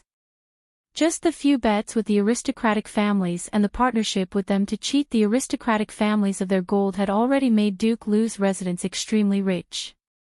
Not to mention, the several Duke residences had partnered with the Li family to open up a mine in Hu County. As a big shot whose family owned a mine, 100,000 strings of cash was indeed a small sum. Li Wangyu looked enviously at Qing Yaojin and Yuqi Jingde. These two old hooligans, why were their characters so bad, but their luck in gambling so good? He also hoped that someone would come and make a bet with him.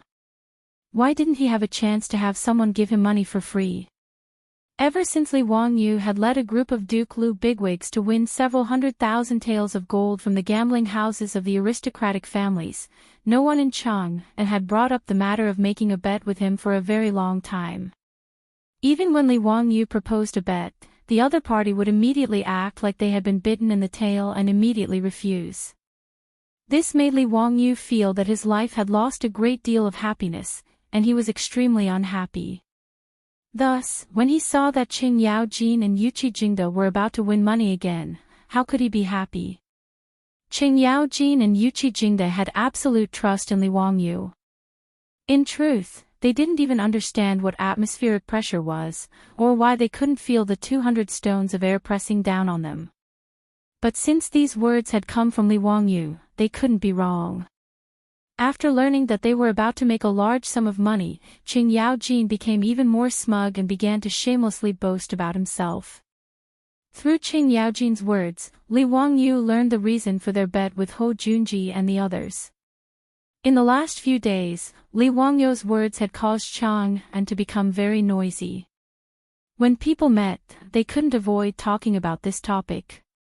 Yesterday, when Qing Yaojin, Yuqi Jingde, and Ho Junji were watching a play in the Tang Dynasty Theater, they had naturally brought up this matter. There was no need to mention Ho Junji's dissatisfaction with Li Wangyu. Although he was Pai Lupi's trusted aide, when it came to dissing Li Wangyu, he firmly stood on the side of the aristocratic clans. Thus, as they chatted, Ho Junji's words were filled with ridicule and disdain for Li Wangyu. Because Qing Yaojin and Yuqi Jingde were close to Li Wangyu, they weren't willing to listen to these words, and the several bigwigs began to argue. Everyone said they were right, and everyone said they were right. As they argued, they naturally brought up the bet. Thus, in a few days, whether Li Wangyu could prove the existence of air pressure in the Tang Dynasty's Royal Academy became a bet. Although the bet had been set, the old hooligan wasn't very confident. This was also the reason why Qing Yaojin and Yuqi Jingde had anxiously come to find Li Wangyu to inquire about the details. After understanding the whole story, Li Wangyu couldn't help but smile. Congratulations, Uncle Qing and Uncle Yuqi. The two of you are going to make a fortune this time. This little nephew dares to guarantee that Duke Lu will definitely lose this time. Wahahaha, with these words of yours, this old man can be at ease. Otherwise, if this old man loses, I might have to bring my entire family to live in your residence. Qing Yaojin's words made Li Wangyu break out in a cold sweat. When he thought of the frightening scene of Qing Yaojin bringing his entire family to his residence, he couldn't help but shiver. The hell, this old hooligan is really unreasonable. After chatting for a while, the two old hooligans took their leave in satisfaction. Li Wangyu secretly wiped the sweat off his forehead. Just as he was about to return to work, Niuwu came to report that the silk pants had come. Chapter 945. When Du Ruhui passed away due to illness, the two brothers, Du He and Du Go, blamed Li Wangyu because of their grief. However, Du He and Du Go were not ignorant people. After the pain of losing their father slowly dissipated, they also knew that the two brothers had wronged Li Wangyu. Under the urging of a group of debauches, the Du brothers went to Dingzhou village to drink and chat merrily with Li Wangyu. After getting drunk, the little bit of awkwardness from before was eliminated and the group of brothers reconciled. Li Wangyu was grounded in Dingzhou village by Pai Lupi and could not go to Chang'an. This group of debauches went to Dingzhou village every few days. They called it visiting brothers, but Li Wangyu felt that this group of scoundrels were here to eat up the rich. They ate his food, drank his water, and even took liberties with the servants in his residence. Shameless and vulgar. Li Wangyu did not find it strange that these debauches came to find him again. In Taiji Palace, he had boasted so much in front of all the officials. It would be strange if this group of debauches did not come to find him. Sure enough, the first thing Qing Chumo said when they met was, "Ziyu, tell your brothers, how are you going to prove the existence of that atmospheric pressure to His Majesty and all the officials? Are we really going to be pressured by 200 sure of air at any time?" Li Wangyu was speechless. Sure enough, they were all from the Qing family. The first thing they said when they met was exactly the same. "Brothers, could it be that you've also made a bet with someone?" Qing Chumo was stunned. "Ziyu, how did you know?" Li Wangyu directly raised his middle finger at the group of debauches. "Before you came, Uncle Qing and Uncle Yuchi had just left. Their words were exactly the same as yours." Qing Chumo, Qing Chuliang, and Qing Chubi looked at each other and then at the Yuchi twins. They could not help but laugh. "Ziyu, this is called a tiger father will not have a dog son. When brothers fight, father and son go to war." Li Wangyu's eyes almost rolled to the sky. What kind of nonsense was this? This uncultured pig. He was too lazy to pay attention to Qing Chumo and turned to look at Fang Yai and the others. "Tell me, who did you bet with this time? What did you bet on?" The debauches laughed heartily. Of course it's still that group of nobles. Other than them, where else would there be idiots who would rush to give us and our brothers money? Yesterday, her brothers ran into those bastards at Peace Square. They actually dared to insult Zio verbally. My brothers argued with them, and after a while, they decided to make a bet. Wang Ziqiao from the Wang clan of Taiyuan, Chui Daogu from the Chui clan of Qinghe, Chui Hong from the Chui clan of Bowling, and Lu Xiang from the Lu clan of Fanyang. As Li Wangyu's title of nobility gradually rose, they no longer dared to make a fuss in front of Li Wangyu.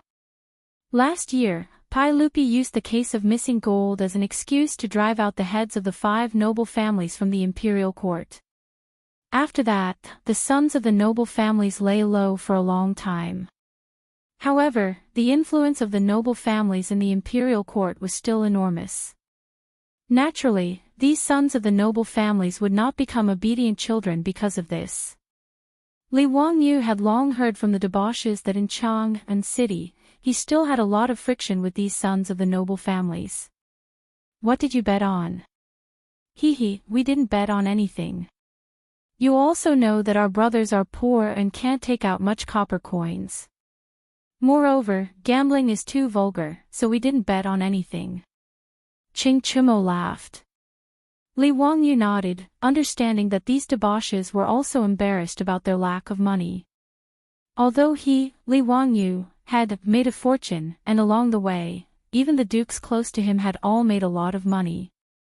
However, other than the two brothers, Du He and Du Go, the other families and manors were still not in the position of these debauches to make decisions. Therefore, they were still relying on the pocket money that their families gave them every month to live. Of course, although it was called pocket money, if it was placed in the homes of ordinary people, it would be a huge sum of money. However, for the debauches, the expenses were also large. Therefore, this group of debauches were actually poor ghosts, unable to take out a few hundred strings of copper coins in their pockets. Then what did you bet on with Wang Ziqiao and the others? Li Wangyu asked curiously. Just a few dozen beautiful maidservants. Fang Yi rushed to answer, speaking of which, compared to the little nurses in Union Medical Hospital, they are a lot less beautiful. It's better than nothing. When Li Wangyu heard this, his nose almost became crooked from anger. Damn, this group of bastards is really annoying and infuriating. Li Wangyu suddenly felt very stifled. He had led a group of disciples and worked tirelessly here to test the vacuum pump, but Qing Yao Jin, this old hooligan, and these debauches were actually enjoying the fruits of others' labor. There were those who won horses, those who won beautiful maidservants. Damn, for a moment, Li Wangyu wanted to kick back and stop. It would be best if these bastards all lost. Of course, this kind of thing was just a thought. Ziyu, you can't lose, your brother's happiness is all on your shoulders. Ching Chimo's old face was thick, but he didn't forget to remind him again and again. After angrily driving away all the debauches who had come to inquire about the news, Li Wangyu looked up to the sky and sighed.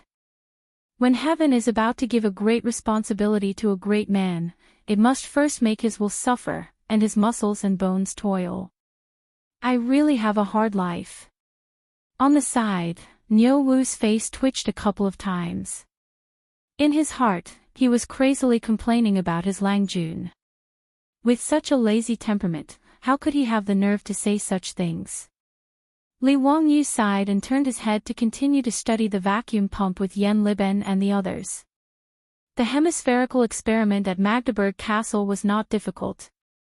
2 copper hemispherical hollow hemispheres were filled with water and joined together. In the middle, there was a layer of leather soaked with oil to make the 2 hemispheres completely close together. One of the hemispheres had a connecting pipe to connect to the vacuum pump, and there was a valve that could be closed. Using the vacuum pump, after all the water in the hemispheres had been sucked out, the 2 hemispheres would be squeezed tightly together by the surrounding atmosphere. When Su Chongqing, the white-bone fairy, was traveling in Germany, he had visited the Deutsches Museum in Munich to see the 2 hemispheres that Keurig had used for the experiment. 2 copper hemispheres with a diameter of 50 centimeters were not difficult at all. Li Wangyu had already ordered the craftsmen to make them. But the most difficult thing to repeat the experiment at Magdeburg Castle was the manufacturing of the vacuum pump. The mayor of Magdeburg, Otto von Guericke, was also a German physicist. He invented the piston vacuum pump, which made the experiment at Magdeburg Castle possible. Li Wangyu wanted to repeat this historical experiment in the Tang dynasty, but he hit a nail on the head on how to manufacture the piston vacuum pump. Li Wangyu knew the principle of the piston vacuum pump. It relied on the piston and the cylinder of the vacuum pump to reciprocate to suck in and exhaust gas. But knowing the theory was one thing, and actually manufacturing this thing was another thing. In any case, the vacuum pump was a modern industrial product. It was not easy to replicate it in the Tang dynasty. Li Wangyu, Yan Liben, and the others studied it for 2 or 3 days, but they had no clue. This naturally made Li Wangyu very depressed. He did not understand. In the novels he read in the future, it was very easy for those pigs to make the Magdeburg hemispherical experiment. Why was it so difficult for him to copy and cheat? There is one more chapter, I will upload it in 2 hours. By the way, I want to complain about WPS, they actually turned off the voice reading function. Old Long is used to reading every chapter by voice to check for typos. Without this function, it is really troublesome. There are probably a lot of typos in the recent chapters, please bear with it. Chapter 946. 10 days later, the Royal Academy of the Tang Dynasty, located on the other side of the Gan River in Dingzhou village, was bustling with activity. The academy in Noda was full of nobles in luxurious clothes. Hearing that Li Wangyu was going to show His Majesty and the officials what atmospheric pressure was, the relatives of the officials were all itching to see it. Who didn't want to see such a lively scene? Unable to resist the pleading of the women in the mansion, Fang Xianling and other marquises took the lead and asked Pai Lupi to allow the officials to bring their relatives to the academy today to watch the grand event. Pai Lupi naturally nodded and agreed. He also brought Empress Zhangsun, concubine Yang and other concubines with him. Fortunately, when Li Wangyu designed the academy, there was no shortage of land or copper coins, so the academy was extremely spacious. Otherwise, it might not be able to accommodate so many people. Zio, why are you so haggard today? Are you prepared for that experiment of yours? I'm looking forward to it. Li Wangyu stared at his panda eyes, which were bloodshot, and said with a tired and bitter smile, Uncle, fortunately, I didn't disappoint you. Yesterday, I led Liben and the others and finally produced the equipment needed for today's experiment. He really tried his best this time. Originally, in Taiji Palace, he said that he had 10 days and thought that there was plenty of time. Who knew that when he really tried to make the reciprocating piston vacuum pump, he would know how difficult it was. Fortunately, Li Wangyu had some understanding of the principle, and Yan Liben was a rare engineering talent in the Tang dynasty. With the help of a group of skilled and experienced old craftsmen, they made the vacuum pump on time. Even so, Li Wangyu, Yan Liben, and others stayed up for several nights and were very tired. In this regard, Li Wangyu could only sigh silently in his heart. Sure enough, one shouldn't be pretentious, or one would be struck by lightning. In order to fool everyone that day, he casually told a big lie, but he didn't expect that it was not easy to cover up this lie. Fortunately, hard work always paid off. After today's experiment, let's see who would dare to question his identity as the Tao ancestor's disciple. Pai Lupi was very satisfied. He gestured to Li Wangyu to make preparations so that he could start his experiment at any time. Li Wangyu had only taken a few steps when he was surrounded by the silk pants again. Zio, why do you look so haggard? TSK, look at the dark circles under your eyes. You probably haven't had a good rest for a few days, right? Zio, don't hurt yourself. It's not worth it. Could it be that you're doing this because of the bet between us and Wang Ziqiao and those bastards? When the silk pants saw Li Wangyu's appearance, they all started to care about him, which made Li Wangyu very happy. Although he was unhappy in his heart, Qing Yao Jin was already a silk pants, and he could make a fortune from betting with others. But in truth, he also knew that he owed Qing Yao Jin, Yuqi Jingda, and those silk pants a favor. After all, regarding atmospheric pressure, Li Wangyu and Su Chongqing understood it, but whether it was Qing Yao Jin or the other rich kids, they definitely did not understand it.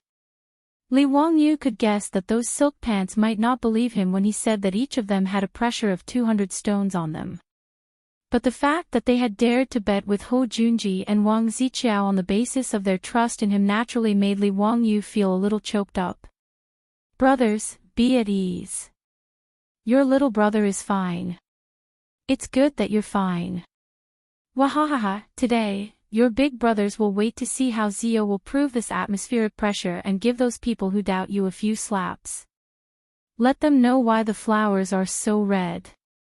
Needless to say, these last words had been learned from Li Wangyu by the silk pants.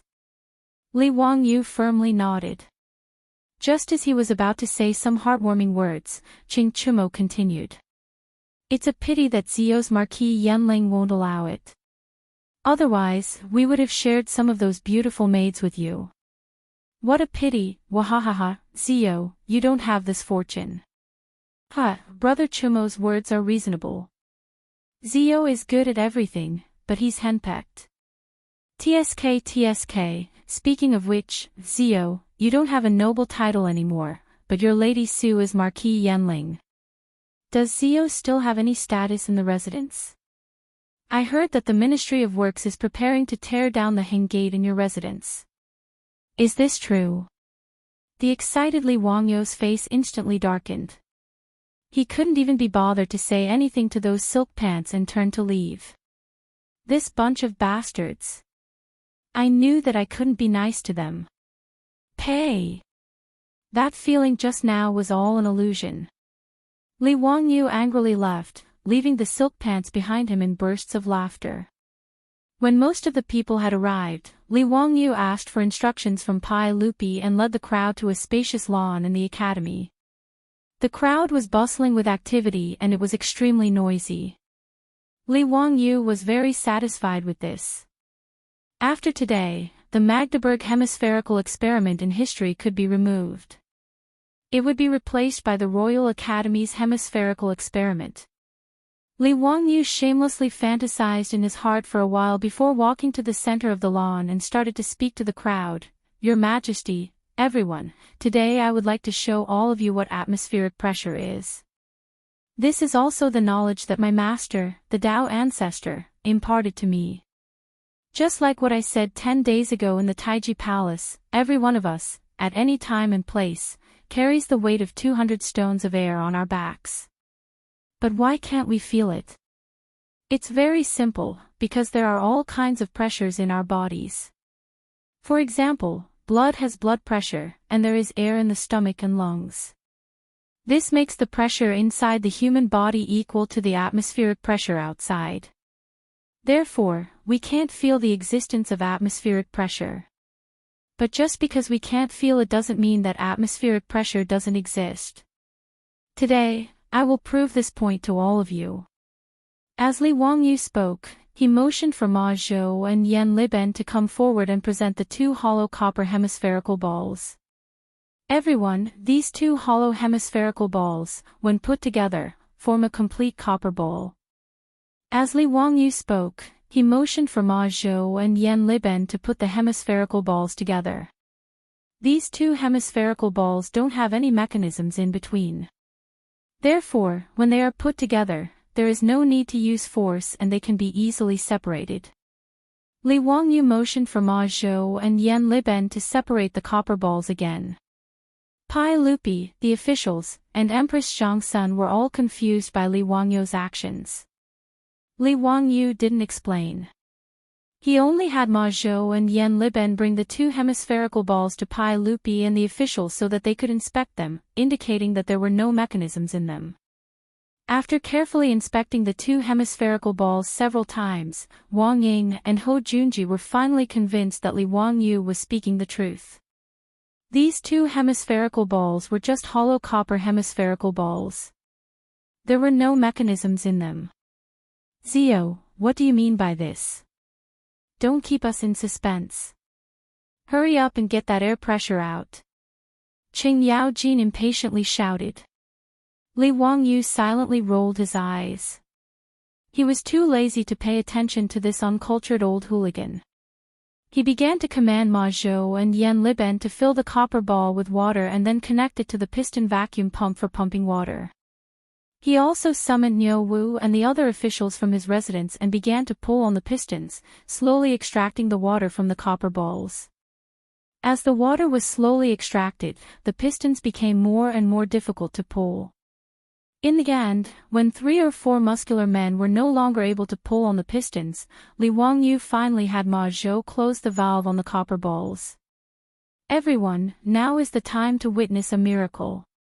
Every chapter has been ridiculed for being water. Fine, I'll lay my cards on the table. In truth, I'm a water god. I don't produce water, I'm just nature's porter. Everyone, please pay the water bill. Chapter 947. Li Wangyou's busyness, however, left everyone puzzled. No one knew what he was trying to do. It wasn't until Li Wangyou bent down to pick up the copper coin and casually tossed it to the ground that everyone was shocked to discover that the two hemispheres hadn't split apart. It was as if they were a complete copper bowl. No matter how Li Wangyou kicked and rolled, the copper ball did not crack. Ziyu, what kind of magic trick are you playing? Why did the two hemispheres merge into one? Qing Yaojin asked loudly. Li Wangyou was waiting for someone to ask. He nodded at Qing Yaojin with satisfaction and explained, Your Majesty, everyone, after all the water in the copper ball was extracted, there is no water or air in the copper bowl. My master called it vacuum, which is also the void, a space with nothing. Before he could finish his words and explain in detail, he saw a few figures stumbling over. Li, Master Li, is what you said true? Is there a vacuum in the copper bowl? Amitabha, the vacuum that Master Li is talking about, is it the vacuum in the Buddhist sutras? It was the Taoist and Buddhist monks who were agitated by Li Wangyou's words. The word vacuum in the future referred to when the air pressure in the container was lower than atmospheric pressure, and the part that was lower than atmospheric pressure was called vacuum.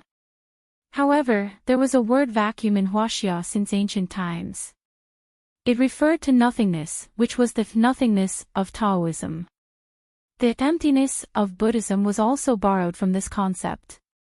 Buddhism liked to talk about emptiness, while Taoism liked to talk about nothingness. In fact, the original meaning of both was very similar. At this moment, when the Taoist and Buddhist monks heard that Li Wangyou had created a vacuum in the copper ball in front of them, how could they not be agitated? Li Wangyou was also slightly surprised, but he did not bother to correct them. Regardless of whether it was Buddhism or Taoism, excluding the philosophical and spiritual aspects, that vacuum in their sutras referred to nothing. After receiving Li Wangyou's confirmation, the Taoist and Buddhist monks became even more agitated. Eunuch Li, can you create a larger vacuum for us? Is it possible for me to enter and experience cultivation? Amitabha. Benefactor Li, my Buddhist sect also has the same idea. I hope that Benefactor Li can fulfill our wish. If Benefactor Li is willing to lend our Buddhist sect a hand, Buddhist sect will do everything we can to repay Benefactor's kindness. Li Wangyou was dumbfounded when he heard the words of the few high monks. To cultivate in a vacuum environment. This was crazy. In later years, there were movies that depicted people suddenly entering a vacuum environment. Due to the pressure, they would expand and then explode. This was actually incorrect. Entering a vacuum state, the blood in the human body would rapidly boil, and the surface of the body would expand. 10 seconds later, the oxygen absorbed by the lungs would be transported to the brain through the circulatory system. The person would then lose consciousness and go into shock, followed by death due to hypoxia. This was something that almost everyone knew in the future. No one would be stupid enough to run into a vacuum environment. However, the Tangs naturally did not understand this. When these Taoist monks heard the word vacuum, they were so excited that they forgot about everything else. After being stunned, Li Wangyou could only smile bitterly and explain the consequences of entering a vacuum environment to the Taoist monks. When Gao Zhen and the eminent monks heard what he said, their expressions changed. They were skeptical, but they could only give up the idea of suicide for the time being. Li Wangyou then continued to explain to Pai Lupi and the others, why did the two hemispheres merge into one? The reason is very simple. After the air in the copper ball is sucked away, the pressure from the outside world is like a pair of invisible hands, pressing down on the copper ball tightly. Therefore, without enough power, it is impossible to separate it. After he finished speaking, Pai Lupi and the other officials could not wait to surround the copper ball and observe it closely. Damn it, the two hemispheres really did merge into one. If this old man hadn't carefully inspected the two hemispheres, I really would have thought that there was some sort of mechanism. Chang'an tugged at the copper ball a few times, but there was no sign of it separating. Tai Chongqing, Wang Ying, Ho Junji, and the others also began to examine the copper ball. The fact that the two hemispheres had formed a complete copper ball was already beyond everyone's expectations. There was no mechanism, no glue, and so on. How did the two copper hemispheres fit together so tightly? Could it really have been caused by the atmospheric pressure that Li Wangyu spoke of? Ho Junji's face couldn't help but darken. Wang Ziqiao and the other officials also had nasty looks on their faces. A dark cloud flashed through their minds. It didn't matter if they lost some money, but to them, losing face was more important. Now that the truth was before them, they began to somewhat believe Li Wangyu's claims about atmospheric pressure. Wang Ying continued to stiffen his neck as he stubbornly protested, even if these two copper balls are being held together by some sort of atmospheric pressure, that doesn't mean that we have to endure 200 dan of air at all times, right? Li Wangyu looked at Wang Ying like he was an idiot. Whether or not it's really 200 dan of air, Lord Wang will know once you try. You can try and see if you can separate the copper balls. This old man naturally doesn't have that much strength. Qing Jin, Yuqi Jingde, and the other generals immediately stepped forward, each of them grabbing one end of the copper ball and pulling it apart. But no matter how courageous they were, they could not move the copper ball in the slightest. The officials began to step forward to try and pull the copper ball apart. Even Pai Lupi excitedly went forward to try. Li Wangyu smiled but didn't say anything. Even Ma Zhou, Yan Liben, and the others had smiles in their eyes. The hemispherical experiment was naturally not the first time today. After successfully building the piston vacuum pump, Li Wangyu and a group of disciples had personally experimented with it. Otherwise, he would not have dared to conduct this experiment in front of everyone. If there was a problem, it would be a big joke. Ma Zhou, Yan Liben, and the other disciples had already learned about atmospheric pressure from Li Wangyu. They had also personally conducted hemispherical experiments, so they naturally knew how much force was needed to pull apart the copper ball that had its air sucked away. After everyone had tried, Li Wangyu ordered Niu Wu to bring over the horses that had been prepared. Zio, what do you mean by this? Pai Lupi asked in confusion. Your Majesty, there is atmospheric pressure, and it's very powerful. It's not something that can be moved by human strength. Therefore, in order to let Your Majesty and the other officials feel more directly how great the pressure is, I ordered people to prepare horses. I'm going to use the horses to pull this copper ball and test how great the atmospheric pressure is. Pai Lupi roughly understood Li Wangyu's meaning and nodded with interest. Good, then Zio, quickly begin. While waiting for the drivers to prepare the horses and secure the ropes to the copper ball, Li Wangyu's eyes turned and he smiled as he moved closer to Pai Lupi. He whispered, Uncle, do you think this horse can pull this copper ball apart? Why don't we make a bet? Chapter 948. When Pai Lupi heard this, he was slightly stunned. Then, as quick as lightning, he reached out his hand and hit Li Wangyu's head. Ouch! Li Wangyu didn't expect that Pai Lupi would hit him. Caught off guard, his head exploded and he howled miserably. What bet? You're so young and you don't learn good things. You want to bet with people all day long. Where is your decency? Pai Lupi glanced at Li Wangyu and reprimanded him unceremoniously. Li Wangyu was speechless, but he couldn't say anything. When he was about to retreat, he heard Pai Lupi turn his head and say to Fang Xianling, Master Fang, do you think the horse can pull this copper ball? Why don't you and I make a bet? Pai Lupi's words suddenly struck Li Wangyu like lightning. Fuck, Pai Lupi, where's your integrity? You just reprimanded me so grandly, and now you want to make a bet with Fang Xianling? Do you have any shame? He completely forgot that he wanted to make a bet with Pai Lupi, but he didn't have any good intentions. He clearly wanted to take advantage of Pai Lupi. Pai Lupi wasn't a fool. How could he let him do as he wished? The two ends of the copper ball were quickly fixed to the horse. Under everyone's gaze, the driver whipped the horse and urged the horse to start exerting force. On both sides of the copper ball, there was a strong horse. Under the driver's control, the horse immediately exerted force forward. The rope was quickly stretched straight, and the copper ball was pulled into the air. But no matter how hard the two horses exerted force, and even the grass under the horses' hooves was trampled into the air, the copper ball didn't move. This scene caused everyone's jaws to drop. Previously, Qin Yaojin, Yuqi Jingde, and the others couldn't pull the copper ball open, which was already a bit surprising. But they didn't expect that even the two horses couldn't pull it open. Even if Qin Yaojin and Yuqi Jingde were famous generals, courageous and powerful, how could they compete with horses in terms of strength? Later generations often said the word horsepower. Of course, the horsepower in the future referred to the power of the horse, not the strength of the horse. However, Li Wangyu had also seen a video of someone competing with a horse in a tug-of-war. 18 strong adult men were competing with a Belgian horse, but they were unable to fight back at all and were easily dragged away by the Belgian horse.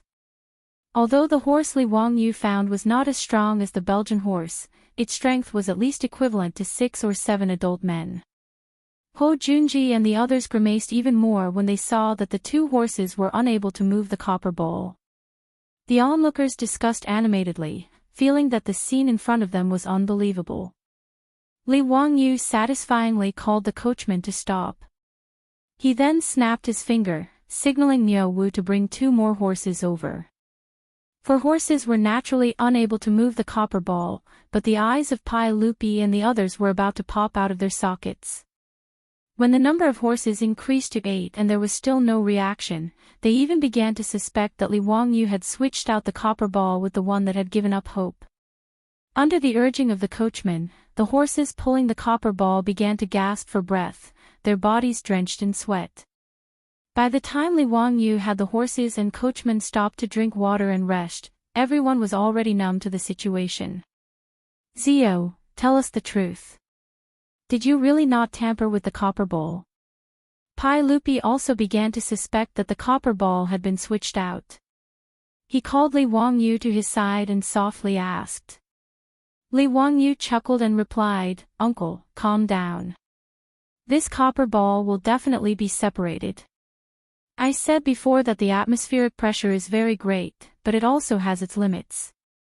As long as we continue to increase the number of horses, we will be able to pull it apart. This is the knowledge of atmospheric pressure that Master imparted to me." Pai Lupi sighed in amazement. Wonderful, it's really wonderful. It's worthy of being the knowledge imparted by Ancestor. Zio, what other knowledge did Ancestor impart to you? Is there anything that is beneficial to the Tang dynasty? Li Wangyu was speechless. Pai Lupi was actually so utilitarian. Uncle, these knowledge are all beneficial to the Tang dynasty. Why do you think that the knowledge imparted to you by Master is useless?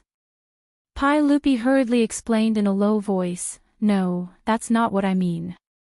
What I mean is, did Master impart to you knowledge that can immediately be used by the Tang dynasty like the 4-wheeled carriage, water wheel, horseshoe, and steel crossbow?" Li Wangyu smiled and said, "Uncle, in fact, even if I don't say it, you should be able to guess that the 4-wheeled carriage and water wheel were all imparted to me by Master." Pai Lupi heard this and suddenly clapped his hands. "Sure enough, when I heard you admit that Ancestor is your master a few days ago, I vaguely guessed this matter. For the old Ancestor to take you as a disciple is your good fortune, Zio, our good fortune, and the good fortune of my great Tang." Before the hemispherical experiment was completed, Pai Lupi was already convinced that Li Wangyu was Ancestor's direct disciple. "Uncle, you flatter me." Li Wangyu was secretly happy that he could fool Pai Lupi. He quickly controlled his expression to avoid laughing out loud. After the driver and the horses rested, the experiment continued again. The number of horses continued to increase. 10, 12, 14, until it increased to 16 horses. Just like the Magdeburg hemispherical experiment in history, the copper ball finally made a loud noise and was pulled apart by the horse's huge traction force. Pai Lupi and the other officials did not wait for Li Wangyu to speak. They immediately gathered around, picked up the two hollow hemispherical balls, and carefully looked at them. Damn it, it's really the two hemispherical balls from before. They're exactly the same. I even replaced Ancestor Zio's hemispherical balls with solid ones. Qing Yaojin held up a hemispherical ball and shouted. Some people tried to combine the two hemispherical balls again, but they easily separated them again. Without the existence of atmospheric pressure, the hemispherical balls would naturally not be pressed together. Li Wangyu was very satisfied with the results of the experiment. He held up the hemispherical ball and said to the crowd, "Your Majesty, everyone, this is the best proof of the existence of atmospheric pressure. When the air in the copper ball is sucked away, the air outside will tightly press it down. If we didn't have atmospheric pressure in our bodies, we would have already been crushed to death by the air." In the face of this ironclad truth, no one doubted Li Wangyu's words anymore.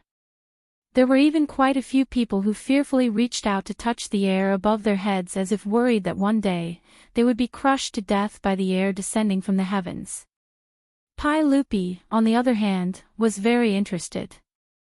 Under Li Wangyu's guidance, he repeated the hemispherical experiment. No one had any more doubts about this result. Qing Yaojin and the other profligate scions gave lewd smiles at this result. They had won 10,000 horses and several dozen beautiful maids for no reason, so they were naturally happy. As for Ho Junji and the others, their faces were ashen as they silently turned to leave. Just as Li Wangyu was about to say something, a few figures flashed out from the crowd and knelt down in front of him without saying a word.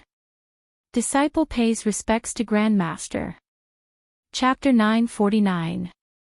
Li Wangyu was so scared that his whole body trembled and he almost lifted his foot to kick them. Fortunately, he reacted in time. These people who were kneeling in front of him were none other than the Taoist Gao Zhen. "Gao Zhen, what do you mean by this?" "Honorable Grandmaster, we disciples were blind before and offended Grandmaster. Please punish us, Grandmaster. We only want to cultivate with you. Please take pity on us and help us to pursue the heaven's way." Li Wangyu finally understood what had happened. It turned out that these Taoist Gao Zhen also believed his nonsense and confirmed that he was the personal disciple of the Taoist ancestor in the world. If not, who could know these secrets that the world did not know? In the eyes of these Gao Zhen and eminent monks, except for the gods and Buddhas in the sky, who could know the secret that everyone was carrying 200 stones of air?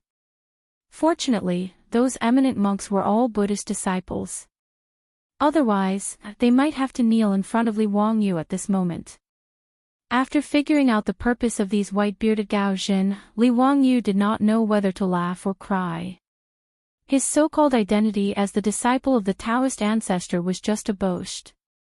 He did not expect that he was so powerful that these famous Gao Zhen in Chang'an city wanted to cultivate with him. Cultivate your ass. Even though Li Wangyu and Su Chongqing had inexplicably traveled to the Tang dynasty, they had never believed in any gods or Buddhas. He would rather believe in a space-time wormhole than believe in any gods or Buddhas in the sky. Moreover, he did not know how to cultivate. What could he teach these Gao Zhen? Li Wangyu sighed silently in his heart. Sure enough, a lie needed more lies to cover it up. "Gao Zhen, don't mention the Grandmaster again. Although I am the personal disciple of the Taoist ancestor in the world, the knowledge that the Master taught me is not the same as yours. Well, I am not the successor of the Taoist ancestor. Do you understand?" A few Gao Zhen disciples looked at each other and replied with a firm expression, "Grandmaster, the Tao ancestor is your master. No matter what knowledge you learned from the Tao ancestor, you are still the disciple's grandmaster. There is no doubt about that." "That's right. Since Grandmaster's master is the Tao ancestor, he is the Grandmaster of our Tao sect. In our Tao sect, if anyone doesn't respect the Grandmaster, that would be equivalent to deceiving the Grandmaster and destroying the Grandmaster. Everyone has the right to punish him. In fact, these few Taoist masters might not completely believe Li Wangyou's excuse. These old fellows had long since become shrewd with age, so how could they bow their heads and bow just because of Li Wangyou's lies? In terms of seniority, these few Taoist masters were about the same as Sun Simiao. However, unlike Sun Simiao, who lived in seclusion in the mountains for a long time, these Gaozhen masters had been active in Chang'an for a long time and had considerable influence in Taoism. As Taoism was conferred as the national religion by the royal family of Li Tang, and Li Yuan and Pai Lupi had recognized the Tao ancestor as their ancestor, the relationship between these Taoist masters and the royal family was very subtle. Since the Tao sect had joined forces with the Buddhist sect to impeach Li Wangyou, it was obvious that it would be impossible to restrict Li Wangyou's development in the future. In the eyes of the Gaozhen masters, the knowledge displayed by this child was extraordinary. Whether this knowledge was imparted by the Tao ancestor or learned by Li Wangyou from other places, it showed how terrifying Li Wangyou was. Therefore, this group of old foxes immediately changed their standpoint. Li Wangyou could only be a friend and not an enemy. Even if they lowered their seniority and regarded Li Wangyou as their grandmaster, it was nothing. In any case, Li Wangyou was the emperor's teacher. Since they couldn't restrict him, his future status would be respected, needless to say. For the Tao sect to be able to confirm Li Wangyou's identity as the Tao ancestor's successor, it would bring a strong protective talisman and backing to the Tao sect. It could be imagined that the Buddhist sect's days would become more and more difficult in the future. Therefore, the few Gaozhen masters could be Li Wangyou's great-grandfather regardless of their age. They directly pushed down the golden mountain and toppled the jade pillar, and very happily bowed down. The few Buddhist monks also understood this point at this moment. Their faces were also quite ugly, but there was nothing they could do. They could only bow their heads and silently recite the name of Buddha. Li Wangyou was also very helpless towards the persistence of the Taoist masters. He couldn't explain it, and could only tacitly accept the title of Tao Sect Grandmaster. However, Grandmaster, didn't you learn Tao from the Tao ancestor? That vacuum environment, is it really impossible for people to enter it to cultivate? The few Gaozhen masters still didn't give up and continued to ask. Li Wangyou was speechless and could only silently shake his head. Pai Lupi was happy to see the Tao sect's Gaozhen acknowledge his nephew's identity and treat him as their grandmaster. He, the emperor of all ages, naturally understood his nephew's personality. Pai Lupi completely trusted and was not worried about Li Wangyou. He was not at all afraid that this fellow would become too powerful in the future, unable to control him, and even usurp his son's position. With Li Wangyou's languid personality, if he really took the throne and worried about the affairs of the world every day, it would probably be worse than killing him. Therefore, it was a good thing that Li Wangyou could obtain the support of the Tao sect. In the future, when his eldest son ascended the throne, the world would become more peaceful. Although Li Heir had a lot of faults, such as killing his brother and forcing his father to flee after the Black Tortoise Gate incident, he was also very lecherous, obstinate and self-opinionated even when he was old, and he was fond of grandiose achievements, but overall, Li Heir was a rare good emperor who cared about the people of the world. This was also the reason why Li Wangyou was willing to offer his skills and be exploited by Pai Lupi. After the Royal Academy's hemispherical experiment was completed, the teachers and students of the Academy, as well as the officials and their relatives, all felt that it was an eye-opener. Everyone discussed animatedly and dispersed after bowing to Pai Lupi. Pai Lupi, Empress Shangsun, Concubine Yang, Feng Xianling, Qing Yao Jin, and the other big shots were naturally invited back to the manor by Li Wangyou. The big shots had come all the way from Chang'an to the academy. As the host, he naturally had to be a good host and entertain the big shots. Li Wangyou's